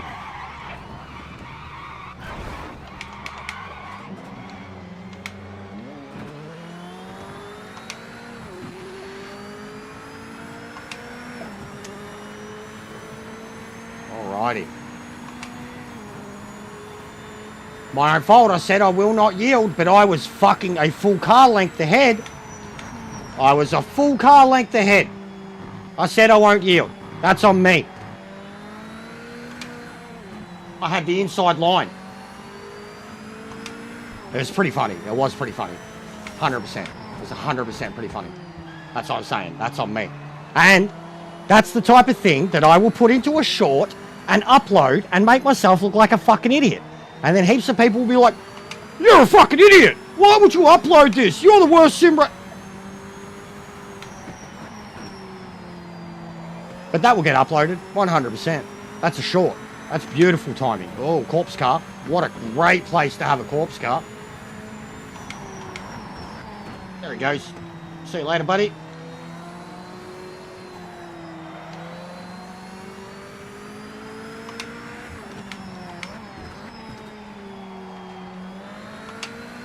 But it looked like Neko. I was well ahead of him. Well ahead. Car and a half ahead. It looked like Neko. You didn't come long time, bruz. Talk English, bro. I'm always angry. This ain't angry. Talk English, fuckhead. Can you talk English, mate? I'm not angry, bro. Not angry at all. I laughed, bro. I fucking laughed, you dickhead. Not angry. You want me to get angry? Keep hanging around talking shit. You want me to get angry? Fuckface?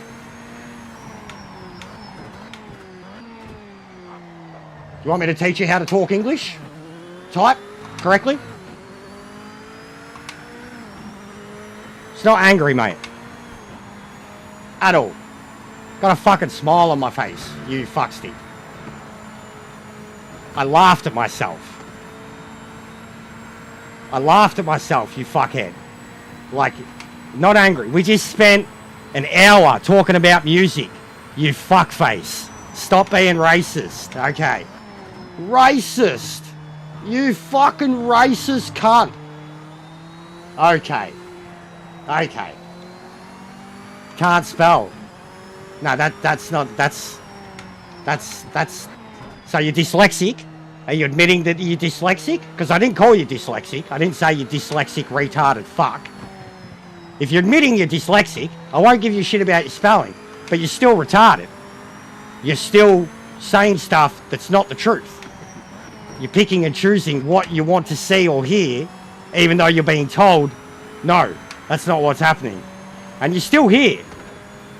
You're still here, mate. And I'm like, you're entertaining us now. Teach you to spell. Bro, you need a lot more than learning how to spell. You need to learn how to brain. See ya, yeah, go on, you've said it twice now, bro. Fuck off. You've said it twice. You said bye, bye-bye, BB, see ya, whatever. Cole, mate. Back your word up, buddy. Go on. See, mate. Nice knowing ya. Nice knowing ya.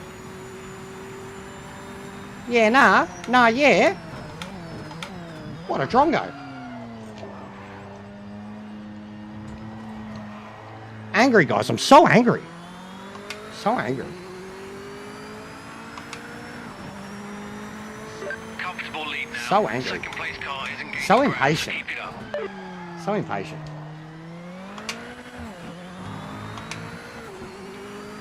I gotta entertain myself somehow, man.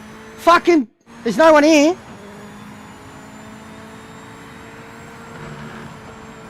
Twiggy's realising this car isn't an MX-5.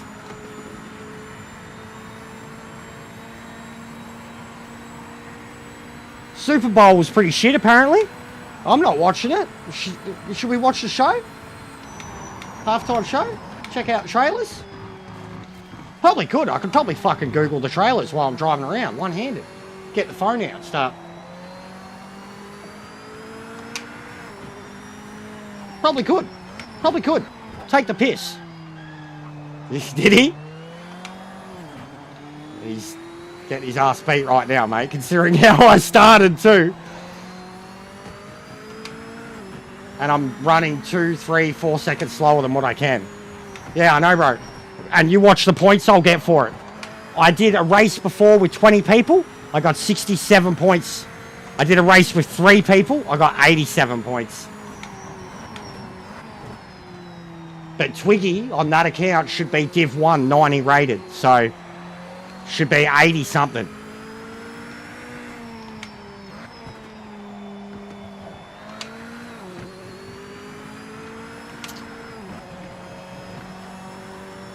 No, I mean, we'll see what I line up with, bro.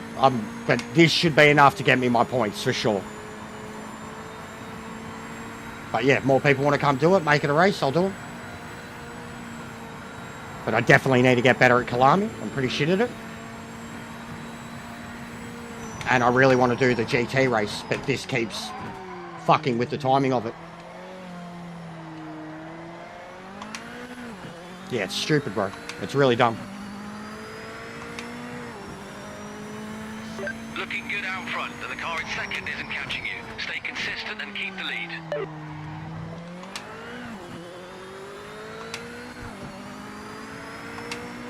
So angry, guys. You've made me so angry. I'm so upset. I'm triggered, guys. I'm so fucking triggered. God.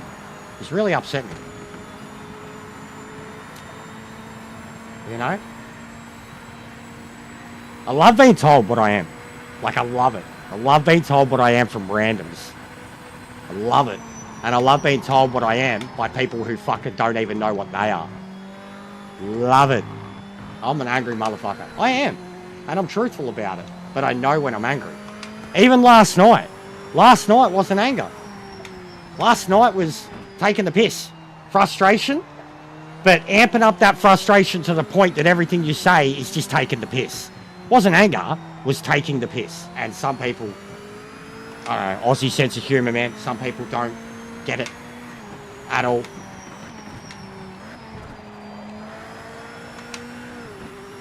Watch out for this back marker up ahead. Even last night, the way the stream ended, the guy rejoining the race. Drove straight on in front of me, hit... I didn't say a word. I didn't say a word. Yeah, bro, do you know how many Europeans have said that to me? They're like, you don't swear a lot, you're just Australian. I'm like, thank you, thank you, thank you. The English seem to get it. The English that have met a lot of Aussies.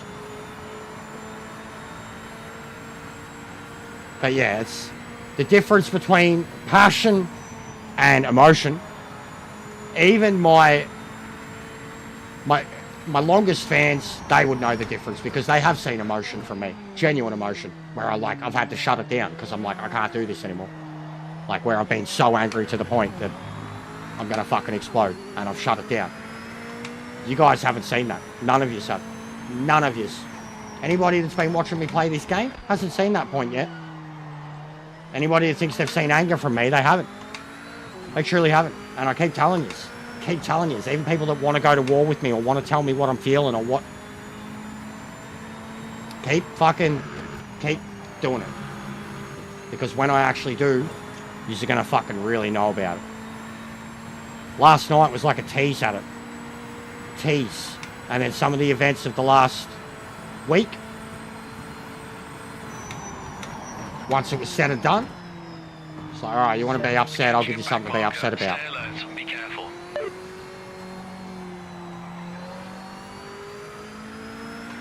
Like, considering the type of people that are out there on YouTube. First, the people that watch YouTube. The trolls. The kids. The cowards. The ones hiding behind a bullshit account. Just them. The social media degenerates, right? They're wasting their time just being trolls online. That's their existence, okay? Then you have the streamers who are genuine, and there's huge ones, right? Millions of followers. The streamers who are genuine angry, like, not angry people, but their gimmick, their content is negativity, right? All the time. Football, wrestling, gaming, Angry Man reviews, negativity. Negativity sells. There are massive platforms on YouTube where people are really hateful and angry and upset and frothing at the mouth all the fucking time. And they're super successful. And that's YouTube. We've seen it even with PMR. Do a good bit on the game, don't care. Do a bad bit on the game, people react and get upset. And then the ones that come at me about personality, oh, you're fucking... Any of you cunts that believe it are cooked. Any of you people that don't understand a gimmick are cooked. Be careful getting past. Any of you people don't understand there's barely a difference between my gimmick and me are cooked. Any of the people that think I turn off the fucking game and this is like I go talk to my missus like this, you're fucking cooked. People assume so much about me.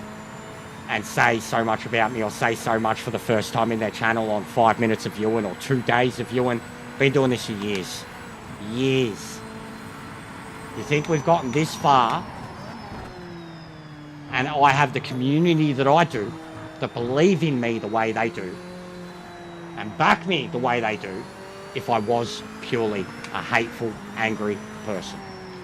Think about that. All my haters, even the shit that happened on the weekend, that one person that wants to label me and say that I'm this anti-inclusive person. Think about the history that I have on this platform, the people that I have following me, the channels that I have supporting me now that are in larger positions than I, that are, oh my God, ultimately backing me up big time.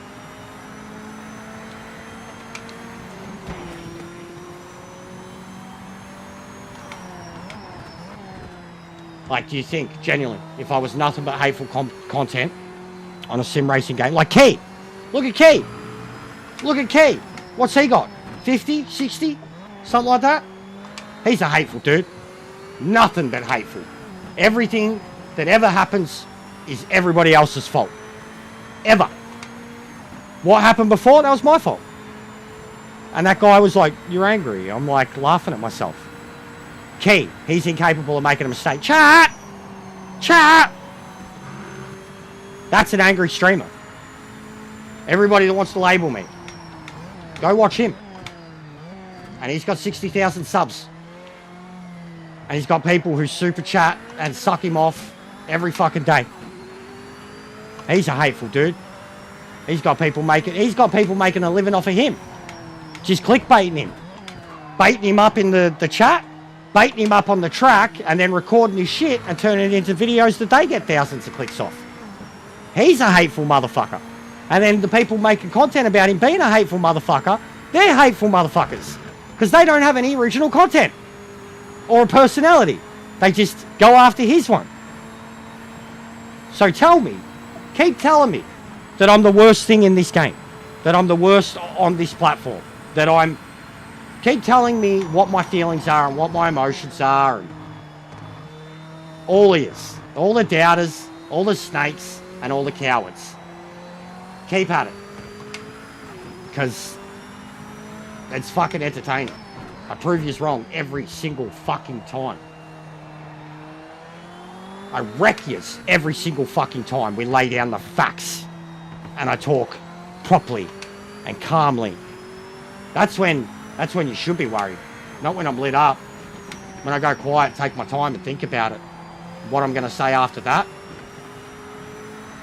that's going to be the truth. And we did a lot of that over the weekend. A lot of it. Live. Truman Show.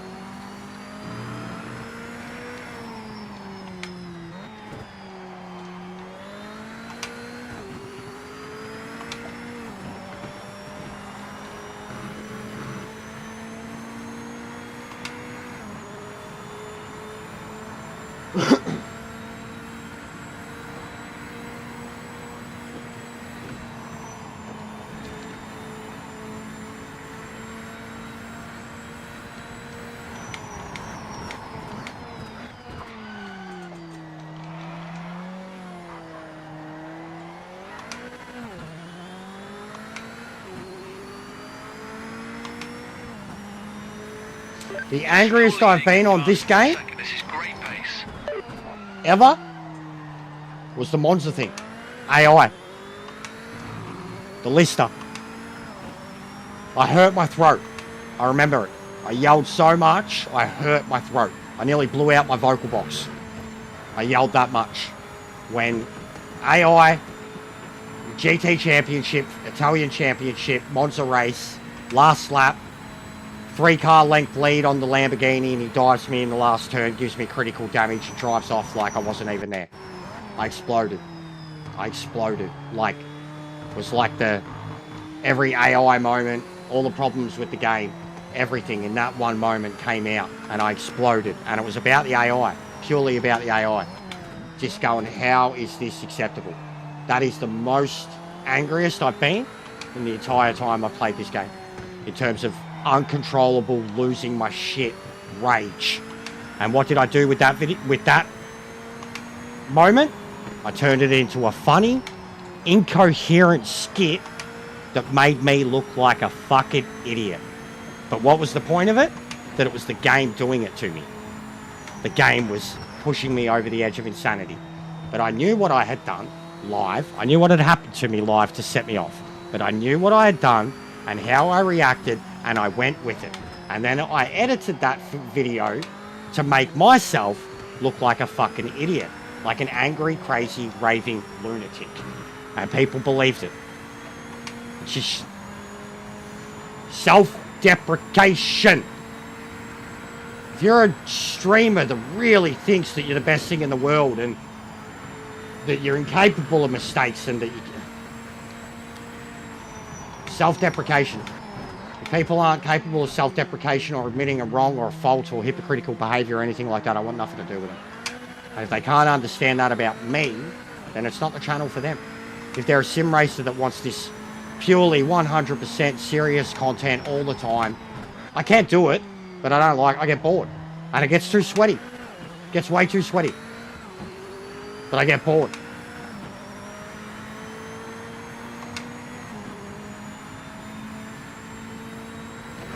But just the critical shit lately. The words, the labels. The labels. The labels from people that don't have fucking personalities. Labeling my multiple personalities. Beyond done with it. Judgmental pricks. Their life is so perfect. They're so incapable of getting emotional or upset or angry. But they're not. They're full of shit. Absolutely full of it. They hide it.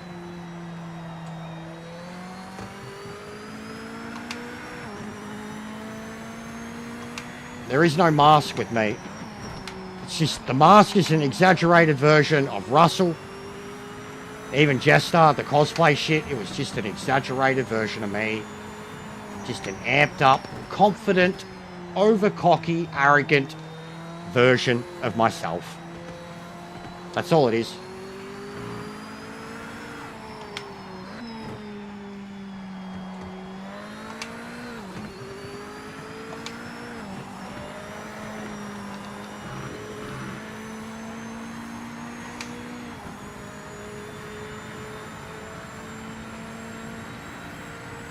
This is so boring.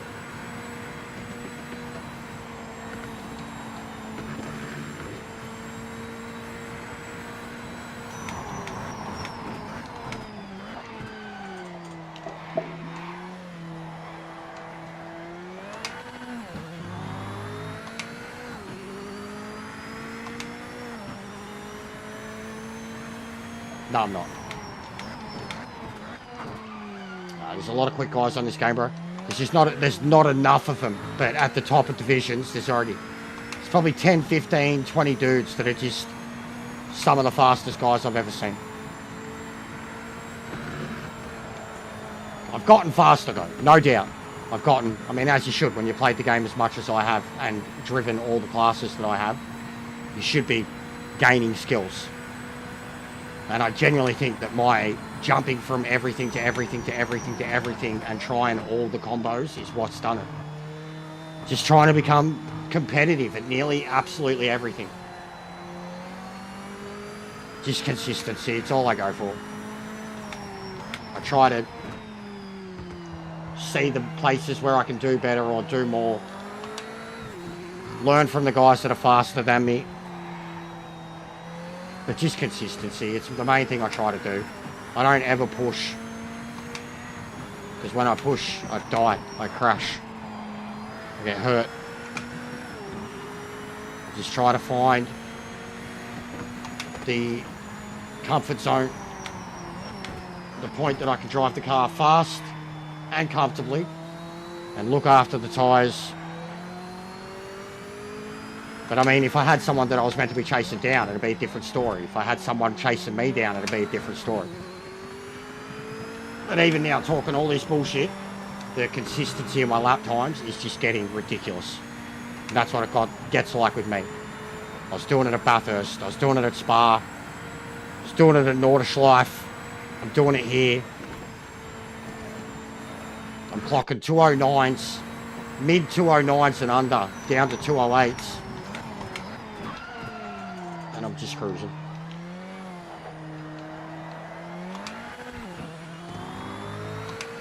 And it's nowhere near the pace that would be needed to beat someone like John or Boris or Ryoki or Sector or so many of them. Kenobi wouldn't be the pace to beat them. I'd need to be about a second and a half faster per lap. Like no shit, in a group like this. 807's in race.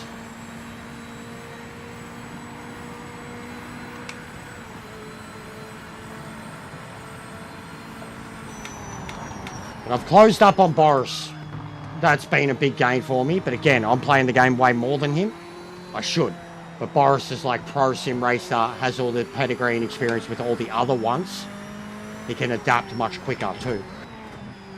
Takes me a little while to get used to a game's engine, system, tyres, everything.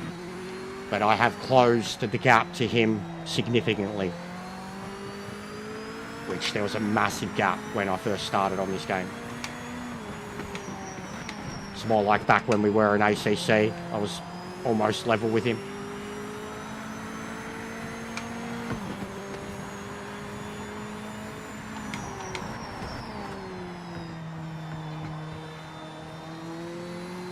Yeah, it'd be cool if you could see your total online stats.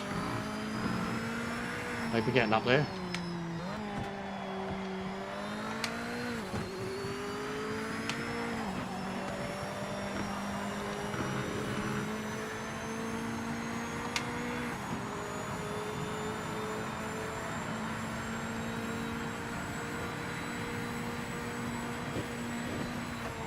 Been going 5 hours. Probably got one more in me. Definitely need to eat. And I've got a lot of editing to do tonight. A lot of writing. A lot of writing, playing back videos, listening to shit, reading shit.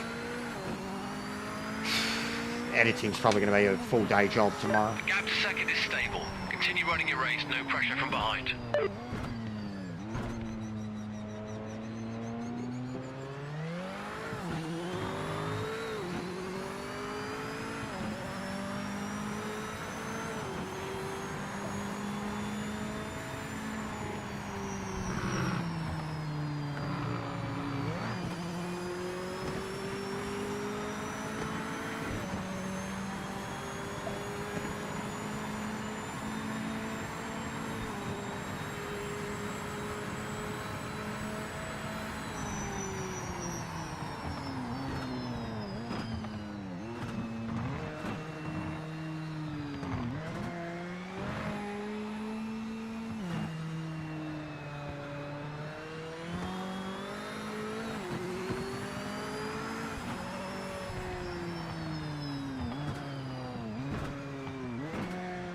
Fantastic performance. Thank you for what you've done today. The crew really deserved it.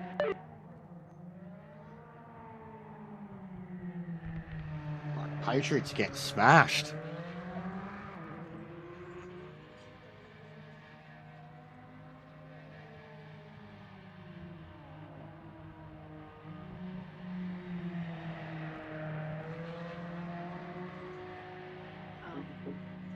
Bad Bunny had Lady Gaga there. Oh, nice.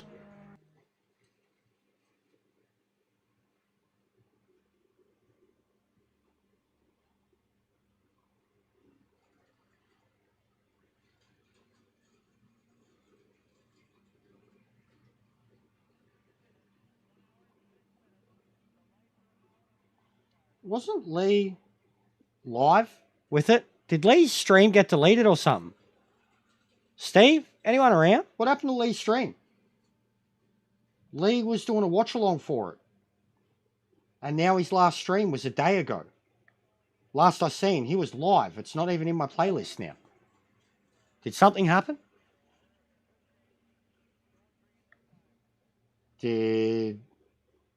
What happened?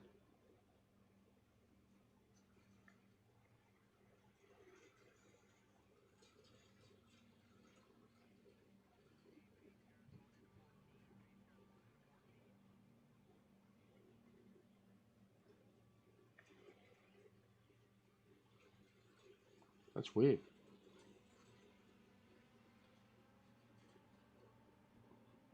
All right, so we've got 10 till next. All right, we'll do points wise there. Was that an improvement? Because if it was, we're going to have a decent amount of points for round 2 already. If it was another improvement.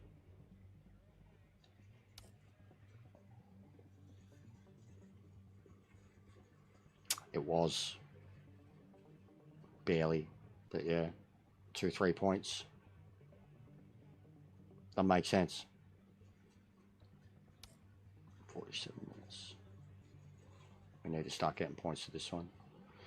I might get back on later tonight to look at this one because they happen every 2 hours. So what if the next one will be 2 o'clock, just after 2, 2:15, so 4:15, 6:15, 8:15. Yeah, I could maybe get on around 8. Try to do some of them. Same thing I was doing last week. Do them at night, others during the day. I'm going to find somewhere for you to go. Sit on the fucking cord. But I'm knackered. I'm starving. And I've got a lot of work to do.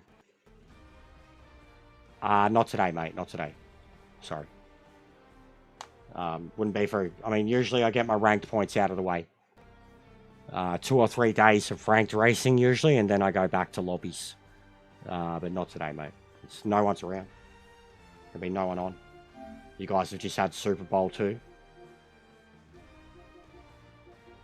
The Japanese dude's doing ranked. Threats on. Yeah, there's no one on, bro. None of the European lads are around. Monday morning. No one to be here, bro. Oh, he's on Reacts. Fuck, I'm tripping out. No wonder. Oh, yeah, I'm going to send you to Lee. A mate of mine is big. He's big time on YouTube. He's got 130, 140,000 subs on his main channel. This is his watch-along channel. It's got 30, 40,000 subs on it. He's an English lad, Arsenal fan. He's doing the watch-along for the Super Bowl now, and he has Americans on with him, guests and shit. But he's a legend. He has supported me and helped me so much, so I try to... Not that my crowd could do anything for him, but he definitely appreciates when he gets raids to come back his way. So it's the least I can do. I'm going to do that. You can go talk to him about the Super Bowl. If you do drop through, please, anybody that goes through and says, even, you don't even have to drop a like or a sub, but if you go through and say just a raid, it does me a world of good for networking and future stuff coming back my way. Okay? I'm going to go do it. I'm going to go talk to him because I haven't had a chance to talk to him this morning, see how the game went. Yeah, if you could just drop in there, guys. Don't have to drop a like or a sub, but even just drop in 2 or 3 seconds and say just a raid, just a raid, just a raid. It makes us look good in the eyes of a channel that has a massive, massive, massive outreach. Okay? So yeah, I'm done. I'll be back later tonight. And if I'm not, legend, bro. Legend Josh. If you like your football too, bro. I mean, he's doing NFL at the moment. If you like your football, he's a character, bro. He's a character. All right? I'm saying that. I'll give you a warning now. You don't have to sub to him, like to him, whatever, but he's a fucking legend. He has helped this channel so fucking much. And by extension, all the channels below me. Anybody that I put a fucking raid to or a redirect or anything, so many of them have got this guy to thank for it. So he's a character, all right? Genuinely, he's probably half cut too. Probably half, he's on the beers. But just a raid on Lee, all right? I will see you guys in there, and I will definitely note the ones that drop in, all right? Have a good day, guys. The racing was fun. I'll see you on the next stream or on the next emergency fucking upload, all right? Go say hello to Lee for me. Legends. Out.